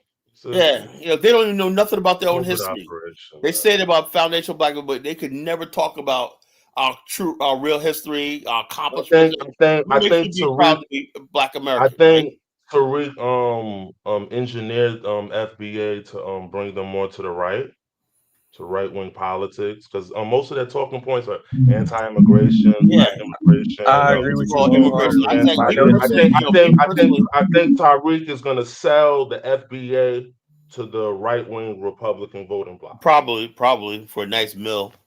Check us out. Me personally, I don't give a damn if America gets overrun by these people. I don't care one bit. That doesn't make me a bit of difference. And for me, for Pan Africanism, I'm a Pan African myself. I think it Salute. needs hello, Dollar Bill, you up here? I knew you up here. I'm in here, bro. Yeah, I know. For me, for the Pan Africanism, I think it just needs to be reorganized and updated. Yes, it definitely the old 1950s, and 60s version of Pan also does not work. a change of ideology, just a new ways. That's it. I Dave, just let me think it give you needs my. to Let me give you you got my to understand, idea. and what I noticed too, like a lot of people, Garvey is like still the face of Pan Africanism. It's been 100 years, man. People And still we have to blaming upgrade. Kala, people cursing out Garvey, a Check dead this out. man. You know something? Man. Let me say this, right? I love the most honorable Marcus Garvey. Yeah, man. Right? I don't like that, man. Hold up. I don't like Garvey that, lived man. at a time, right, where Africans we viewed Africa the same way the white man did, as uncivilized place that we gotta go and colonize and civilize and bring enlightenment. Garvey actually said that Africa is thought backward. that. That's what he thought. A lot of people still have that idea that we got to go save Africa, And then, like I said, it first hits you when you get to when you get to Africa, you get to Liberia, places like that. You're like, these people don't need no damn saving. I said these people hold this country together with nickels and dimes. They don't need no saving, And so we got to get. We don't. The Pan Africans really give them that respect that they can actually run their countries. Run their country. I want to say a couple other things too, Kala. I'm noticing something. Like I'm noticing a trend.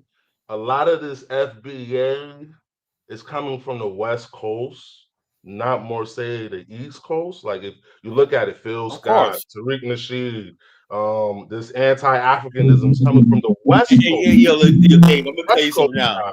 I'm gonna tell you something now. Understand me? Like I'm noticing a pattern. It's not really coming from New York. You know what I like to do is I like to stick a hidden camera. I would like to stick a hidden camera in one FBA's backpack, something like that, and see who they spend their time with during the day. Probably white boys, white girls, whatnot. Yeah, doing their thing, go to white parties. A pattern, like, and then they get on the line right now and they start talking all this FBA shit, man. I know for a fact of the matter, look, most of these guys date white girls. The integrationists. Yeah, integrationists. They ain't fooling me. And they hate Africans because they want to be able to have white women. Like I emphasize, because like, come on, it doesn't make any sense. Like when they're attacking Pan Africanism, it's like, okay, mainly the base and mainly like a lot of the blueprints for Pan Africanism is in America. So why would you be attacking Africans? They don't really know much. They know about Pan Africa, but they're not really on it like people over here in America. So it's like, I feel like it's an attack on, like I said, what they try to do Kala. It's an attack on Dollar Bill. They're trying to basically say, you see the meme going around? Dave, really they want to attack you guys. You see the meme going around? It says they hate Jesse Jackson. They're saying Jesse Jackson. Yeah, the man was in the hospital. Nobody even said. Everybody was saying, I hope he died because he started the term. Why? Because he came up with the term African American, made it popular in the media. Everybody said ever since 1988, and then they put the thing up saying 1988 to 2025 R.I.P. the term African American. What for? Hey, can I ask y'all a question? Can I ask y'all a question, right? Because I keep hearing the narrative from the FBAs that say that, you know, we was on the Pan Africanist thing back in the day and all that other stuff. No, they're lying. Come on, man. And hold on. And I was about to say that. Yo, let me tell you something. Hold Yo, on, nah, man. Most Pan Africans, they got gardens and libraries, bro. They just studying. Yeah, that's I always ask this question because how many Black Americans in general are Pan Africanists? Because to me, most Black people across the whole world are not really Pan Africanists. To be real, Suddenly, everybody's a former Pan Africanist, right? Yeah, okay. Small, Pan Africanist went out. Okay, show us some. People are Pan Africans because they can see the vision. They understand the world through the lens of all Black people. They understand the interconnectedness of all Black people. And if you can't see that, you don't see a future. Listen, America is something that was founded by for white folks. Now think about this. I want to ask you one simple question, guys. And this is a rhetorical question, but you can answer it. If you think that Black people who've been here for 400 years, right, haven't done enough, right? Let's just say we assume that. What do you think about white folks who've been here for 400 years and are still not ahead of Black folks? How do you think they feel? That's something that needs to be discussed. Why did the poorest counties in America in white areas, rural areas, you know? Why and is the that, only thing that white people offer, only thing that rich white folks offer white people is, oh, you're in the group of whiteness. So they vote for these people who are not going to do anything for them. They want to get Black people off food stamps until they find out that most of the people on food stamps are white people. They're doing it because they have been locked out themselves. And the only thing that they are getting is the privilege of saying that they're white. This is why the attack is on the middle class and the upper class Black.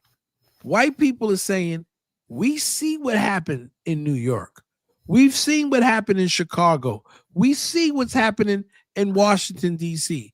All of these jobs that these people didn't want. Black people took these jobs, sent their children to school, brought homes, have pensions. Without the talented 10th. Without the talent. We Right? took the sanitation jobs. We took all these jobs. All kinds of, they didn't want those jobs, right? Class. So now that this middle class is being built, white people are saying, you know what? We got to do something to stop this. And so I am proud of what we've accomplished in America, but our beginning didn't start in America. It doesn't. And if people truly believe in having their own freedom, it cannot end here. How about this? Here's the term. We're sojourning people, right? It means this is America's just part of our journey. So we cannot anchor ourselves and just be in the foundation of something. America is not our foundation. That's what it's not our foundation. And so when we understand what that is, and we have to realize that they're shutting down these avenues, you're gonna need friends. Wherever we go, we're gonna need friends. And so we need to find a commonality where we can enter and deal. Does that mean we're gonna take away the accomplishments? Like I was making a statement before, white people let us get the scraps and what we took from Africa, and we call this soul food. But white folks will take it and say, no, it ain't soul food. It's Southern food. You see, it's the same way with rock and roll. We invented rock and roll. Now they're gonna take it. What the Jamaicans are trying to take away hip hop. They rob everything from us now. But you know what it is? I'm not. Listen, I don't. Let me just keep this perfectly clear. I don't care if it's a Black person that is taking. They want to take some credit for it. Fine. Hey, I did a show about this last night. Let me ask you a question, right? Sure. Now, years ago, I wouldn't even care, right? But here's the thing, right? Hip hop, right, in its rawest form, it's still practiced all over the world, right? You go to friggin' places, they're still breakdancing, they're doing the graffiti, they're doing the Bronx style 5 elements, all over the world, right? And basically, I do give the South Bronx credit for that. Now, in Queens, we didn't do 5 elements. You know that, right? You didn't come up there with no fucking graffiti artists or anything. Get the fuck out of here, But in the Bronx, you guys, River, y'all did the 5 elements. Y'all had the graffiti artists and the kids breakdance on the floor, pop locking, blah, blah, blah. That's you guys, Bronx, right? Queens, it was just 2 turntables and a micro, a DJ and an MC. That's it, Yes. And so therefore, that's what Queens and the rest of the hip hop was. Now, when somebody like Kwame talk about, it was crazy, Jamaica, like I said, I have no problem with saying Kool Herc he created the brand called hip hop, named it when I brought it to the world. I have no problem with that, right? But I do have a problem with the fact that hip hop is an extension of Black America. Before you had hip hop, you had George Clinton, you had P-Funk, you had all these things that disco, all these things, rock and roll, all these things that contributed to the hip hop appropriated house music, bass, jazz, all this stuff like that was Black American culture, right? Now, if you say this genius hip hop became the most popular transport music around the world, more than rock and roll, anything like that, right? So if somebody from South Korea is doing it, K-pop, you can say, something that came from African American hip hop. Then somebody say, no, it didn't come from African and Black. It's not American. It's not Black American. It was developed in Jamaica. Well, who was Jamaica? We don't know, but we just know that we don't have to give Black American culture respect for what we do now, like in Jamaica. That's the problem I have, right? Now, if you say, look, Jamaicans and all this contributed to hip hop, but it was essentially a Black American culture, right? They tried to Black Americanize how we did. So therefore, the rest of the world could basically discredit from Black. So in other words, basically, no, we don't have to respect Black America because we don't use hip hop. That's like rock and roll. When people do rock and roll around the world, who do they think of? Led Zeppelin. And Elvis, right? Yeah, and Elvis. He created all that. Even the electric guitar. That was Jimi Hendrix, But listen, this is what we got to understand. Stealing from our culture and minimalize it, right? But it's our fault, and I'm gonna tell you why it's our fault. And that's gonna be a hard thing to sell to African Americans like myself and you. It's because we don't want to name something. We keep naming things in English. The bottom line is when you name stuff in English, okay, because English is not our real language, right? Then people can always say, this is in English. But if you named it with something that you adapted, okay, or something African that traces all the way back, then you can say, this is what Africans did in this country because it's under an African name, right? But we can't do that because we do it in English. So if we do it in English, they can take it. Let me ask you a question, and duplicate it and claim it for their own. The fact that they tried to rob jambalaya, which is an African word, right? And gumbo, the Cajun. They said the Cajuns used jambalaya and whatnot and gumbo in Louisiana, and they stole it came from Africans, right? It's an African name. Yes, but it was co-opted by the Cajuns. White people. Yes, of course. So everything that we have in English. Everything that we have, we're gonna have to learn to use an African name. Yeah, but jambalaya is an African name. Yeah, but they're saying, but the people who are cooking the jambalaya are saying we're Americans. So white people say they say it was really African culture. Jambalaya, absolutely. Jambalaya, culture, barbecue. A lot of these words were introduced, okay, from the African lexicon and a lot of the language. And this is why the person who I really don't dislike, but the people who really get on my nerve is African Americans that get up there and say, we don't have any culture. We don't have any language. We don't have this. We don't have that. Those are African words. Preparing the food the way it's prepared is an African way. And so it's our fault that we have not been able to separate ourselves, okay, from the other so-called white Americans. You see, as long as we are tethered to white America, then white America has enough money and enough influence to change it to what they want it to be. When I was a rapper and we were rapping about conscious rap, what did the white man do? He elevated the dudes on the low level who couldn't stop saying the N-word and gave them agency. And the people who had consciousness had to go underground. That was the most humiliating time period in our history. Right? So when we keep allowing, see, we're don't tell me you were one of the conscious rappers that everybody was embarrassed of, right? Let's say you try to do a conscious thing and you get booed off the stage, whatever. I seen that happen, man.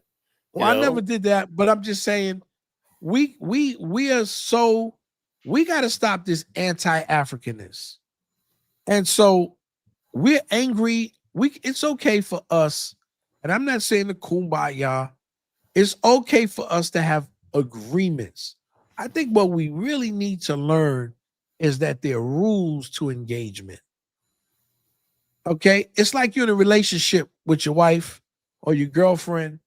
You want to say everything that's on your mind, but it's not what you say, it's how you say it.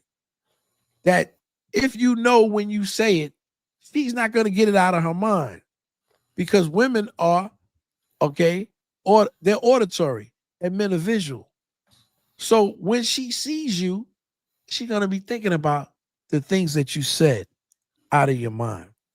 See, we grew up in a competitive type relationship. We're used to battling with each other.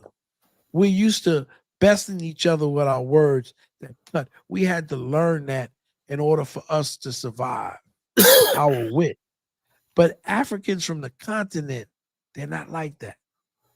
So the things that we might say, oh man, you know, Kala, I said a few words to you yesterday and I might have cussed you out.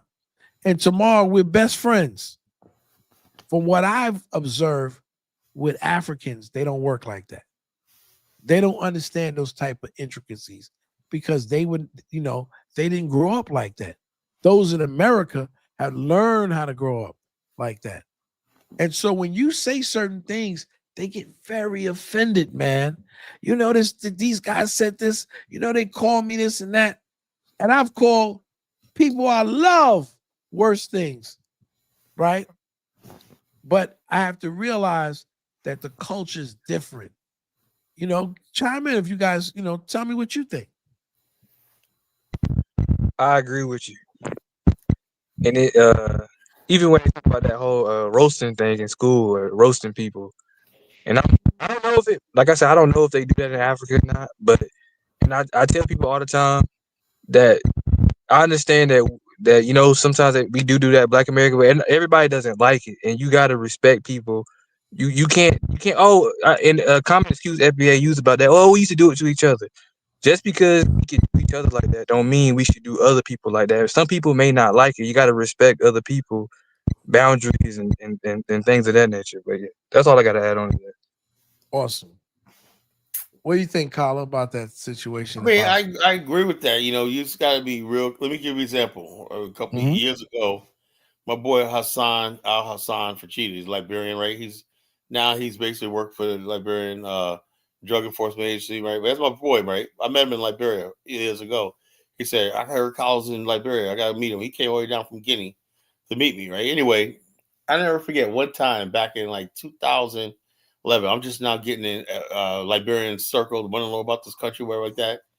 And the one part of Painesville's really nice now, right? But at the time, it was like just after the war, the market looked really filthy, right? And I made a comment, you know, and he inboxed me and said, man, you know, I understand, but and a lot of people upset what you said. He goes, I go, why? He goes, first of all, you're African American. And they felt embarrassed because, you know, they can't help this. So you got to understand this situation. That dawned on me. I have to be conscious of, you know, what I say. Yeah, because anybody else would be like, oh, man, I wouldn't eat nothing out of there. Well, you know, let's say you saw something on the Bronx and the street was filthy, but you say it, but they don't think nothing of it, right? Mm-hmm. But they took it as, they took it as I was attacking their society. Yes. You know, and I learned from that I have to be careful about stuff I say, you know, when dealing with it. That's why I say a lot of times Elvis thinks I'm this bad guy. But a lot of times when I'm in Liberia or when I'm around Liberians, I keep my mouth shut. I don't make a lot of criticism, stuff like that, you know. I don't go tell nobody about themselves. They know. But the bottom line, I don't sit there and tell nobody about themselves because I know, you know, you could say stuff, right? You could mean well, right? But people will take it the wrong way. Absolutely. You know? I said Black Americans, you know, we say something like, yeah, man, oh, you got to wash your car, man. All that dirt on your car, whatnot. No big deal. We'll say whatever's on our mind, even if it's, you know, very disrespectful. We'll say it. Yeah, we just say stuff. They don't have thick skin, man. They don't have thick skin. Yeah, so as Africans take everything you say, no thick and skin. they So you gotta be delicate. internalize You gotta everything. So be you gotta be careful about what you say to them and stuff like that, because you know you may have forgotten about it, right? They ain't forgot about that shit, you know. Not at all. And that's why I say, man, it's important that it's not that we're not being real, but we're being realistic, right? Of what we're dealing with and how we're dealing with, because the perception is people's reality. And so when we say certain things, people will be like, oh, that's how they really feel. And basically, I know, you know, like people like Afro Dumbass, they get on my nerve, right? But I understand clearly that he's trying to bait me because he wants to get on the show and he wants to say, you know, the blacks this and the blacks that. And you know what? It doesn't bother me anymore because I realize what he's doing. He's doing that because he doesn't want African Americans to come to Africa. You know why? I thought about that. I said like this. See, his whole thing was, he was supposed to be like Nostradamus, right? He's a prophet, and the big thing was nobody predict the end of the world, right? And thing, he basically Afrodamus is predicting the end of Africa, and what's doing it? the blacks coming the back. Blacks. The blacks. It's hilarious, man. It's fucking because we're gonna be gang banging. Yeah, we're gonna bring in our Bukwishas and our Pookies over. Yeah, we gonna Pookie and Bukwisha.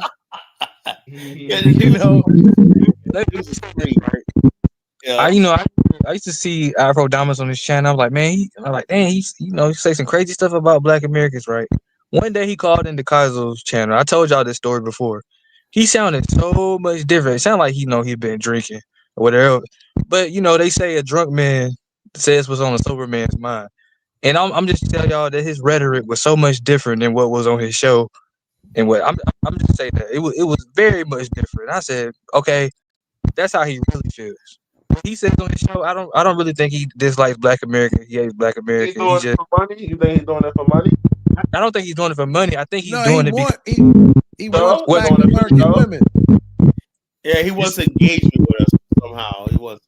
But I believe because he's doing it because of what Tariq did, and he just, he's basically, I guess he's trying to be the Tariq. But you know what his problem is? Instead of him dealing with the Tariq types and whatnot, which he can't, right?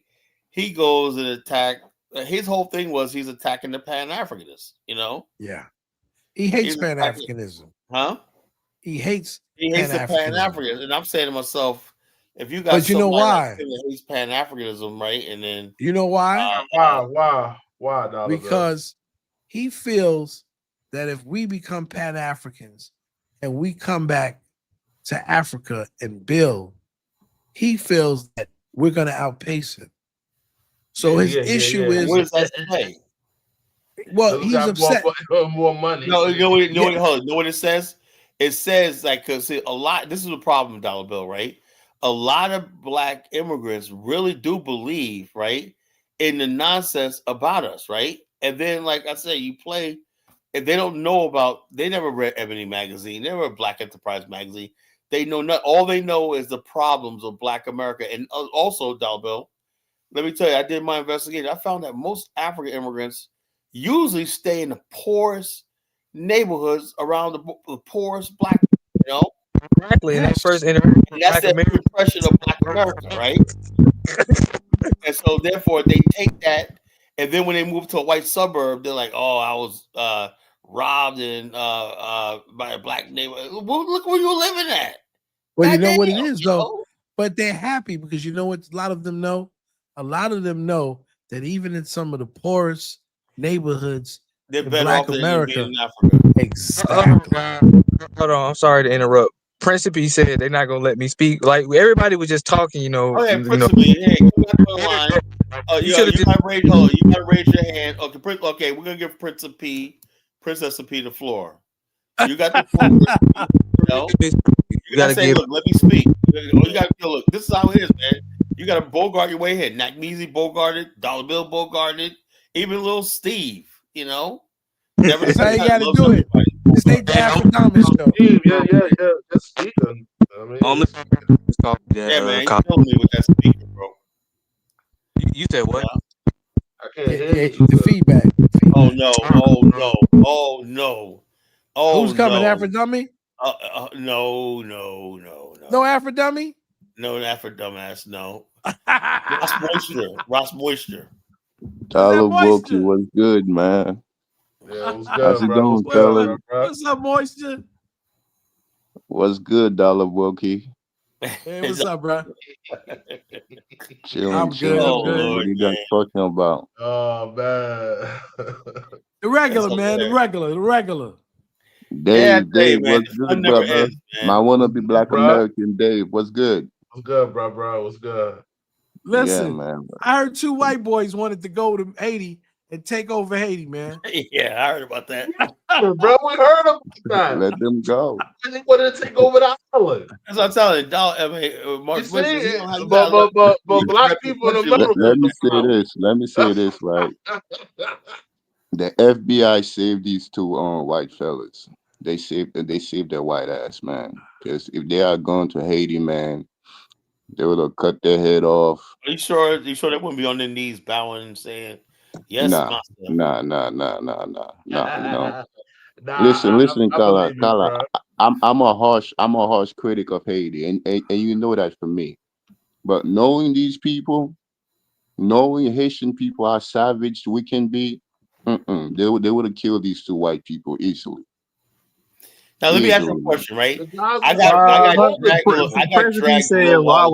Ross will help them by using the S word. I was dragged a little while but you regularly call your own people the S word, man. You know. Well, what is the S word you talking about, man? Savage. I mean, we do a lot of savagery, bro. I mean, that's a fact. I'm not denying that. It's like that. Sometimes, I'm sorry to cut you off. Sometimes you can call your own people stuff, but you don't. You know, you got to be respectful towards other Africans people. are my own people, man. So I really do. I think Africans are my own people. When I mean by your own people, I mean ethnic group. Man, come on. I'm pretty sure if an Igbo person. I'm a Pan Africanist, man. So that's all right, Kala. What many you Pan Africans? There's many. It's like if an Igbo person criticized an Igbo person, it would be different than if a Yoruba person did. Kala. Let me tell you, Kala loves people, man. He loves the movement. Bring Chuku back, man. He's just frustrated over the years. Yeah, I'm frustrated. Big frustration. Yeah, it's frustration. You know? He feel like we should be farther than where we at. Yo, I put a lot of work in. Look, let me tell you something. A lot of work and dollar bill. I know these guys. But they put in a lot of work in the movement, and they, and they're frustrated. These guys. Check this out. 1998, man. I was so amped up over Nigeria because I thought Nigeria was gonna do liquefied natural gas. I said Nigeria is gonna be a fucking superpower. I said, man, I can't wait to get to the continent. I had this dream life all laid out. Nice house. Boom, boom, boom. I'll be some sort of business. And then the thing, Blacks Without Borders came out. I was really amped up. That was 2006, right? Here I am, 2025. I'm still in America. You know? Kala, you see that? The Nigerian auntie has spoken. She said, stop calling people savages. Oh, we'll try. We'll try, Africa.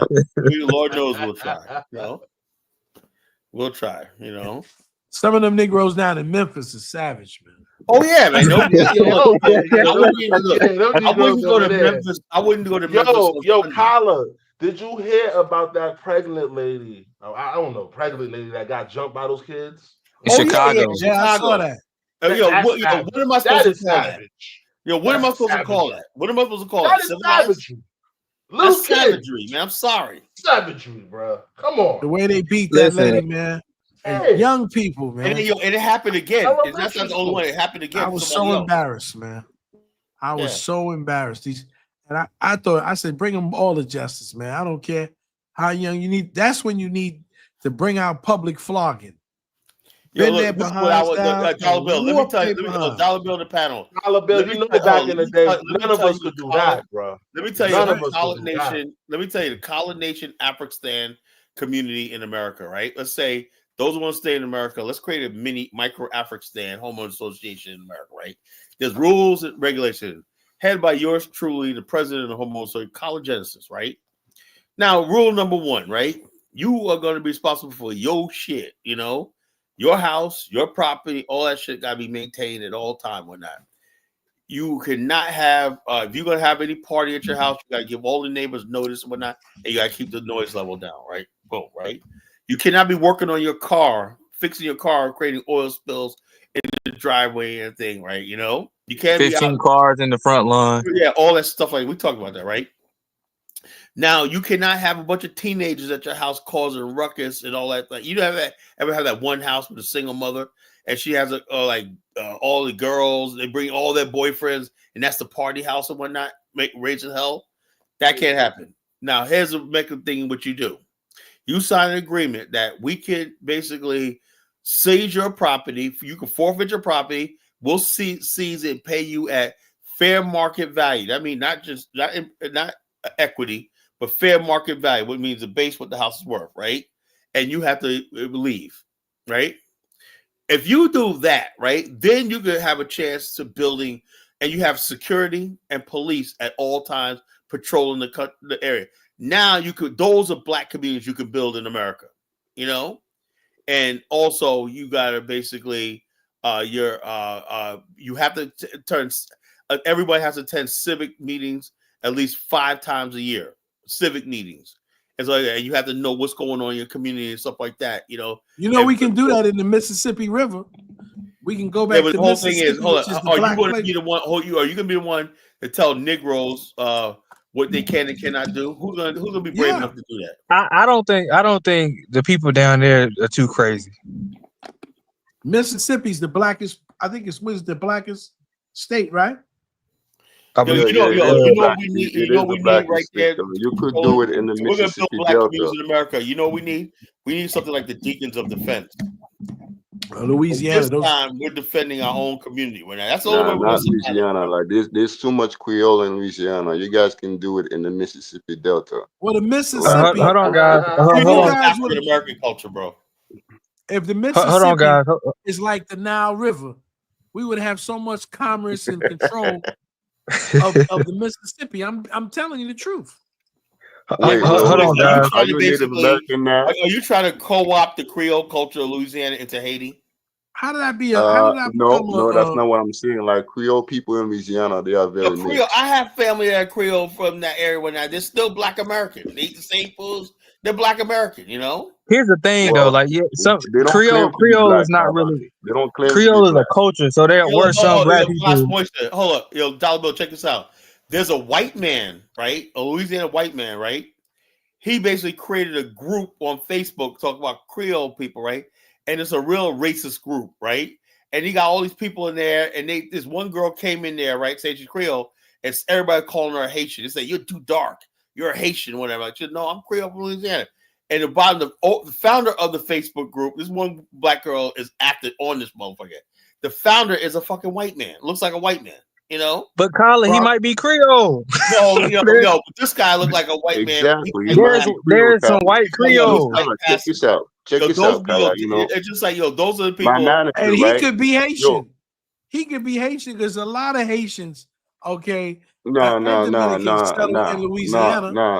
Dollar Bill, no. Haitians do not call themselves Creole, man. Haitians do not call themselves Creole. Creole. They don't call, but The he language is might called be Creole, but they Haitian. don't call themselves Creole. I'm I saying to know you, this there's for a a lot fact. of Haitians.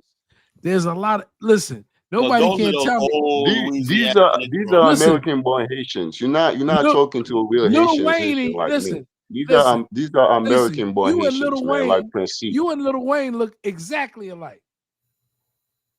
And he's from Louisiana. Okay. You can't tell me that. Okay, but he's not Do Creole. you That's know, what I'm trying but to. I didn't That's what say I'm he trying was to make you Creole. understand. But I'm just saying, do you know how many Haitians left and came to because it was part of the French that came to Louisiana?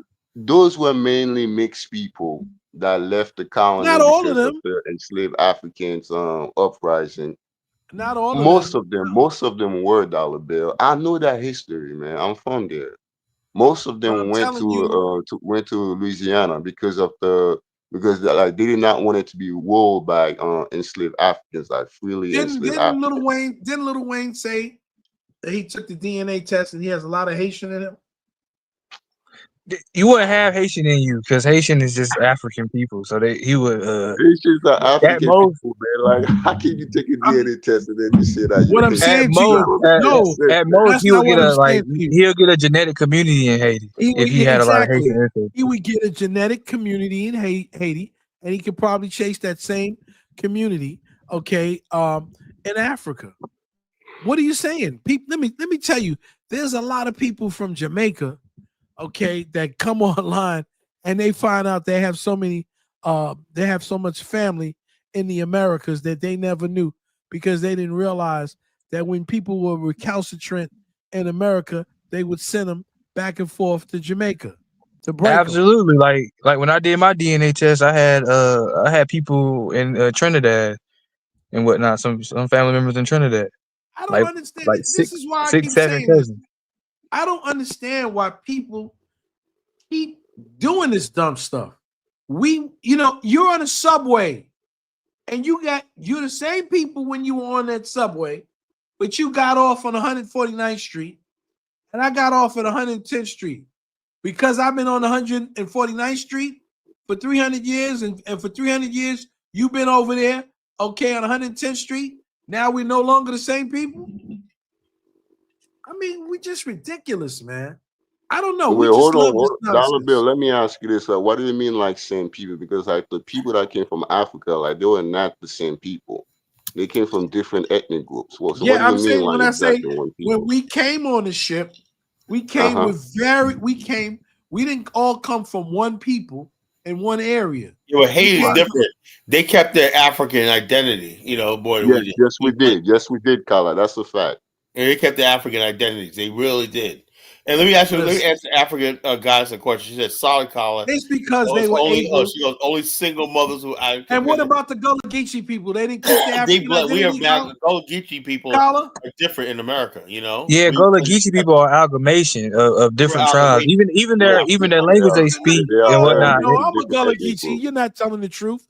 The Gullah Geechee people come from the Kisi people in Africa.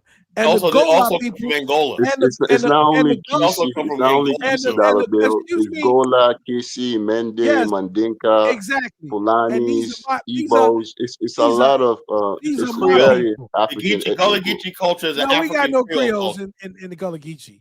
It's an African Creole pidgin culture. Pidgin No, language. we're not no Creole people. Their language is though like they have I would words like- from multiple no. different African languages in their No, we own language. actually Creole means mixed. That's very true. we actually Creole That's very means true. mixed. No, the mix. we're not Creole. Gullahs are not Creole people. Yeah, they are. They're African Creole. He's saying like they're mixed between African groups, tribes. Creole is a Yeah. mixture between black and white. No. That's not true. That's not And true, nothing to do man. with white people. Not true. They Like in Haiti, don't hold on, see islands. hold on. They In had Haiti, African culture, and they built their own African culture in America. The different Africans that brought together. You know listen, you know who comes from the same hometown as my mother does, and they're distinctly African with their features? Michael Jordan. My family. Some people in the local. We're not Creoles. Some people in the low My country, family. yeah. My family's so dark, including my beautiful mom. They're so black, they're blue. Yeah, but what I'm trying to tell you, Dollar Bill, is like that's beautiful. But I'm saying is they're a mixture of a lot of other black cultures. Not a lot in of. the in There, the in there, the from what's it there are called? a few people, Hold, and not a hold. lot Let of. me say. I want to get Principe on And because he waited too long. they're Maroons who went to these little islands in South Africa Right. and were among. Hold on, Kala. Hold on, Kala. Hold on, I gotta move on. I gotta move on because I got Principe. But let me ask Africa a question, right? She says, "Are you saying single mother?" Now, I never said. I'm saying we prefer if this perfect community I want, we prefer married couples, right, and whatnot, and single mothers and whatnot. They will be last on the list to get in. That's what I would say. Kala, that's what I wanted to. Goddess. What's up, sis? Kala, that's what I wanted to address real quick about her comment. Sorry, Kala, there's so many single mothers that have out of control. No, I can't speak on Africa, but we can speak on America. Yes, in America, a lot of these dudes that are out here and women too acting crazy, they do come from single parent households. It's just a fact. It's not. I'm not saying all. Why deal with that problem? Exactly. We know there's a problem in our communities in America. It says not so we're not saying this all. It's just basically saying, something, we got okay, we need space. African guys, black people that want to not lose their mind right now at this point right there, we have a choice. Either we move into white communities, right? Or we say, put our foot down and say, we're going to build black communities, right? But this is what we want, right? You got to create a standard. You got to create standards, That's like, we're going to always be running back to the white you got to create a standard and have a code, man. Because these new generation of black people out here, Colin, man, they're crazy, man. Yeah, they community destroyed. There's no such thing as a bad neighborhood. It's few bad people that go into a neighborhood and destroy it. Principally, go ahead, brother. Yeah, I was trying to get in for like an hour, man. You said some sorry, we apologize, man. We're just back, man. Everybody got a lot to say. We've been off for months and whatnot. So my deepest apologies. What's on your mind, bro?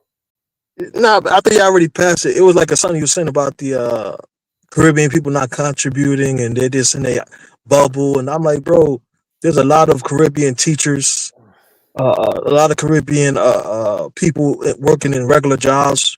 People, sinners, doctors, lawyers. No one's going to doubt that, right? There's no one's going to doubt the fact that the Caribbean brothers and sisters are here. They work in the MTA, New York, the transit department, and whatnot. They work with my cousins in the sanitation, civil service, post office. They're out there doing their own thing. They're getting that New York money. They're getting that New York money. They're getting that guap. Ain't nothing wrong with that. It's not only New York. Hold on, can I say this real quick? Something like, speaking of Caribbean people, like, you guys should really see how they treat Haitians in their country, especially in Bahamas, Antigua. They treat Haitian like dog shit, man. Like, really bad, man. Bro, a lot of Haitians. Hold on. No, Officer. A lot of Haitians just take boats and go to their country. How you just take boats and go to their country? How you take a visa and overstay in their country? No. Ramois sort pour pues. Il fin chaque pour pues. Il parle l'autre pays moun. Tap chaque pays l'autre moun. Right? And he always got some shit about real Haitians. This guy's a fake, bro.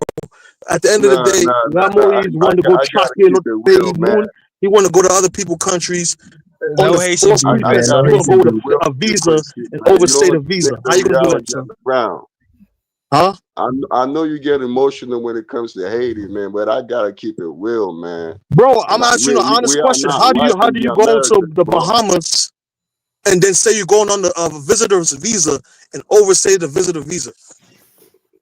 That don't make any sense, because like there are Haitians in Benin Republic and Togo and Ghana. Like, they are welcome. Bahamas is not Benin Republic, bro. Benin Republic gave you an open door to come back. Bahamas don't have that. Let me finish, man. They are welcoming these Haitians visa free. You should really see how these Haitians live in this African country. They are assimilated in that country. They integrate themselves into that society. They even marry these African women and men. Can they do that in the Bahamas? No, like, they treat them like shit, man. I mean, not too long ago, like, hold on, like a few months ago in Turks and Caicos, Like they butcher the butcher a young Haitian kid, a teenager, probably like 18 or 19 years old. Like they butcher him. And you don't talk to him about Caribbean stuff, man. Like that Caribbean unity, CARICOM does not exist, man. They treat Haitian like shit, man. Bro, there's mad. Do you know how much Haitians live throughout the whole Caribbean, bro? In Cuba, in Jamaica, in Guyana, in French Guyana. Man. Huh? They don't treat them well. Listen, I wish you were on Instagram, man, so I can send you some videos out there treating Bro, Haitians. but I'm saying, how do you just take a boat and go to this people's country and expect them to receive you well? Wait, is it Haiti part of CARICOM? Don't they say that if you are part of CARICOM, you can travel visa free in these countries? But there's like a way of traveling. There's time periods of stay. There is an exception for Haiti. If you are Haitians, you cannot come in this country because they overstay the visas, man, like Nigerians. Hold on. Yesterday, I watched a video. A Haitian in Jamaica, they refused to give him like work permit, but they give the Cuban work permit to work in Jamaica. Because he was Haitian, they didn't give him a work permit. What do you got to say about that?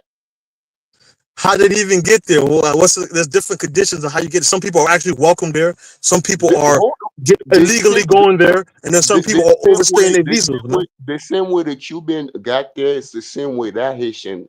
Well, it wasn't only him; it was the multiple Haitians. It's the same way these Haitians got in Jamaica. They gave the Cubans work permit, and they didn't give the Haitians work permit. I don't know about that, but I don't know. I can see. Is it the Dr. Cubans? Because there's Dr. Cubans. I know that you speak Haitian Creole very well, and I really congratulate you for that, because now a lot of American-born Haitians speak Haitian Creole well. You speak it very well, by the way, and I can send you that videos. That the way they were like the way they treat the Haitians in Jamaica, it's pretty sad, man. It's really sad. Yeah, man. but like low key, Haiti gotta fix itself up, and that's one of the main issues. Haitians are more closer with Martinique, Guadeloupe, those kind of people. Itself, man. Man, that country cannot fix itself. I disagree. Broken down, man. It's broke from the diaspora. It's even destroyed, like in Haiti. I disagree, man. Like I said, a lot of it is where you come from, Port-au-Prince. No.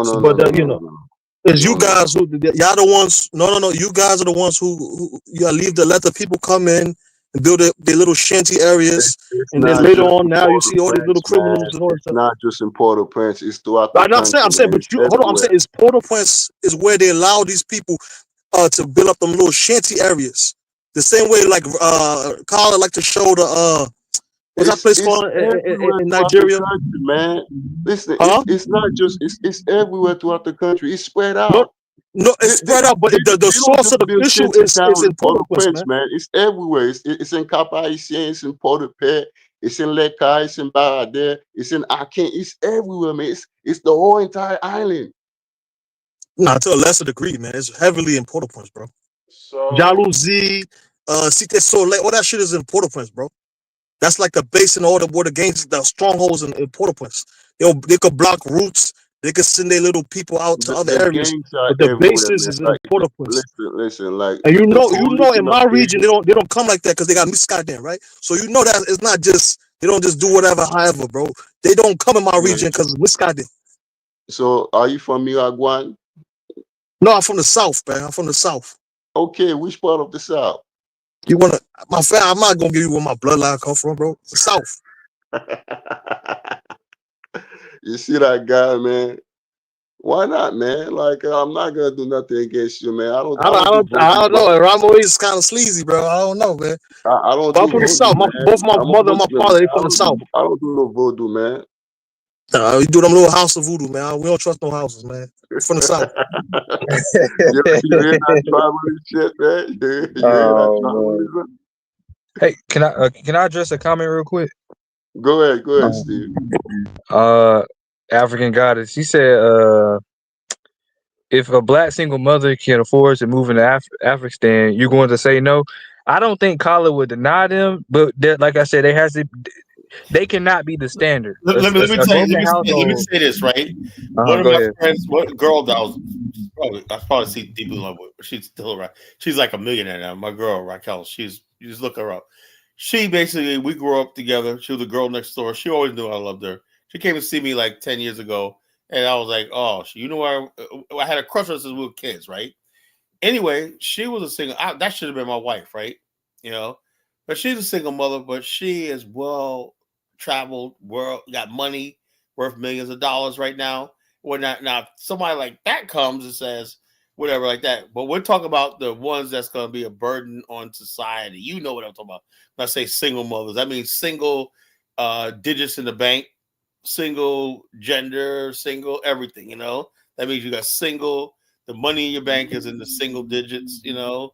And plus, another thing is single motherhood wouldn't be, like I said, it's not ideal, but we don't have like real communities. When you have a real community, even if a woman is a single mother, you know, there's people. Oh yeah, you Like have extended families. You have some exactly. extended She has family, extended family. aunties, uncles, and stuff like Right. that. I've seen people that single mothers and they don't miss a beat. The uncles around, the grandpops around, and whatnot. They're family, you know.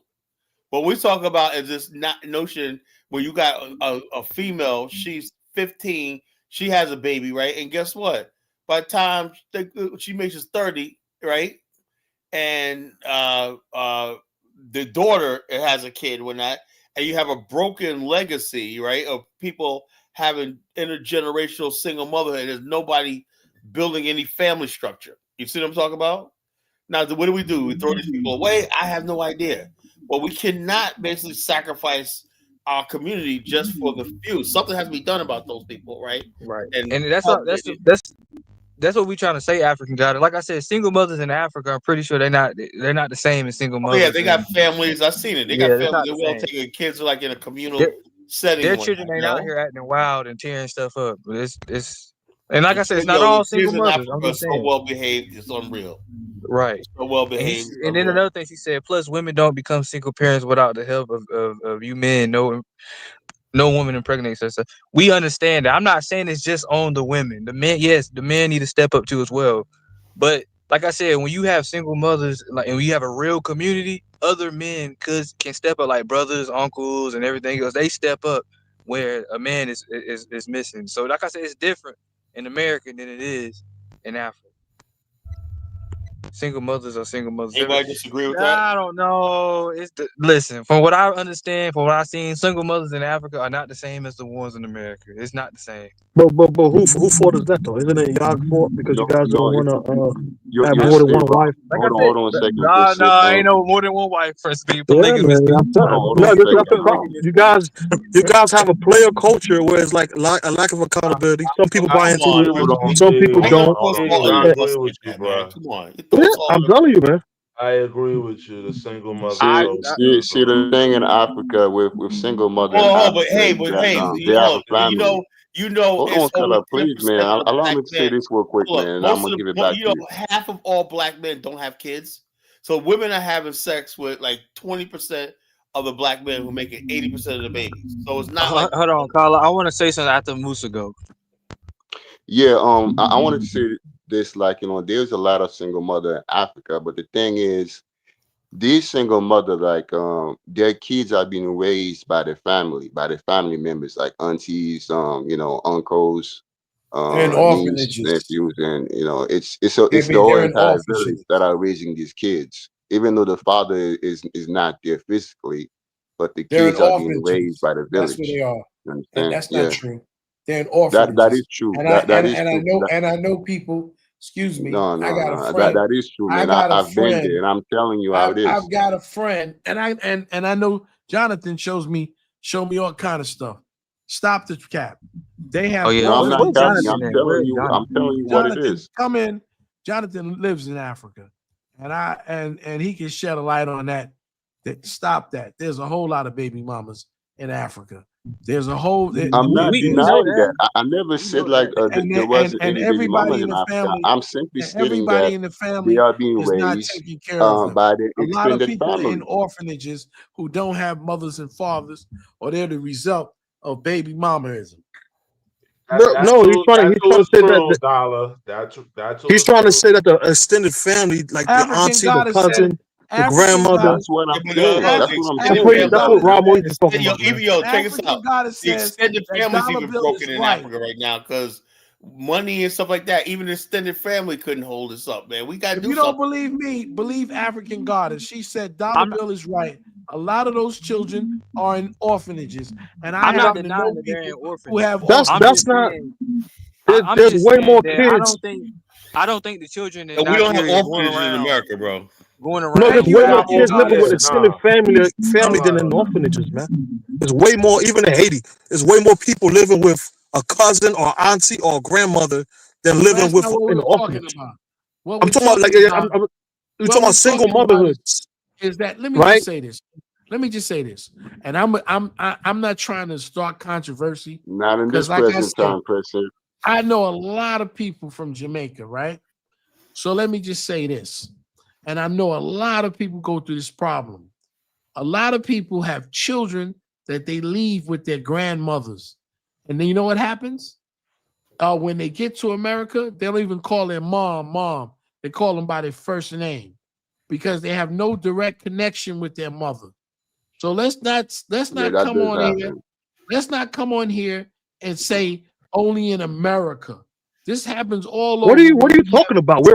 We're literally saying that in other countries, the way they It's alleviate no single better. motherhood is by utilizing the extended You're family not a, to help you're alleviate not the bearing of a single mother, right? you're And not even a, the you're not mindset a, of a single mother, she's not entitled because she knows what she did was fuck up. While in America, the single mother is the boss bitch and she's the this and that. So the no. mentality is different and the The family single dynamic is mother, different. excuse me, the single mother from these countries come to America, leave their kids over there for their grandmother to be burdened, thinking that she can send a few dollars over to her mom to raise her children, okay? And she come here and marry somebody and send for her kids. By the time her kids get up here, they're calling grandma ma, and they have no relationship with her. Let's stop the drama. Damn, Dollar Bill. Okay, No, let's but tell those the children, truth. the I give children you usually Let's have credit tell for some. the that, Dollar truth. Bill. 'Cause Let's that is tell the true. truth I and give you shame credit the for that, devil. Dollar Bill. What's wrong with that? Brother, I'm not saying it. So there's is a that lot better? of Is wrong that with not it. better than an orphanage? Is that not better than a kid running the streets all day and living with Listen, come on, what are you talking about? it's How no better. nobody's saying It's that that But the no doesn't thing better. is, exist. friendship, It's no better. they have no emotional connection with their biological Exactly. The mom. the And a parent lot of just these literally kids, left them. But I'm saying the listen, grandparents helped raise that listen, kid. That kid didn't grow up in the and streets. and The and kid grew up listen, in the hands of the grandmother. listen. They grow up in the street because grandma, just like these grandmas in America, can't run behind no kid, and they're out in the streets in Jamaica with badman, learning how to be gunman, and they join the The gang Caribbean, and them. but So isn't stop the the drama. Caribbean different though? Cause listen. Like I No, said, it's no all I'm different. saying is It's no. no I'm different. talking about no. I'm talking about the Western world in Africa, right? The only place I know in Africa and I'm talking about as far as young children being out in the streets gunning each other down. The only place I know in Africa that's like that is South Africa, where they have a large Oh no, population of well, single mothers too, Well, you and talking they about the have Caribbean? In the Caribbean, they got that in Trinidad and Jamaica and Haiti. it That's in Trinidad slums. and You Jamaica. talking about exactly. in That's my point I'm slums? trying to Okay, make. When listen. I'm talking about the difference between When you single don't, mothers in Africa and America there's is nothing better. There's nothing better I don't know. than a man and a woman raising their child together. There's no one say, "Oh, it's good," and this one's good and the other one's better. Let's stop the cap. Let's stop the BS. No. But Dollar Bill, how do you alleviate or fix single motherhood? That's what he's talking about. How do you correct that I'm issue in order to We the know I'm you're kids gonna getting have that some polygamy structure? fee. what I'm gonna say is not gonna be popular. I think the way There's you no do it is solution for polygamy. I See, think the way I you agree do it with is you there. I agree polygamy. with you there. it. Okay, Go ahead, okay, keep okay, going, brother. Keep going, Dollar brother. Bill. I'm just Black gonna be American honest women are with not you. going for that. Y'all know that. I agree with that. Listen, Let me, Dollar Bill, hold on. I'm glad Dollar Bill it's said that. I want polygamy. to ask a question, Dollar Bill. I had a Sure. debate with somebody on the Afrosphere, right, about polygamy, right? Yeah. Now, polygamy comes from like ancient times up to feudal times, right? Where men can have more than one wife. They're basically a possession. That means you buy it, you pay a dowry, she's yours. You got the first wife, second wife. there was no such thing as divorce court, alimony, child support, and stuff like that. In the world, would you basically get rid of all the divorce laws, the estate laws, benefit women? No, I wouldn't do that. But what I'm saying to you is, what about one woman? You got like 5 wives, and one of them says, "I want a divorce." Women, what do you do? You divorce her. A lot of these well, she's women gonna take half your shit. A lot of these women are already living, okay, in polygamous Sign a relationships. And exactly. And so a lot of these I don't know if polygamy will solve it, but I know that it can be oppressive to women, but maybe they have to redesign how they do polygamy. Right? Maybe we have to not do it the old-fashioned way and come up with a new way, because you're always going to have more women than men, unless you okay with the women being on each other. You know what could solve it, Dollar Bill? Is women basically every woman basically got this thing, right? They're waiting for 666, right? A 6-foot brother, 6'6" brother, right? With 6-inch dreads, a 6-pack abs. They got 6 figures in the bank. Listen, people can wait for Jesus, but that don't mean he's coming. Look, they can take them, her, and her 6 kids to Six Flags, every weekend. Listen, now because they don't get all those 6s, right? Yeah. They basically sit around bitter, try to steal somebody else's man, whatnot. There's good brothers out there. Clarence that works at the post office, got that good job, retirement, whatnot. They don't want to hear nothing about Clarence at the post office. Can I say something about this? Yeah. I knew an older brother who married a woman with 6 kids, but he was an older man. He had 2 kids of his own, and he married. He was older than she was. He had a pension from the service, a pension from the hospital, and he married this woman with 6 kids. And when I asked him about it, he said it was the best thing he ever did. When he died, I went to his funeral. Yeah, you told me about this. And the children all loved him, and they said how this man changed their life because he came in and was the father that they never had. They had a biological father. See, we don't get enough. Hey, hold on, check this out. Now, would you go on a Citian show and tell that story? I go anywhere and tell the truth. Wow. I would go anywhere and tell the truth because the truth is the truth. You and City had because I'm not saying it's for everybody, but what I'm saying is you had a brother who was a little older, right, than the sister was. He brought stability into that household by being the father that these children needed.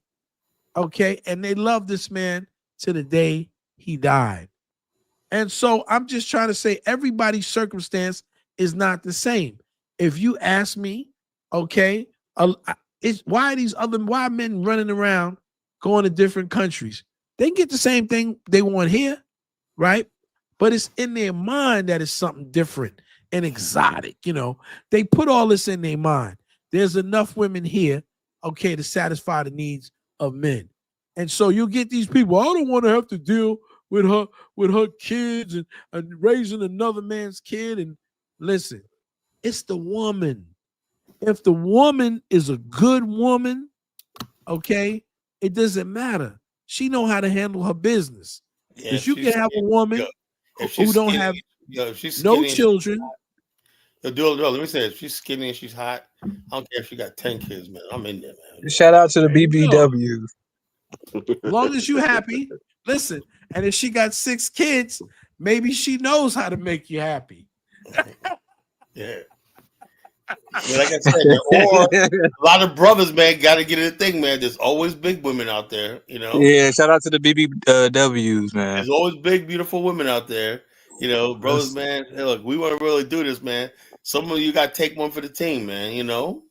Ross Listen, Mr. Goddess. I love my BBW, man. I know you. I love my Black American women. That's why I got like 3 baby mamas. So I love them. Whatever floats your boat, If she's happy with you, if that's what she wants, and you're the man. I love saying that, man. You ever see 4 kids, 3 baby they're like mamas.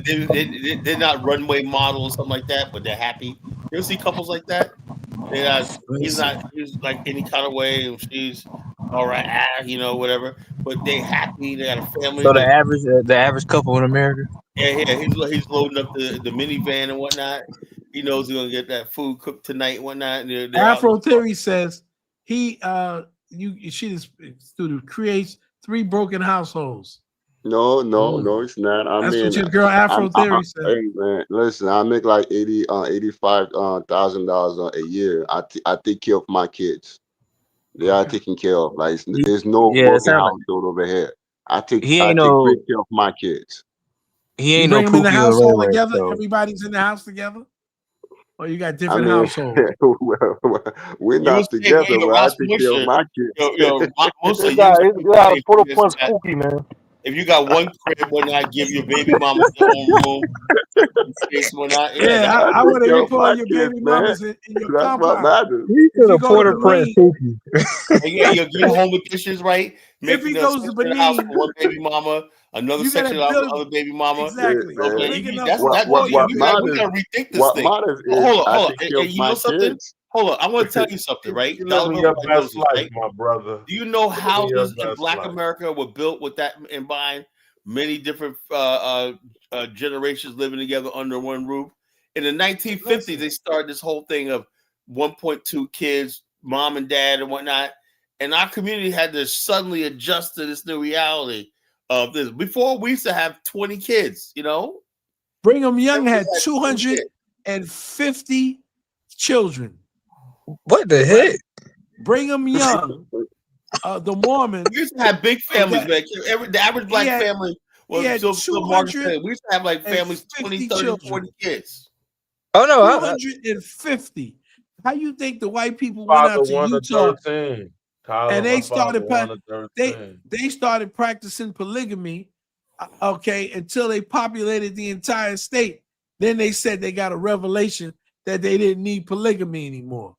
But Brigham Young, if you don't believe me, the founder of Brigham Young University, the great grandfather of Steve Young, who played professional football, he had for the 49ers?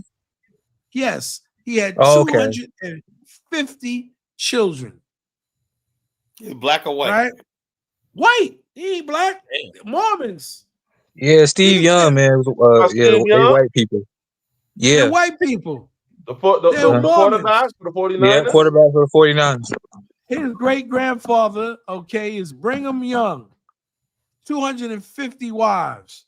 They were polygamists. They went to that, when they went out to Utah, there was nothing out there. They snatched themselves up a couple of women and got busy. That's what they did. So we can say that polygamy doesn't work. Maybe it hasn't worked in Africa, but it sure did work in America for white folks. Damn. And all of those polygamists were rich people. Afro Theory is not trying to hear all that, man. Yeah, I agree with Afro Theory. I agree with Afro Theory, and I want her to call in. Wait, I want her to call in. No, she's not going to call in. But the truth, she can say we're hypersexual. What I'm saying, I'm not endorsing it. I'm just saying this is a historical fact. Dollar Bill, you should definitely endorse it, man. Listen. Okay, she's a woman. I don't agree with polygamy. Right? Dollar Bill, a lot of white people are in polygamous relationship, man. Absolutely. Especially the Mormons. Hugh Hefner was in one. Well, he's a rich man. The thing is about white people, when they're in polygamous relationships, they got the money to back it up. When you got money, everything. You know why they have money? Because they were able to go out. I got the money to back it up too. I'm talking about real money, not $85,000 a year. They make $80 million a year, bro. But I'm just saying to you, I take care of my kids. But what I'm saying though, Kala, when they went out there, they were dirt poor. Yeah, look it up. Put the thing on Brigham Young. I know about the Mormons. The Mormons went out there and practiced polygamy. You're going to say that I'm hypersexual. It's the fact. This is what they did until they decided, that they had enough. Oh, boy. Here we come. Yo, here we come. Afro Theory's here. Ooh. Hi. Y'all gonna get it. Ooh. What's going on, sis? How's it going? What's on, man? I'm good. Yeah, I was saying that it's pure perversion now. I mean, polygamy was a thing in ancient times for religious reasons, but nowadays you can't trust that men want to be polygamous for the benefit of building a family when they don't even do that with one family that they have. So to me, it's just perversion. You're hypersexual.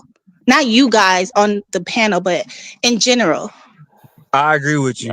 Most of them I just want respect to that sleep with too. multiple But women. That's all. Yeah, that's it. It's just an excuse. So may I ask you a question then? Sure. So what's your opinion on the player culture where men are going out there with no commitment and having random kids and continue running the clubs and walking up to random women, still talking as if they're single, and they have multiple children? Do you think that culture is better than polygamy, where you commit to at least 2 or 3 women and that's it? No, I think it's the same. I think it's perverted too. And I'll go as far as saying the same with women when women are promiscuous, because polygamy is about marriage. That brings it marriage causes it to be a little bit different Yeah, it's as about far as commitment, though. the It's a commitment. commitment level, but it's still this it's to me it's still the same thing. Yeah, but wouldn't that be a upgrade from the single mother issues and the lack of commitment issues that basically withholds this community from advancing forward full force? A slight upgrade, slight.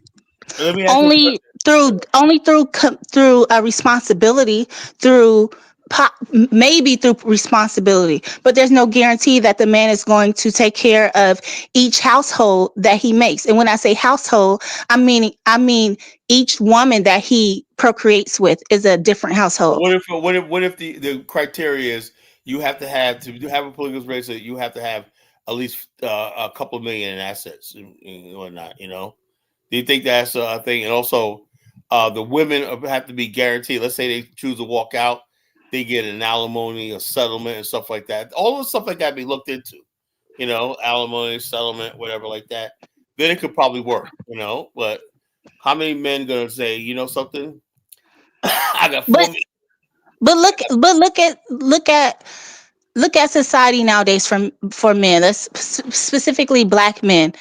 Black men don't make that much money on a large scale in order to even provide for their families. They're struggling to provide for one household, for one child, for 2 children. You know, I'm sure if that was the case, then it will people who wanted to, indulge in that lifestyle, then that'll work.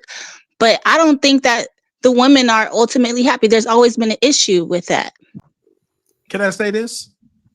Of course. How you doing today, sis? I'm All I good, want to thank you. say is that I'm glad you're fine. I'm sorry. Brigham Young had 56 wives. Now, I'm sure it wasn't about sex. With 56 wives? Come on now. Wait, hold on. What do you 56 mean? Are wives. you sure it couldn't be about sex with 56 wives when 56? it sure wasn't about getting to know them? What I think it was about them having a place of their own, that they wanted to procreate enough where they could populate an area and they could take control over it. And think about this also. There are people who are involved in these relationships, and the women work. They're not at home barefoot and pregnant. You have women that work. You have women are, I don't have to tell you, women are sometimes a strange situation. There's women to this day who might just want to have a man sexually, not very frequently. And so, and people want to get into that type of relationship, and they're able, to manage the children, to manage their finances. Would you be against that? No, I'm not against anything that whatever someone else wants to do with their life, that is fine by me. I'm not going to participate in that, and I wouldn't be with a man who requested that. I would leave because I I'm not understand for that. it. You But run what I'm the saying, risk That's of your right. That's your HIV, right. STDs, no, I and think then you it's run the also. risk. I'm sorry. Go Mhm. ahead. Go ahead, And I sis. just feel like for me, I would want something more. I feel like each person is a world within themselves, and it may take a lifetime to more than lifetime to even get to know one person.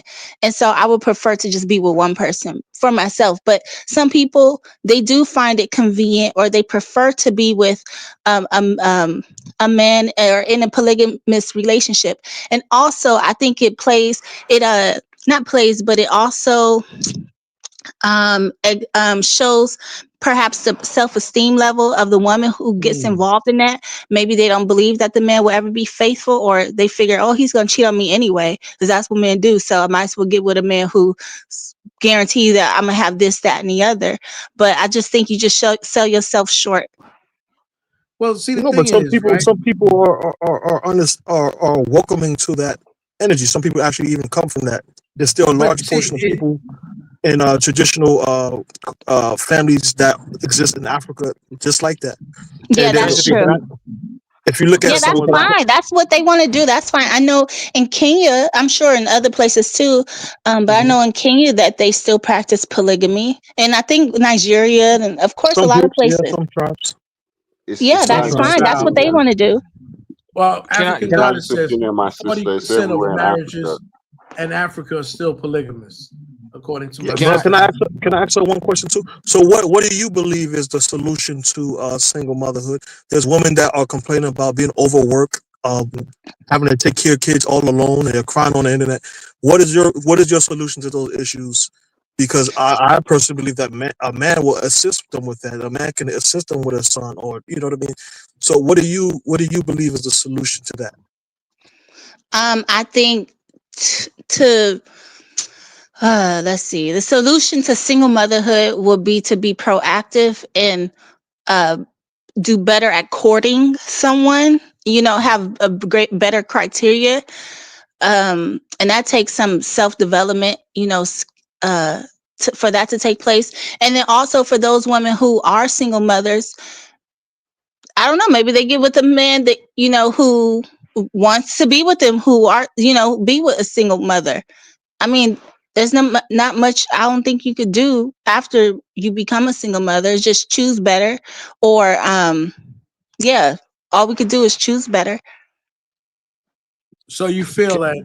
See, I think that's easy to say when you're a young woman who's young and attractive, and have many different options. I don't think that people who have maybe 5 or 6 children actually have as many options as you do. I don't think it's a point of their self-esteem. It has a lot to do with options. And so when people don't have certain options, are they supposed to just say, I'm going to be without a man? I don't think that happens. I think that people unrealistically say to themselves, oh yeah, I have one man, he's only mine. But the truth is, they could be sharing a man with 3 or 4 different women. But yeah, that's true. But people gonna get with whoever they decide to get with in whatever type of relationship it is. So if it's if it's a single mother who prefers to just get with a man who's in a and be in a polygamous relationship, then she's gonna do that. But there's men out there who be willing and will still love the woman because although she has a lot of kids, who knows, maybe he have a lot of kids too, but there are men who are like that. Or the woman may just decide not to be with the man. It just depends on the person. Let me play this video, Dollar Bill. This is on your guy. I never heard him before. Brigham Young. Why they all in the same bed? That's amazing. That's crazy. Hi everyone, Ken here. Today we are exploring the palatial estate of Brigham Young. Make sure to hit the subscribe button so you never miss an exciting episode of this house. Fair use. Brigham Young, the second president of the Church of Jesus Christ of Latter-day Saints, emerged as a Moses-like figure, leading his followers across the vast wilderness to the Salt Lake Valley. This exodus was not merely a journey across physical landscapes, but a flight from persecution and violence. The Mormons, as they were commonly known, had faced intense hostility in the East. From Missouri to Illinois, they were met with suspicion and aggression, culminating in the martyrdom of Joseph Smith, their prophet and founder. Young's ascension to leadership marked a turning point as he sought a sanctuary where his people could practice their faith without fear. Young emerged as the voice of stability and direction, leading the Mormon pioneers westward in an exodus from Nauvoo, Illinois to the Salt Lake Valley. This journey, fraught with peril and imbued with a sense of divine mission, would cement Young's place as a Moses-like figure in Mormon history. His leadership during this period was not just spiritual, but logistical, demonstrating an uncanny ability to organize and motivate a dispersed people towards a common goal. Upon arriving in the Salt Lake Valley in 1847, Young wasted no time in laying the foundations of what he envisioned as a new Zion, establishing Salt Lake City. He was soon appointed as governor of the Utah Territory and oversaw the establishment of settlements throughout the region, promoting self-sufficiency and communal living. Under his direction, the Mormons built roads, bridges, and irrigation projects as he played a crucial role in the early development of the Transcontinental Railroad. Yet his tenure was also marked by authoritarian rule and conflict with the U.S. government, culminating in the Utah War. The Utah War, a confrontation between the Mormon settlers and the United States government, was a pivotal chapter in this struggle. The federal government, wary of the growing power of the Mormons in the practice of polygamy, sent troops to Utah in an attempt to impose federal authority. Young, ever the defiant leader, prepared his people for resistance, declaring martial law and demonstrating that the Saints would not be subdued easily. This conflict, though resolved without significant bloodshed, underscored the precarious position of the Mormons in the American melting pot, caught between their fervent belief in divine guidance and the realities of federal opposition. Young's personal life was as complex and controversial as his public one. A staunch polygamist, he had at least 56 wives and fathered 57 children, a practice that drew scorn and fascination in equal measure. His teaching on race and the priesthood, particularly his prohibition against black men becoming priests, would cast a long shadow over the LDS Church, sparking debates and divisions that lasted well into the 20th century. The trek to found a Mormon state was fraught with hardship, yet it was imbued with a sense of divine mission. Young's vision for his community was not just survival, but the creation of a Zion in the wilderness, a utopia where the saints could flourish. This vision extended to the construction of the Gardo House, a project that began under Young, but was inspired by an earlier concept from Joseph Smith, the Mansion House in Nauvoo, Illinois. Smith's Mansion House was intended as a welcoming home for visitors, a place of gathering that reflected the community's hospitality and openness. Young's Gardo House, with its grandeur and elegance, was to be the embodiment of this vision in the heart of Salt Lake City, a testament to the Saints' triumph over adversity. However, the construction of such a mansion in a land still raw from the pioneers' toils did not come without its critics. The Gardo House became a symbol of the complex dynamics within the Mormon community, reflecting both its aspirations and its internal tensions. It was a palace amid the desert, a physical manifestation of Young's authority and the church's hierarchical structure. Yet it also stood as a point of contention, a reminder of the sacrifices many had made and the ongoing struggle for acceptance and survival in a state at odds with the nation. Just as the house was nearing completion, Young passed away in 1887, never having the opportunity to enjoy the palatial estate. Entering the Gardo House, you would pass through a set of double doors encased by intricate millwork. Directly in front of us, the grand staircase, carved from black walnut, sweeps along a rounded wall. We will see more of this incredible work of art when we continue upstairs, but for now, let's return to the first floor and begin exploring. To begin, we will enter the drawing room, where the bay window is framed by fluted pilasters and complemented by extensive hand stenciling on the ceiling. This lavishly decorated and abundantly ornamented home continues past marble fireplaces through concentric. All right, you got enough of that. But you get the idea. 56. Hey, can I say something real quick? Yeah. I watched a video. It was just Senegal. A guy was asking women about polygamous relationships. Most of them don't want to be in polygamous relationships. They don't want to be in them. Some of them just choose it because about countries because like Senegal, that's just shared poverty, you know. But if you say polygamous relationship by a rich billionaire and whatnot, you'll have your own money, bank account, also, you know. I mean, most men in Africa that's probably in polygamous relationships are not just broke dudes. They ain't got no money. I'm pretty sure it's not like that. Of money? Listen, Steve, they're not broke dudes because, like, the president of Senegal, like, he has 2 wives. He's not a broke dude.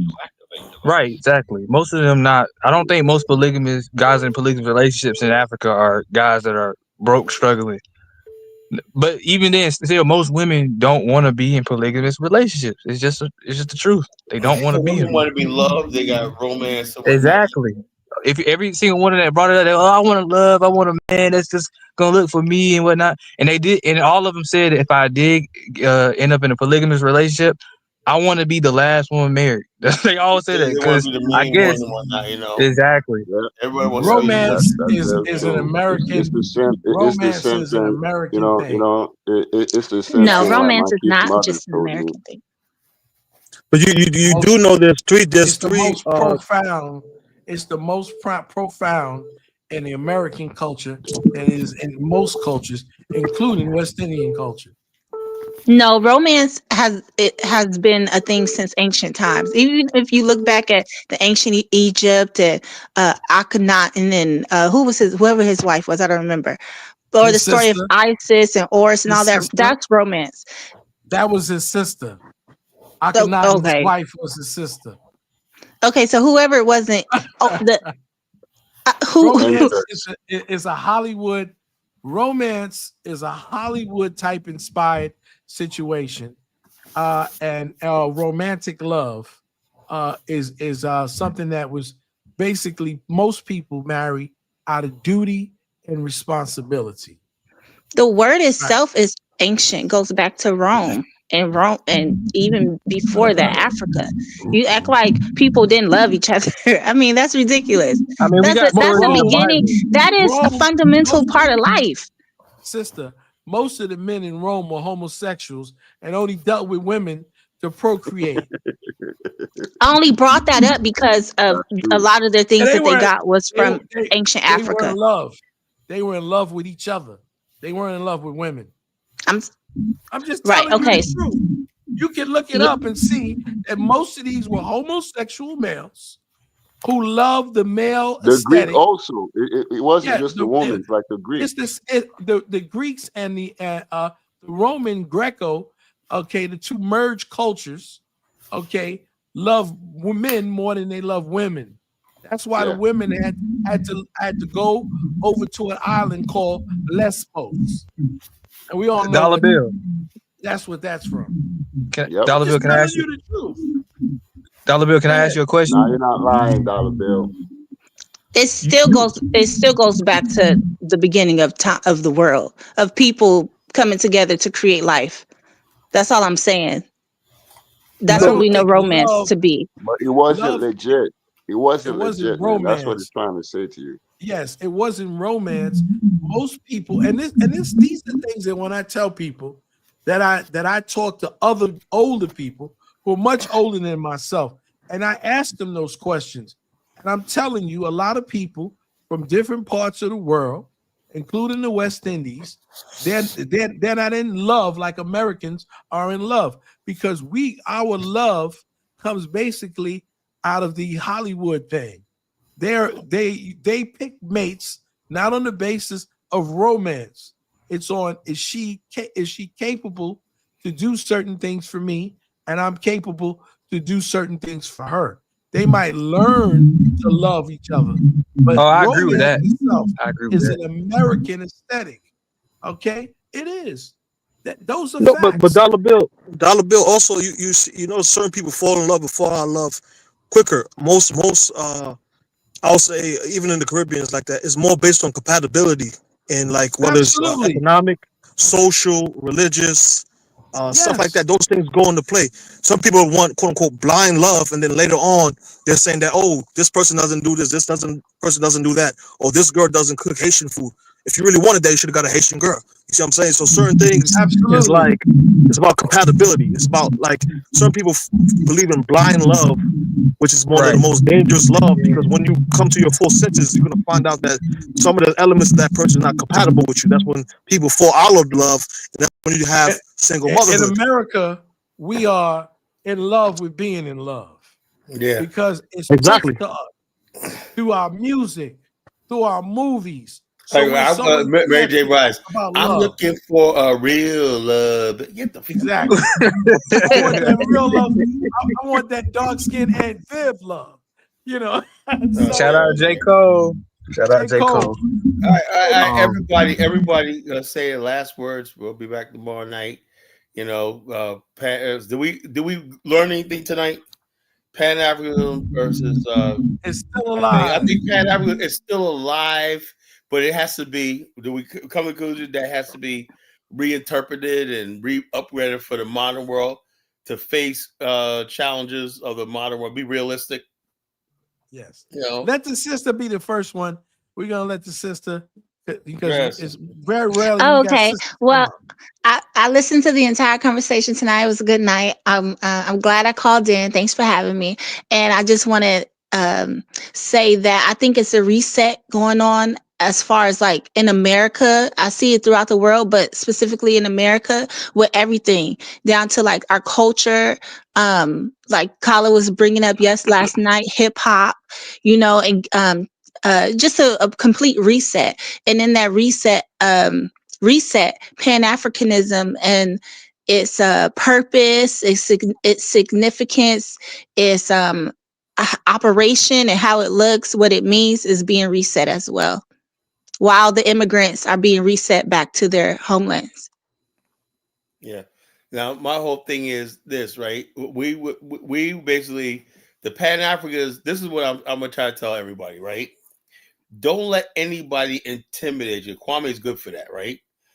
You know what? Such and such Tony Barker. Shout out to Kwame, man. Don't do I love Kwame like that. Kwame, but I'm saying like this. Man, He's good for that. respect Always, my cousin he's always brother, man. pulling out That's somebody. my Jamaican He little always pulling brother, out man. somebody from the past to be like, oh, but such and such said it. Look, I'm like this. I'm only going by what I see now, what's in front of me. You know, if somebody didn't do something because maybe I had a revelation, and I'm saying this right there. A lot of times, younger people in the Pan African movement, right? They have ideas, you know, and older people sit back and go, don't you know? I was on 125th Street. Where were you at? You know, I came up under the tutelage of Dr. Such and such, blah, blah, blah. Don't do that, you know? The bottom line is that everybody has a vision, right? We all got common sense, right? And I learned a lot on TikTok watching these young people in their 20s. You know, young people in their 20s basically telling me things about history I never knew. And I'm like, wow, I thought I was well read. Yeah, young people out here, don't underestimate them. They got a lot to offer, you know? History like what? History like what, man? Can you details on what they Well, told you? I know I had no idea about a lot of things about Black American history, right? There's a lot of I can't go in detail, but I posted one time. Like we indigenous to America. No, Talking about that type of not that. Basically, stuff like what Which happened. one is it, Kala? Oh, when they like when people go into the thing of whole towns being redlined and wiped out and stuff like that. I'm like, damn, I didn't know that. You know, oh, that's the way why that is. You know, and dipping in Black inventors and stuff like Yeah, that. you know something, Hold Kala. on. Speaking of that, I found man. out from a young person, right? Do you Yeah. know AC units, right? Central heating and central AC was created by Black people. Oh, You of know, course, that. It was a black man. That's great, Kala. I But you didn't know guys that. can reclaim that. I learned that You from guys just can basically, reclaim like everything you have lost. It was Why a you guys black not doing it? woman. It was a black woman who actually came up with the furnace to heat a home, not a black man, a black woman. But the AC For AC, unit was a Black man. AC unit was a AC black was a man. black man, but the heating and actually heating a house was done by a black woman. And also a Black man created because he created some necessity as a mother invention. Frozen truck, a truck that could have a refrigeration on a truck. Yeah. That was a Black man. He did that, you know? Yes, absolutely. You know what I'm saying? So all these things are important to know. Well, you see, there's a lot of people who don't know. And so we can't, if we have African Americans who don't know those things, then, how am I going to be angry with a person from the continent who doesn't know? If I was coming from the continent, I would think most people are gangbangers. Donovan, I want to ask you a question, right? Donovan, we didn't never discuss Charlie Kirk, right? A friend of ours, right? That passed away. Rest in peace in him. Basically said stuff like him and that other clown Hermes. I just think these are the white guys basically just fucking, I don't know, mutants or whatever like that. You know, I love them. Anyway, what I'm trying to say is this: he would say stuff like, "Black people never invented nothing," and what what's sad about what Charles Kirk said all the stuff about Black people. He said stuff like Black people better off during segregation, right? And I broke it down. Anybody listen to the show last night before last? I said, I have a friend of mine who's from the islands, Virgin Islands, my boy John. He's actually my brother's best friend, right? They travel everywhere. Cancun together. They go all over Bahamas. Him and their wives, they always go on vacation together and everything like that, right? John's a retired Navy chief, right? he basically, when you're Navy chief, you can become a contractor with the Navy. He buys stuff for the Navy. He makes almost $300,000 a year. Now, let me ask a question. Those who say that we didn't need the civil rights movement and we were better off before integration and all stuff like that, do you think he could have got that in that before a Navy chief in the Navy, and two, retire with a contracting business like that? No, absolutely not. I told so people that last year. You know what sad is when I see Africans, right? You got Africans crying over Charlie Kirk's death. And the Africans saying black people only that because he was only trying to help you and tell you the truth. Yeah, but Kala, a lot of Nigerians were crying about Charlie Kirk, especially and that Southern does a lot, right? We come and Southern say Nigerian. Well, like that. When black people see that, let me make like, let me make it perfectly clear for you. What Southern Nigerian were crying about Charlie Kirk. Y'all gotta understand though that a lot of Africans are very conservative. So when they see, conservative people in America, they tend to agree with. But they look past. We don't care. We're conservative, but they look past the white supremacy. Shit, I'm a conservative, man. I didn't agree to a lot of shit. But that's different. We came up in America, right? We understand. We understand that there's conservatism. A lot of they have a Africans say different. that when we talk about we're practically victimhood, and well, let me just say this to you, like Charlie Kirk. My friend that I was telling you about, the lady that invited me to go to Ghana. Ask her what you think about Charlie Kirk. No, I wouldn't do that. She would, because she's not. Let me put it to you this way: you wouldn't like the answer. She mess up my trip. I probably wouldn't get invited. During the Olympics, she got up and she was like, "That's why I love America. All different people from different places in the world, all together." And so, some of my African brothers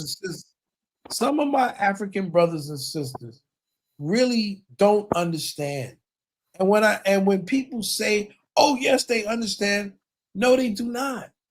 And I'm not saying everyone doesn't understand, but there's a lot of my brothers and sisters who really don't understand, because some of them, just like Charlie Kirk, they're Christians.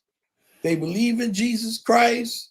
They think all of the I things. don't think Charlie Kirk was a Christian. I think he was just a racist. Yeah, he was part of some Christian organization. He was he's part of that Christian right movement. They're not real Christians, so those Christian fundamentalists.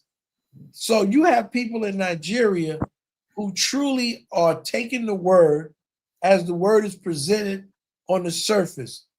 And it's not that they're bad people. They truly believe that this is the way, their truth and their salvation. Exactly. They don't understand the intricacies behind slavery and how Christianity justified slavery. And if they understood it from that perspective, they would think differently. But you have to remember, they're living in a country or countries where the bad things that happen to them are not with white people's faces. The bad things that happen to them are done by other people that look just like them. Right? The evil that they see is not a white man doing the evil.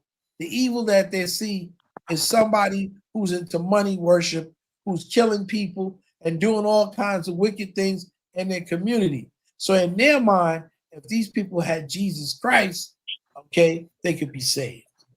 So you have to understand it from their perspective. Then, like African Goddess said, Dollar Bill hit it on the head. A lot of Africans born in Africa do not understand the real nature of white racism. They have no idea. Okay, they really don't. And so when I'm talking to this lady, Dollar Bill, they don't know the extent they'll go to show that racism. Listen, they have no idea. So this woman, to me, like, she's such a pure and heart woman, right? A wholesome lady who's married, who raised her children. She's a Christian, and she really believes in these values. She would never understand how I feel about the other people. she couldn't even think of that way. That's right. Because in her mind, we're Christians. And the Christian bring way. it up to them. I just like, Yeah. I'm not going to ruin. Look, if they come to America, them. Dollar Bill, they come to America to get along. Okay, I get that, right? But we got this internal hell that we got to deal with every day. We're constantly reminded of, I don't think that's how is it okay, so is it African naive? Because when I see online when they're talking about mocking people from the Caribbean and black people from the US about slavery, that doesn't seem like they don't understand. I just think hold on, let me say this. Let me address that, right? And unfortunately, right, we're dealing with a culture in Africa that for the last 500 years devalued human life, right? Mm-hmm. So we live in a culture, we learn how to be sensitive and caring, love and whatnot, do the right thing, also like that. That's not existing. I can ask Mike Olawale. I said, Mike, what do you love? What are you into, right? Everything. I said, what is a Nigerian? What's on his mind? You know what he kept saying, Dollar Bill? Money. Make money. Money. Anyway, I said, well, what do you stand for? What's your purpose? What do you Kala, think? Last comment. What's in their heart? It's like they're not even human, So that's what we're dealing with a lot of times. I don't know how to say his name. What he said? This last comment. The guy said, we don't care about slavery or white race. So they don't care. It doesn't. We don't care until you get deported. Yeah, then they care. I asked Mike Olawale, what does that do for you when I was playing a video of the Congolese kids picking cocaine up, 4-year-old. I remember that. They're gonna find out when they citizenship got revoked. How do you feel about that? He goes, I don't know those people. They're not me. But don't you see, not only are you a fellow African, but don't you see a human being being abused? That'll do nothing because for you. Because we have been trained. You see, this is why I tell the FBA the same thing. We have been trained to be desensitized when something happens to one of us.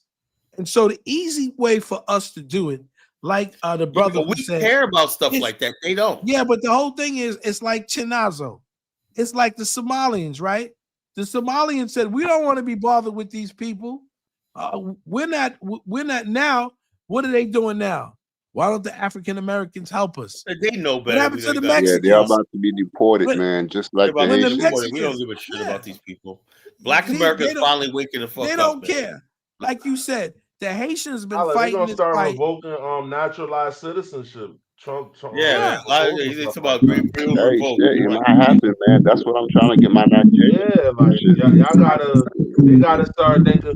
They talking about. I even heard from some people. They talking about even going backtracking other people who immigrated. And they're looking at people's social media posts. Yeah, they look at all that shit. They're gonna look at social people. What you supposed to be. You got all your social media accounts, but not. Solomon said that Kala, you understand that not all Africans live with white colonists nor had that experience. As a South African, Kirk didn't have to say anything for me to know he's racist. Solomon, we know most, South Africa. South Africans understand. Well, they know this side. South Africa. I ain't even talking about South Africa. I'm talking about the rest of West Africa. Not even Southern Africa, right? Southern Africa, Zambians, they're more radical than Black America. Zambians, Botswanans, and Zimbabweans. I doubt that. But I doubt that. They are.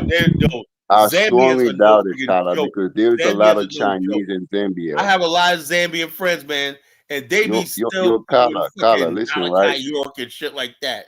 Zambians are no Zambia joke. Zambia is man. like a Chinese colony in Africa. No, yeah, they hate it too. They hate it Zambia. too. And the bottom line, they got a resistance there. They basically, why do you think they tune into Black nationalist stuff in America? They're one of the biggest consumers of meat. I got a huge following in Zambia.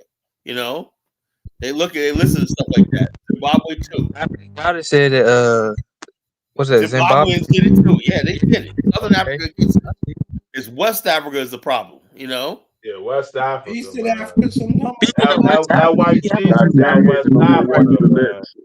We have a West Africa. That white Jesus got West Africa, man. Yeah, what's that? You know what it is? Now, the one Liberia. part of West there, Africa man. that might Mainly be. Liberia. Hold up. Bro, The I one part of remember West one time I Africa, let went me in say the this. church. The one Oh part of my West Africa God. that might get it is the Sahel region, because that was the most brutal occupation of the colonials, right? People think of, when they think of brutality in Africa, right? They think of the Mamau, they think of the Zulus and all like that. No, the most brutal put down of Africans was the Sahel region. It still affects that region to this day. The Sahel region Niger was the most Republic, brutal Burkina place Faso, in Mali. African history. Yeah, it was very Occupation brutal of and repressive. Shout out to the AES. Kala, let Kidola speak. I want to hear what he got. Kidola Yo, Uncle Ola, what's going on, brother? What's good? Yeah, Kala.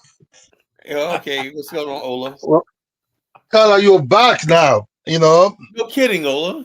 Yeah, I'm back, man. I've been listening to you on Afro Dumbass Show, taking your shots at Black America. Oh yeah. You know, it's a battle. It's a battle, Kala. There's a war going on that you people have created in the internet. Every time I look, You I know? go, here's Ola. I got on there one day and chewed you out one night. I go, I'm gonna call in and respond to Ola when that. Oh, you were just going off, man. You were just taking your time. There's a war in the street. Kala, let me just say this so that you understand, because you're seeing things in the American perspective, right? You know, look, a typical. I also tell you about the French also speaking side also, so you understand where this African that you see, we kind of like divided between the English and the Francophone. You understand me? You see, in the typical eye of a Nigerian guy, right?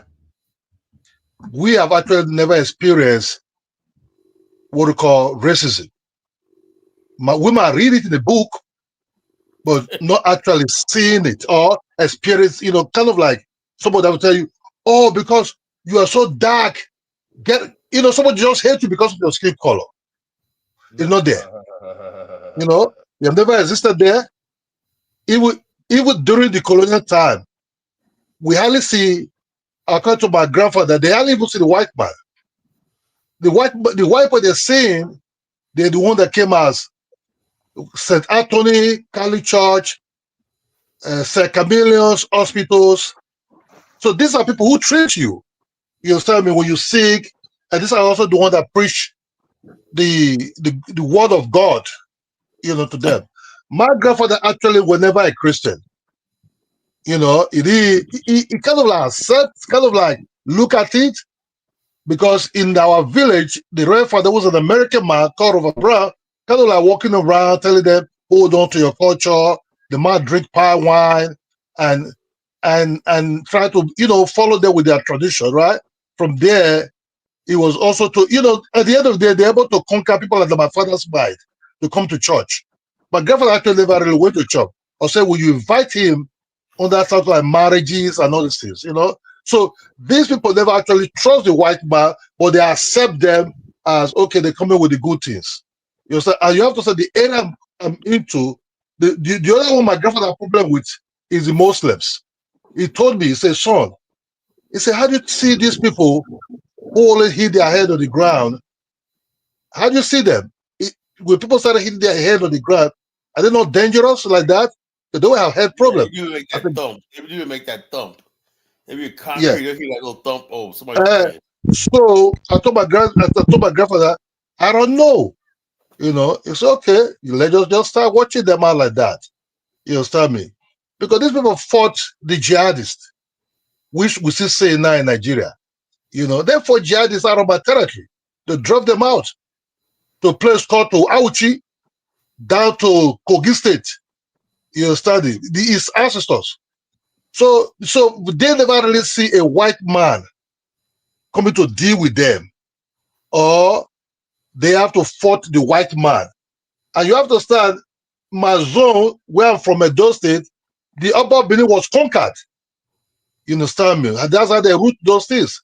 I believe at that time already, they said I was fighting intertribal wars between fighting the Oyo, they're going to fight the Ashanti.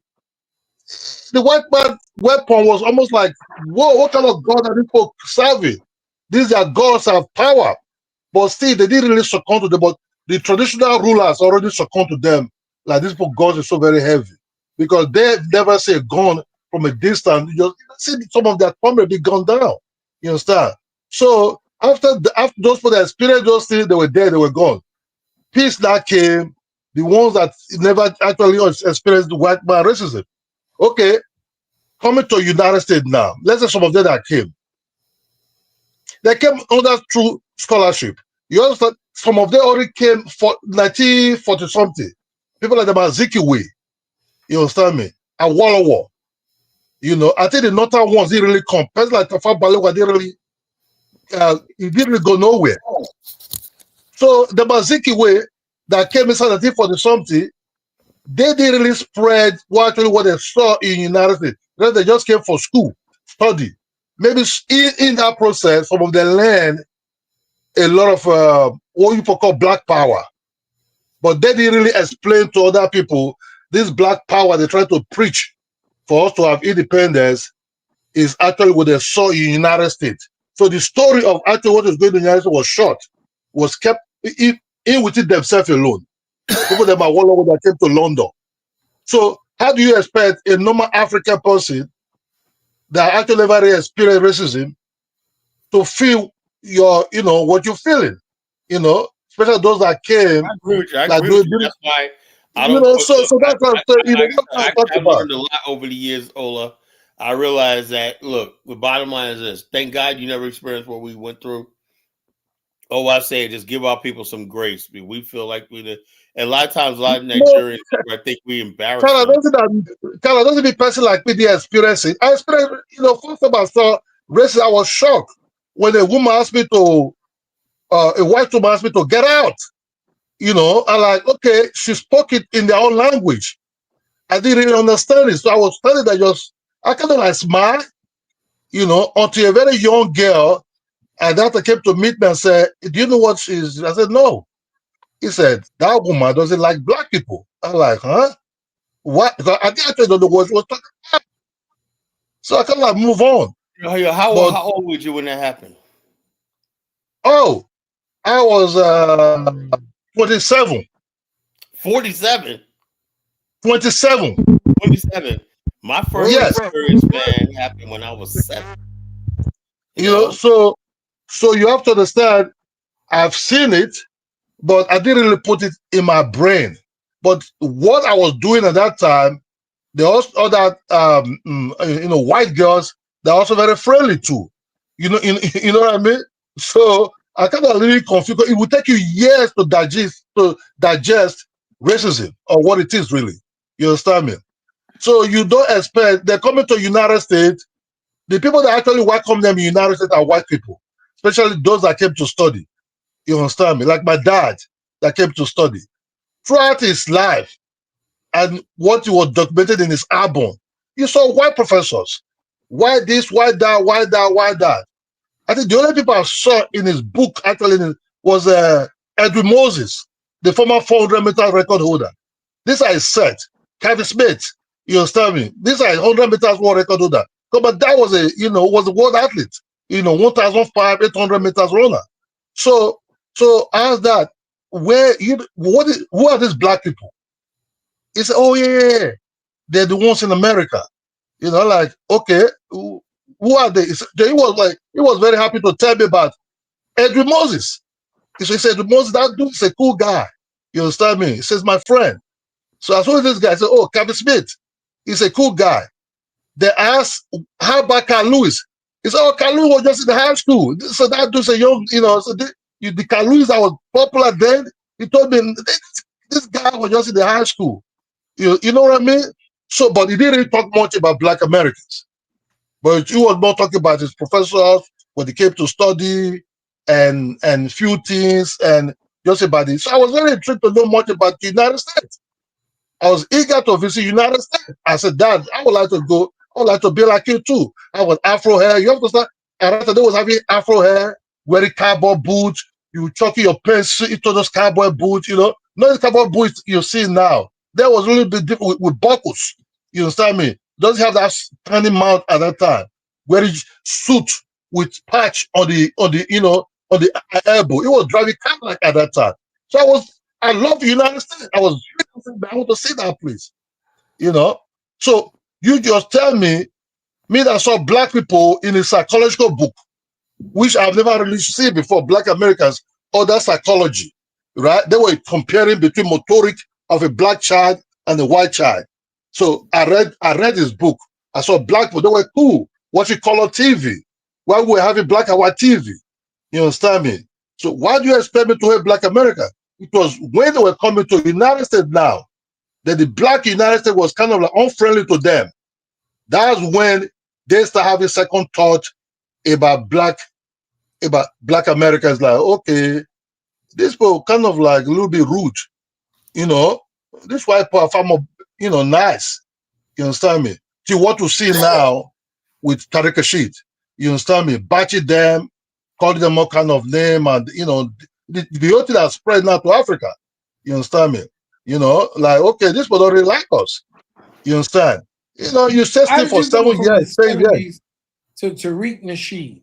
How did you go from the age of enlightenment, you passed the 80s with black people wearing medallions? Because YouTube, if you come to Africa, they all have what called mobile phone in their pocket. That's called walkie TV. These guys are all connected to TikTok, connected to YouTube. Now they can hold this in their hand. You have to way back. Hardly an African person have what called TV. The TV, some of them they have is black and white. We didn't know much about apartheid till 1990. You understand? Even South Africa there, till 1990, that we saw the really shooting live on TV.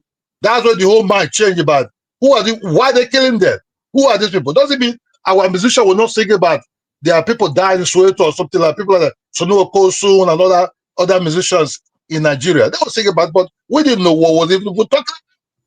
Until we saw it live TV in 1990 that they were shooting them from the, you know, killing students. They shot one, the other one like go and collect his friend. They will shoot that one. You know, we saw the South African blacks are very brave people. Because even when you shot them, you shot their friends, they will still run in to pick their friends. They will still get a shot. You see somebody holding his side in one hand, using on the other hand to drag his friend. You know what I mean? That really get to us. We saw people like Ruth later, inside the 90s also. All that kind of things also. It really helped us a lot. Most of us never really knows about slave trade. Our ancestors never told us about slave trade. Even to talk, my own king was a slave, you know, he sold slaves. You understand me? You know, so we didn't know much about slave trade. With the question about black Americans started coming to us. Who are they? That's what we see them as. Oh, these are black, but they are white in mind. You get what I'm saying? That's where we describe black Americans. Inside the 90s, they're black, but their behavior is white. Even I didn't know much about Ghana. I see more Ghana and me have a similar thing than the black man. Why would you say that they were white in mind? Because what made you think that? I think because we have a conscious. No, I want to answer him. We saw you put movies, right? We saw you put movies. We saw what called ministry. We saw what's called Ministry Society. You understand me? We saw a lot of things called Above the Rim. You understand me? When I saw Ministry, I became anti-black. I became anti-black after that movie. How did the movie like that become hold on. Yeah, okay. This Akata people want to talk about. Akata was never for a black American. Akata was for Nigeria children or let's call it Nigeria Americans who were coming. But we saw in TV, in that Ministry Society, so of these Nigerians that were coming with their kids, they were greeting this advanced men. You have to say in Nigeria, once you're older than us, even with 2 years, we don't call your name directly. We don't just say, oh, Mr. John. We kind of like use uncle, brother, kind of like sir. You understand me? If what to today, if my junior wants to come, you say, sir. You understand me? Oh, yes, sir. So when these children come to Nigeria, hold on. When these children come, when these Nigerian Americans are in Nigeria, they just greet, what's up, pal? How you doing? What's up, Pa? How you doing? To us, in our tradition, it's an abomination. You It understand? They is. will say, whoa, It's the that's same how. way in Haiti. It's the same way. It's not a formal way to address So that's how someone that they is started older than saying you. these children, they are Kata children. Akata children mean these are white children who have no respect.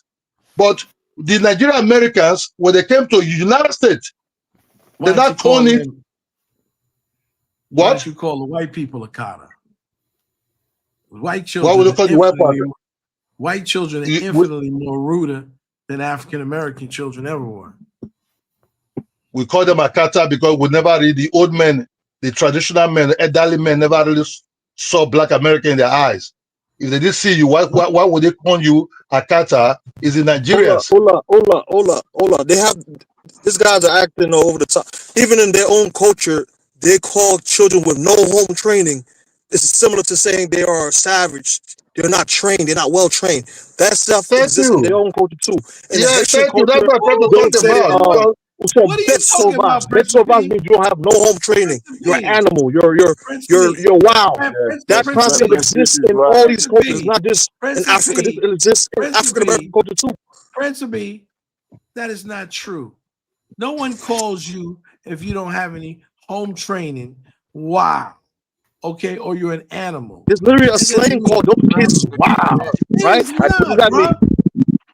But it makes sense. Kala, Even in the slang, it says, "Oh, these gangsters are calling themselves savages." Where do you think that come from?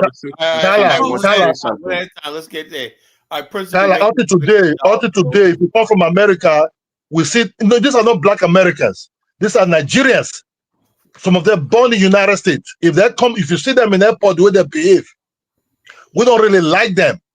We prefer the British ones because those are far more calm. The Black Americans up to today. I knew this was gonna go left. I knew when you let Ola up here. I knew this was gonna go to the extreme. Ola, you blaming the bad So what I behavior. try to tell you, I try to tell you that you see, I touch every aspect. I said today, Black Americans are not the one they say they don't like. They don't like the Nigerians Americans who are coming to Nigeria. Even if you see them in the airport, they disrespect a lot. And that's all our fault, right? No, yes, that's it not your is fault. to some extent. That is not your fault. See, what we talk about, what I talk about is, I refer to what you for call a cat and say, oh, no, Africans call for a cat. I say, it was not for you people. The traditional people, the elderly men. That's what he's trying to tell you guys. Look, my brother. Every Nigeria came from a village. There's no Nigeria that came from a what we call super city. Everybody in my family, when I grew up, we used to say sir and madam. So every Nigeria came from every Nigeria you see. That was your era. That was your era, Dollar Bill. But nowadays, you don't see that anymore. I can't identify with what you're saying because I was raised that's in good. A certain That's good. That's so good. I can't identify. Well, let me say something. Let me say something real quick. Yes, sister. What he's saying is because of our proximity to whiteness, to white people here in America, we have adopted a white mindset in a lot of ways, even down to our greetings. Like in the South, here in the South, we still say sir and ma'am. Out in Africa, what he's saying is they don't use that terminology. They're more of a communal people, so they'll say uncle, aunt. They refer to them as in a familial terms. We still call old people in the South uncle. But we still do use sir and ma'am a lot we as also well. Call people unc. We also but call then people auntie. Also, because of our disconnection with our ancestors' culture, our history, our culture, our original culture. Like I said, we have adopted a lot of white mentality, white mindset. Let her finish, Dollar Bill. Let her finish. Go ahead. Continue, please. But talk to stuff. So therefore, the Nigerians who come here and adopt our culture, Black American culture, they adopt the way we do things, and it's a filtered version of of Black or African culture compared to the Africans who go directly to the UK. They don't have the Black people there don't have the same history as we do here. So they are more in tune with there's no filtering of that African Nigerian culture. That's not true. They call it that mom, is true. mom. They That call is it true, mom, Bill. mom. They call it mom, mom. Is that African culture? No, it's the English way pronouncing mom. Look. No, it's Let me tell you the English truth, my brother. Let me tell you the truth. I've seen my true. dad. Look, my dad and my uncle married to Black American. My dad and my uncle married to Black American women. You understand me? When my dad brought his wife from Florida, my grandfather asked my dad, "Who is she? Where is she from?" You understand? My dad said, "Oh yeah." My dad didn't know how to explain it to my grandfather. The later part, my dad had to tell my grandfather, these are the ones they took from Africa that they sent them to somewhere in America. My granddad was still confused. You understand me? Like, huh? You know, then they have to explain to them, oh, okay. So what happened here? I think what you guys So hold on, let me tell you true. So what happened here also lead to that side. My father said yes. My uncle came with a Black American woman, the light skinned one from Texas. You understand? That woman was very gentle. She sometimes when my dad is peeling cassava, she will pick the knife. She want to learn it. You understand me? You know, she was asking questions. These are nice people. These are very nice people. They were not aggressive. You guys confuse class with culture. So automatically you throw us all into one little area. No. You get it wrong. No, I have it right. You get it wrong. Nobody. I was here in the 80s when a lot of Africans from Nigeria came to America. And the first thing they did was come into the hoods of New York City. Before they went to Texas, anywhere else, they came to the hoods of New York City. And because they wanted their green card, okay, they familiarized themselves, not your father who's an intellectual who came here in the 60s or the 70s. I'm talking about the 80s Nigerians who went into the hood in dysfunctional areas and got married to women for their green card. So their whole idea of who African Americans was strictly around a subculture or subset of people. And so when they approach the person like me, who's highly educated and cultured, and they try to talk to me in the 80s, because I graduated from college in the 80s. I had to slap a few in the mouth.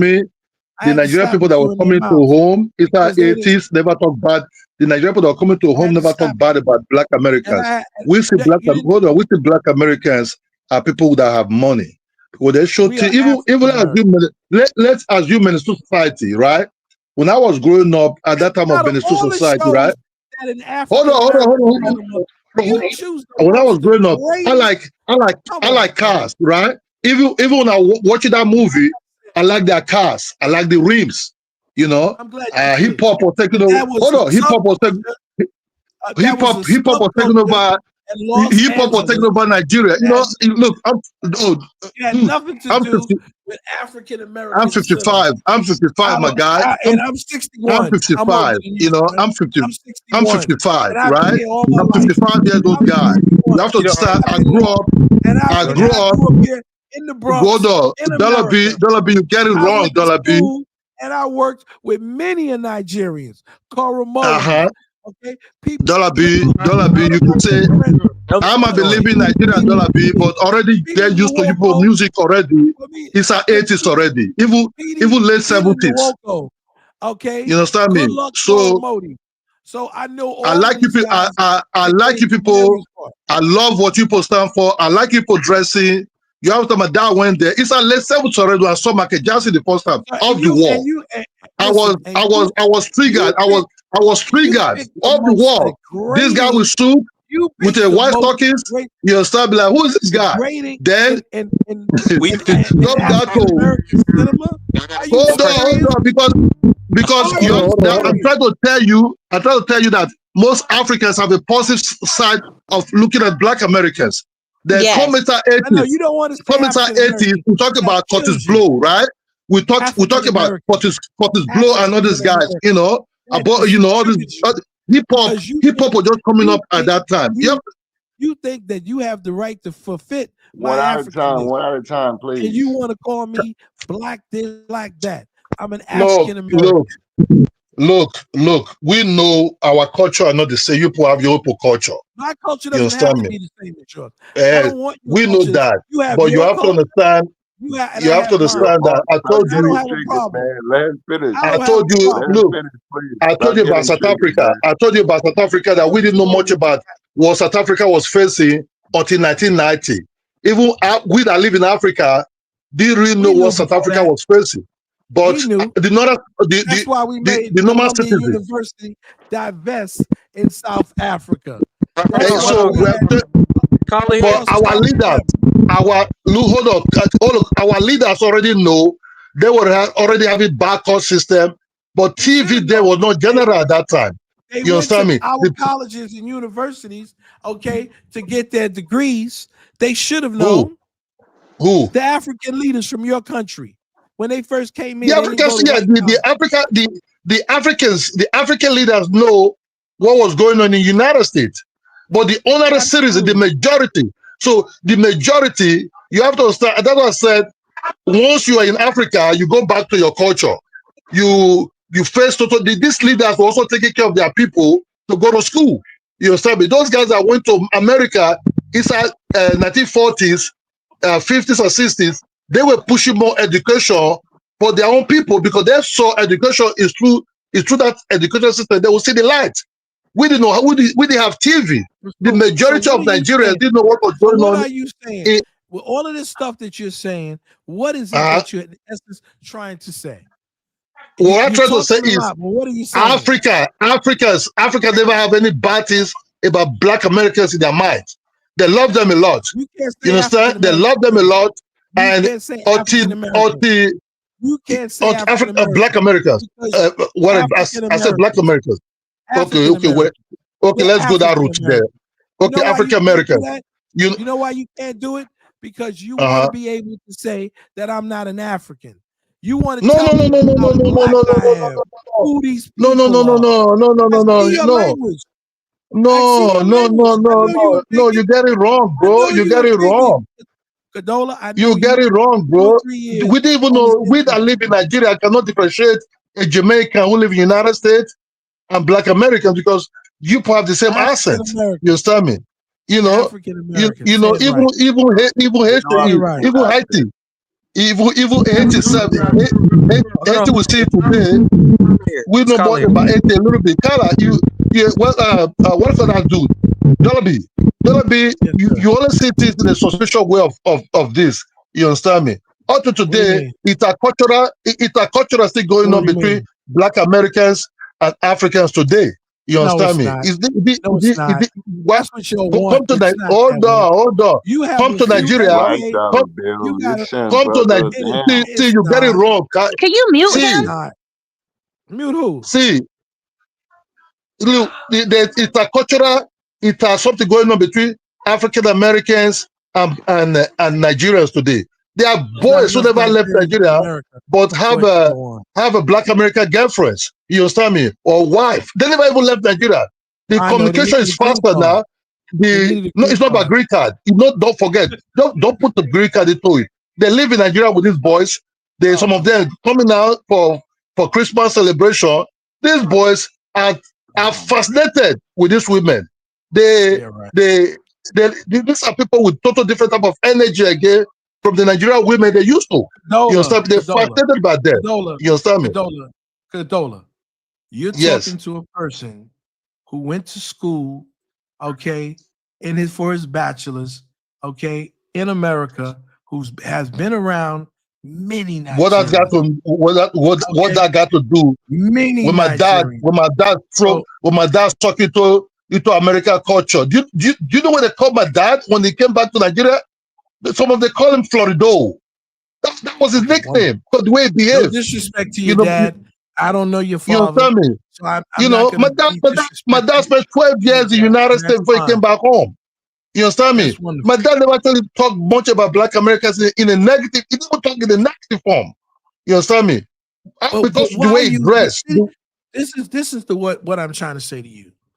When I say to you that there is no real cultural war, there's a few people who get on the internet who say they're FBA, who are in conflict with you guys, and you are in conflict with them. And so what you want to do is project that on all of us. You know why? No, you get it wrong, bro. Aim. This is your aim. No. You are a foot soldier for Afro dumbass. And this is what you do. Dollar Bill, but Dollar Bill, you gotta separate yourself. Hold on a second, guys. I know this, brother. Let me say this to Dollar Bill real quick. Dollar Bill, you need to separate yourself from those people that identify themselves as FBA. I don't have to separate myself from anyone. Listen, I'm an individual. I don't have to separate myself because, you see, I don't have to get involved with the dance of oppression that these Negroes on both sides are into, because you're doing that dance for white folk. You don't understand that you're doing. You and the FBA guys are doing the jig for the white man. So I don't have to fall your little jigs. You missed the entire point. You missed the entire point. You just got offended for no reason. No, I didn't. Dollar B, you angry, Dollar B. I said, Dollar B, you angry about me because I said, Dollar B, I say, if you come to Nigeria now, right? Very well. You know, so Dollar B, you need to go to the United States. Dollar B, hold on. You need to travel to the United States to meet or have contact with Black Americans. I said now the new hold on. I said the new Nigerians now, right? Take Tariq Rashid out. You don't need to travel to anywhere before you have contact with Black Americans. You can see them on Instagram, you can see them on YouTube, you can see them on Facebook, you can see them everything. The young Nigerians, I'm talking about the new Nigerians now, right? Yeah. They are fascinated about the energy. You have to understand, relationship is going on now. They like this guys like them. Sometimes hold on. No, forget. There's no called internet war and reality war. Reality war, the reality war, there's never the reality war, there's not really war. Internet war, there's war. In the reality world, there's no war. Rather, they are fascinated about themselves. They ask questions, and if they don't trust each other, they try to build trust among themselves. Sometimes, like because before, of this is a fantasy that people build on the internet doing the jig for the white man. I'm not gonna do the jig with I'm you. everywhere. Dollar B. I'm everywhere. Dollar B. I've seen different cultures and everything. So you can call me a foot soldier for Afro-Diamonds because in the internet world, in the internet world, there's a battle going on, and I'm a general there. You understand me? I'm a general there. I don't have to talk much before a person reveals who they truly are. See, you can fool a young sister, but you can't fool. No, I said in the internet world, I'm a general there. Anything. Dollar, you can't take Ola. I don't take Ola serious, man. Ola the type of guy, he listens to somebody bash Nigeria, he goes off like he's like emotionally all over the place, man. I don't take him serious. Last week he tried to bash Caribbean, he tried to bash Haitians. He's a clown, man. I don't take him serious. Thank you, Principal. I said I've built people. Christmas is coming now, right? I've never seen Ola talking bad about Haiti. So, bro, he was literally on Alpha Diamonds talking about the Caribbeans. He was there. So me personally, I don't take Ola serious. I feel like Ola, if he had an argument with somebody, he tried to make Dollar B, you can't be wrong. I'm a comedian, Dollar B. I said things in a comic way. You understand me? Sometimes I even use food to direct society. You understand me? I took a course. Don't take me serious because in a way I see things. I would say things in the more different type of way. You understand me? But do I have Black American children in my family? Oh yes, a lot. Up to about 8. My dad have 3. My uncle have 4. You understand me? You understand me? You know. Why they not African American? What, like your boy? Okay. Let's say African American. Okay, let's go African American now. You understand me? So why should I? Aren't you a Yoruba? Aren't you a Yoruba? Me? No, I'm an Edo man. I'm an Edo man. So why aren't those kids? I'm an Edo man. See, why they not Edo American kids? He's a Beanie man. Thank you, my brother Musa. Musa is from Sokoto.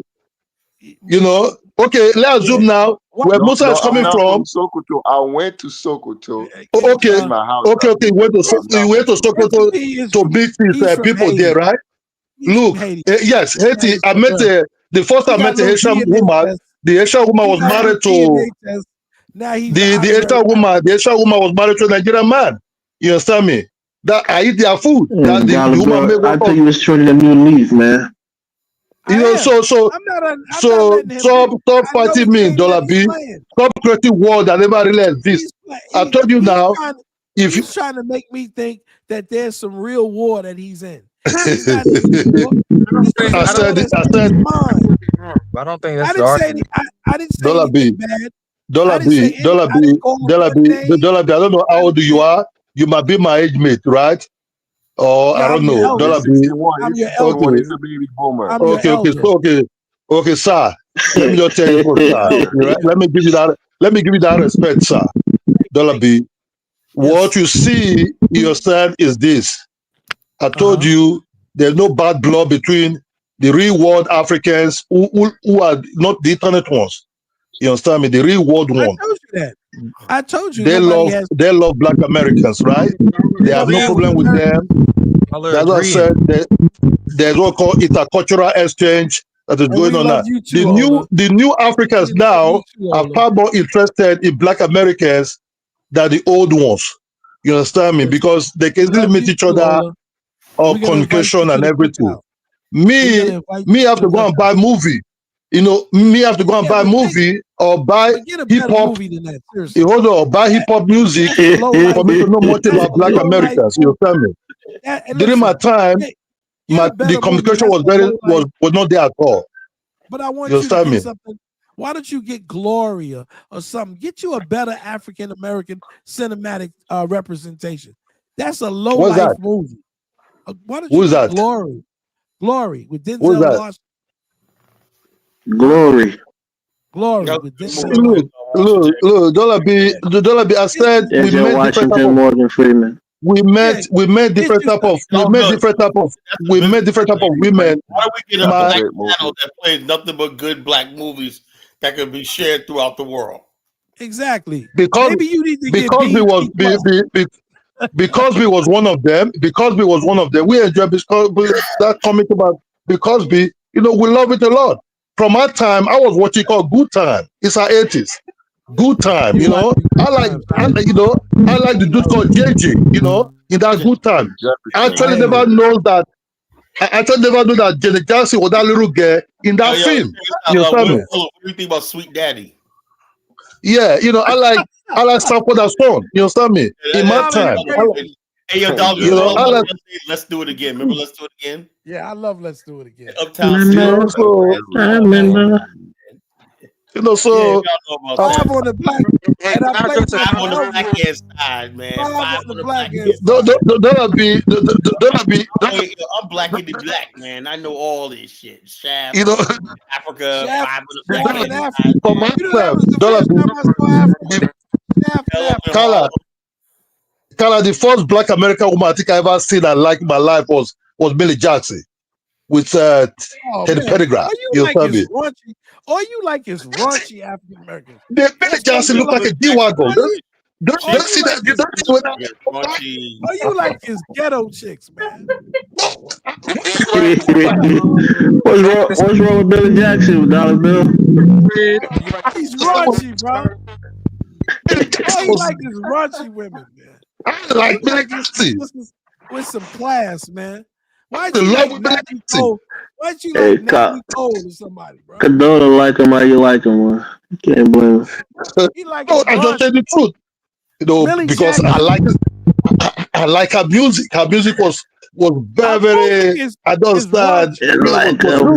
good. You like him loosey goosey. Yeah, that's what he like. You know, so how do Talk about hypersexuality. My God. you know, they come about the woman called Latifah. When I saw Latifah the first time in your TV, I was like, whoa. You know what I'm gonna do? I'm gonna make up a Whoa. list of Latifah don't swing your way, Ola. She swing the other way. African American. I understand, but you see, we Africans like big. We Africans like. See, we're trying to say that we Africans like big girls. We got a young lady on the like panel. big women, right? Hey, we could basically Yes, majority of Africans. Kala wants you to trade on and find women for all the big black American women. No, I'm not saying everybody. I'm not saying everybody. Majority of African men love. Let me say Nigerian. Majority of Nigerian men like women with body. You understand me? Yeah, I mean majority of African men. You know, Queen Latifah coming out. Kala have a phobia for big women. Really? Queen Latifah coming out with such a long dress, you know, Queen Latifah coming out with such a long dress and everything. Man, we were kind of like fascinated about that. You understand me? You understand? So many sisters getting their passport from the Nigerian. No. Let me say something about that, Kala. It's kind of even black American men, right? Because I remember I was talking to this little skinny black American chick, and she always said, you know, she was pretty, but she always said that black. Those are down south boys. Okay, okay, Negroes. All right. A lot of them said that, like she said that she didn't really get a lot of. You know, the girls, you know, that was more. What's the word? Voluptuous. Voluptuous. Some dudes like all that, man. I like slender. Guys, white, let's not degenerate, man. We got sisters on the deck. Right. So sorry, with Let's sisters not digress. So let me stop. Thank you, dollar bill. You're welcome, sis. Yeah, I know Ola. Ola and I, we've been through many battles together. I know Ola. You always attacking me because you think I just tell you my mind. You kind of like see me as an enemy, and now I told you what we see and everything. You know, you see bringing the word battle into you. like you know, that's what I said. I have no problem because I've sucked into people's culture in one way or the other. You understand me? My generation love Black Americans because we see them because we have to go to estate to borrow a movie to watch their films. You understand me? You know, we have to go. Sometimes we will discuss about them. We love Iman. You know, so me that play basketball, not Michael Jordan, Magic was my best player in terms at that time. Then this guy from, I don't even know if it was even from Jamaica even. Because we don't even know the difference. Patrick Ewing. Yeah, you know, so we didn't even know. One of my favorite players was Hakeem Olajuwon. I love Hakeem the Dream. Hakeem the Dream. I thought but we love what we want to love. I thought he had the greatest footwork at any big man. He was so graceful. And he didn't start playing basketball originally. He was a soccer player. That's why. That's soccer, you know, that soccer football. You're right. And he had great footwork.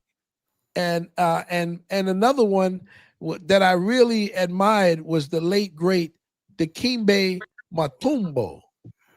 Yeah, I thought he was a hell of a man. How many hospitals? Oriented. Yes, and a lot of African Americans that play professional sports, actually came to Africa and contributed because of who Deke was. Deke was a hell of a man with that raspy voice. In other words, he pulled Black Americans to their homeland by making it more Africans need to do that. Such an eloquent gentleman. You know, very educated young man with a positive outlook. You talk about Mutombo. Do you know what Black Americans was calling me when we were playing for Augsburg? What they call Germany will play basketball. They will call him Mutombo. Do I get pissed at them? I didn't get pissed. They're coming Mutombo. Hey, Mutombo. They're coming. You Mutombo. 6'9".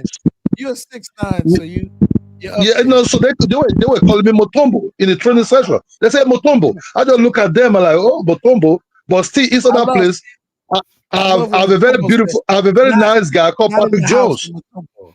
You know, Not in the house of Mutombo. so I play with a lot of these Black Americans who came to play in Europe at that time. They were my friends. Patrick Jones is one of them. Nice guy, powerful Why guy. would they not want to be your friend? Yes, Sabi. So you're a pretty cool dude. Why would they want to be your friend? Let me say something about that. In basketball, I don't know. You know, when we play at the park, I never play like any any type of organized basketball. But we always call people based off of we call people names based off NBA players that we see in real life. So if you a light skinned dude or whatnot, you can shoot good. They're gonna call you Steph Curry. If you like call you Jordan, they just do stuff like they'll nicknames like Baby Jordan or a dude. If you play like a similar person as well, like I remember this guy. If you're white, they call you Larry Bird. All right, okay. Well, they forget Birdie, it was white boy Pistol do the jump Pete. shot. Pistol Birdie, Pete before that. you know? Before Larry Bird. They called you Larry Bird. I was like, I ain't call it. But not like white boys Larry Bird. Kevin Durant, but he was a white dude. But yeah, but yeah, that's what we do. But yeah, he don't know you though. If you ever. You know, no, I'm okay, bro. You know, because I don't have no. You can even hear my daughter's noise behind the scene. Yeah, Oh, you know, I'm just a congratulations. guy. You got a new baby? No. No, I'm too old for that now, man. You know, I've 3 beautiful children. I'm okay like that. Late in his 60s. No, you know, look, look. I'm gonna end the live. I'm gonna end the live for you. I can stay on as long as you want. I'm too old for. I gotta work tomorrow, man. And I'm hey, Elvis, man, nice seeing you, Elvis. Long time, bro. Yeah, bro. It's good talking to you, brother. I appreciate it, man. God bless.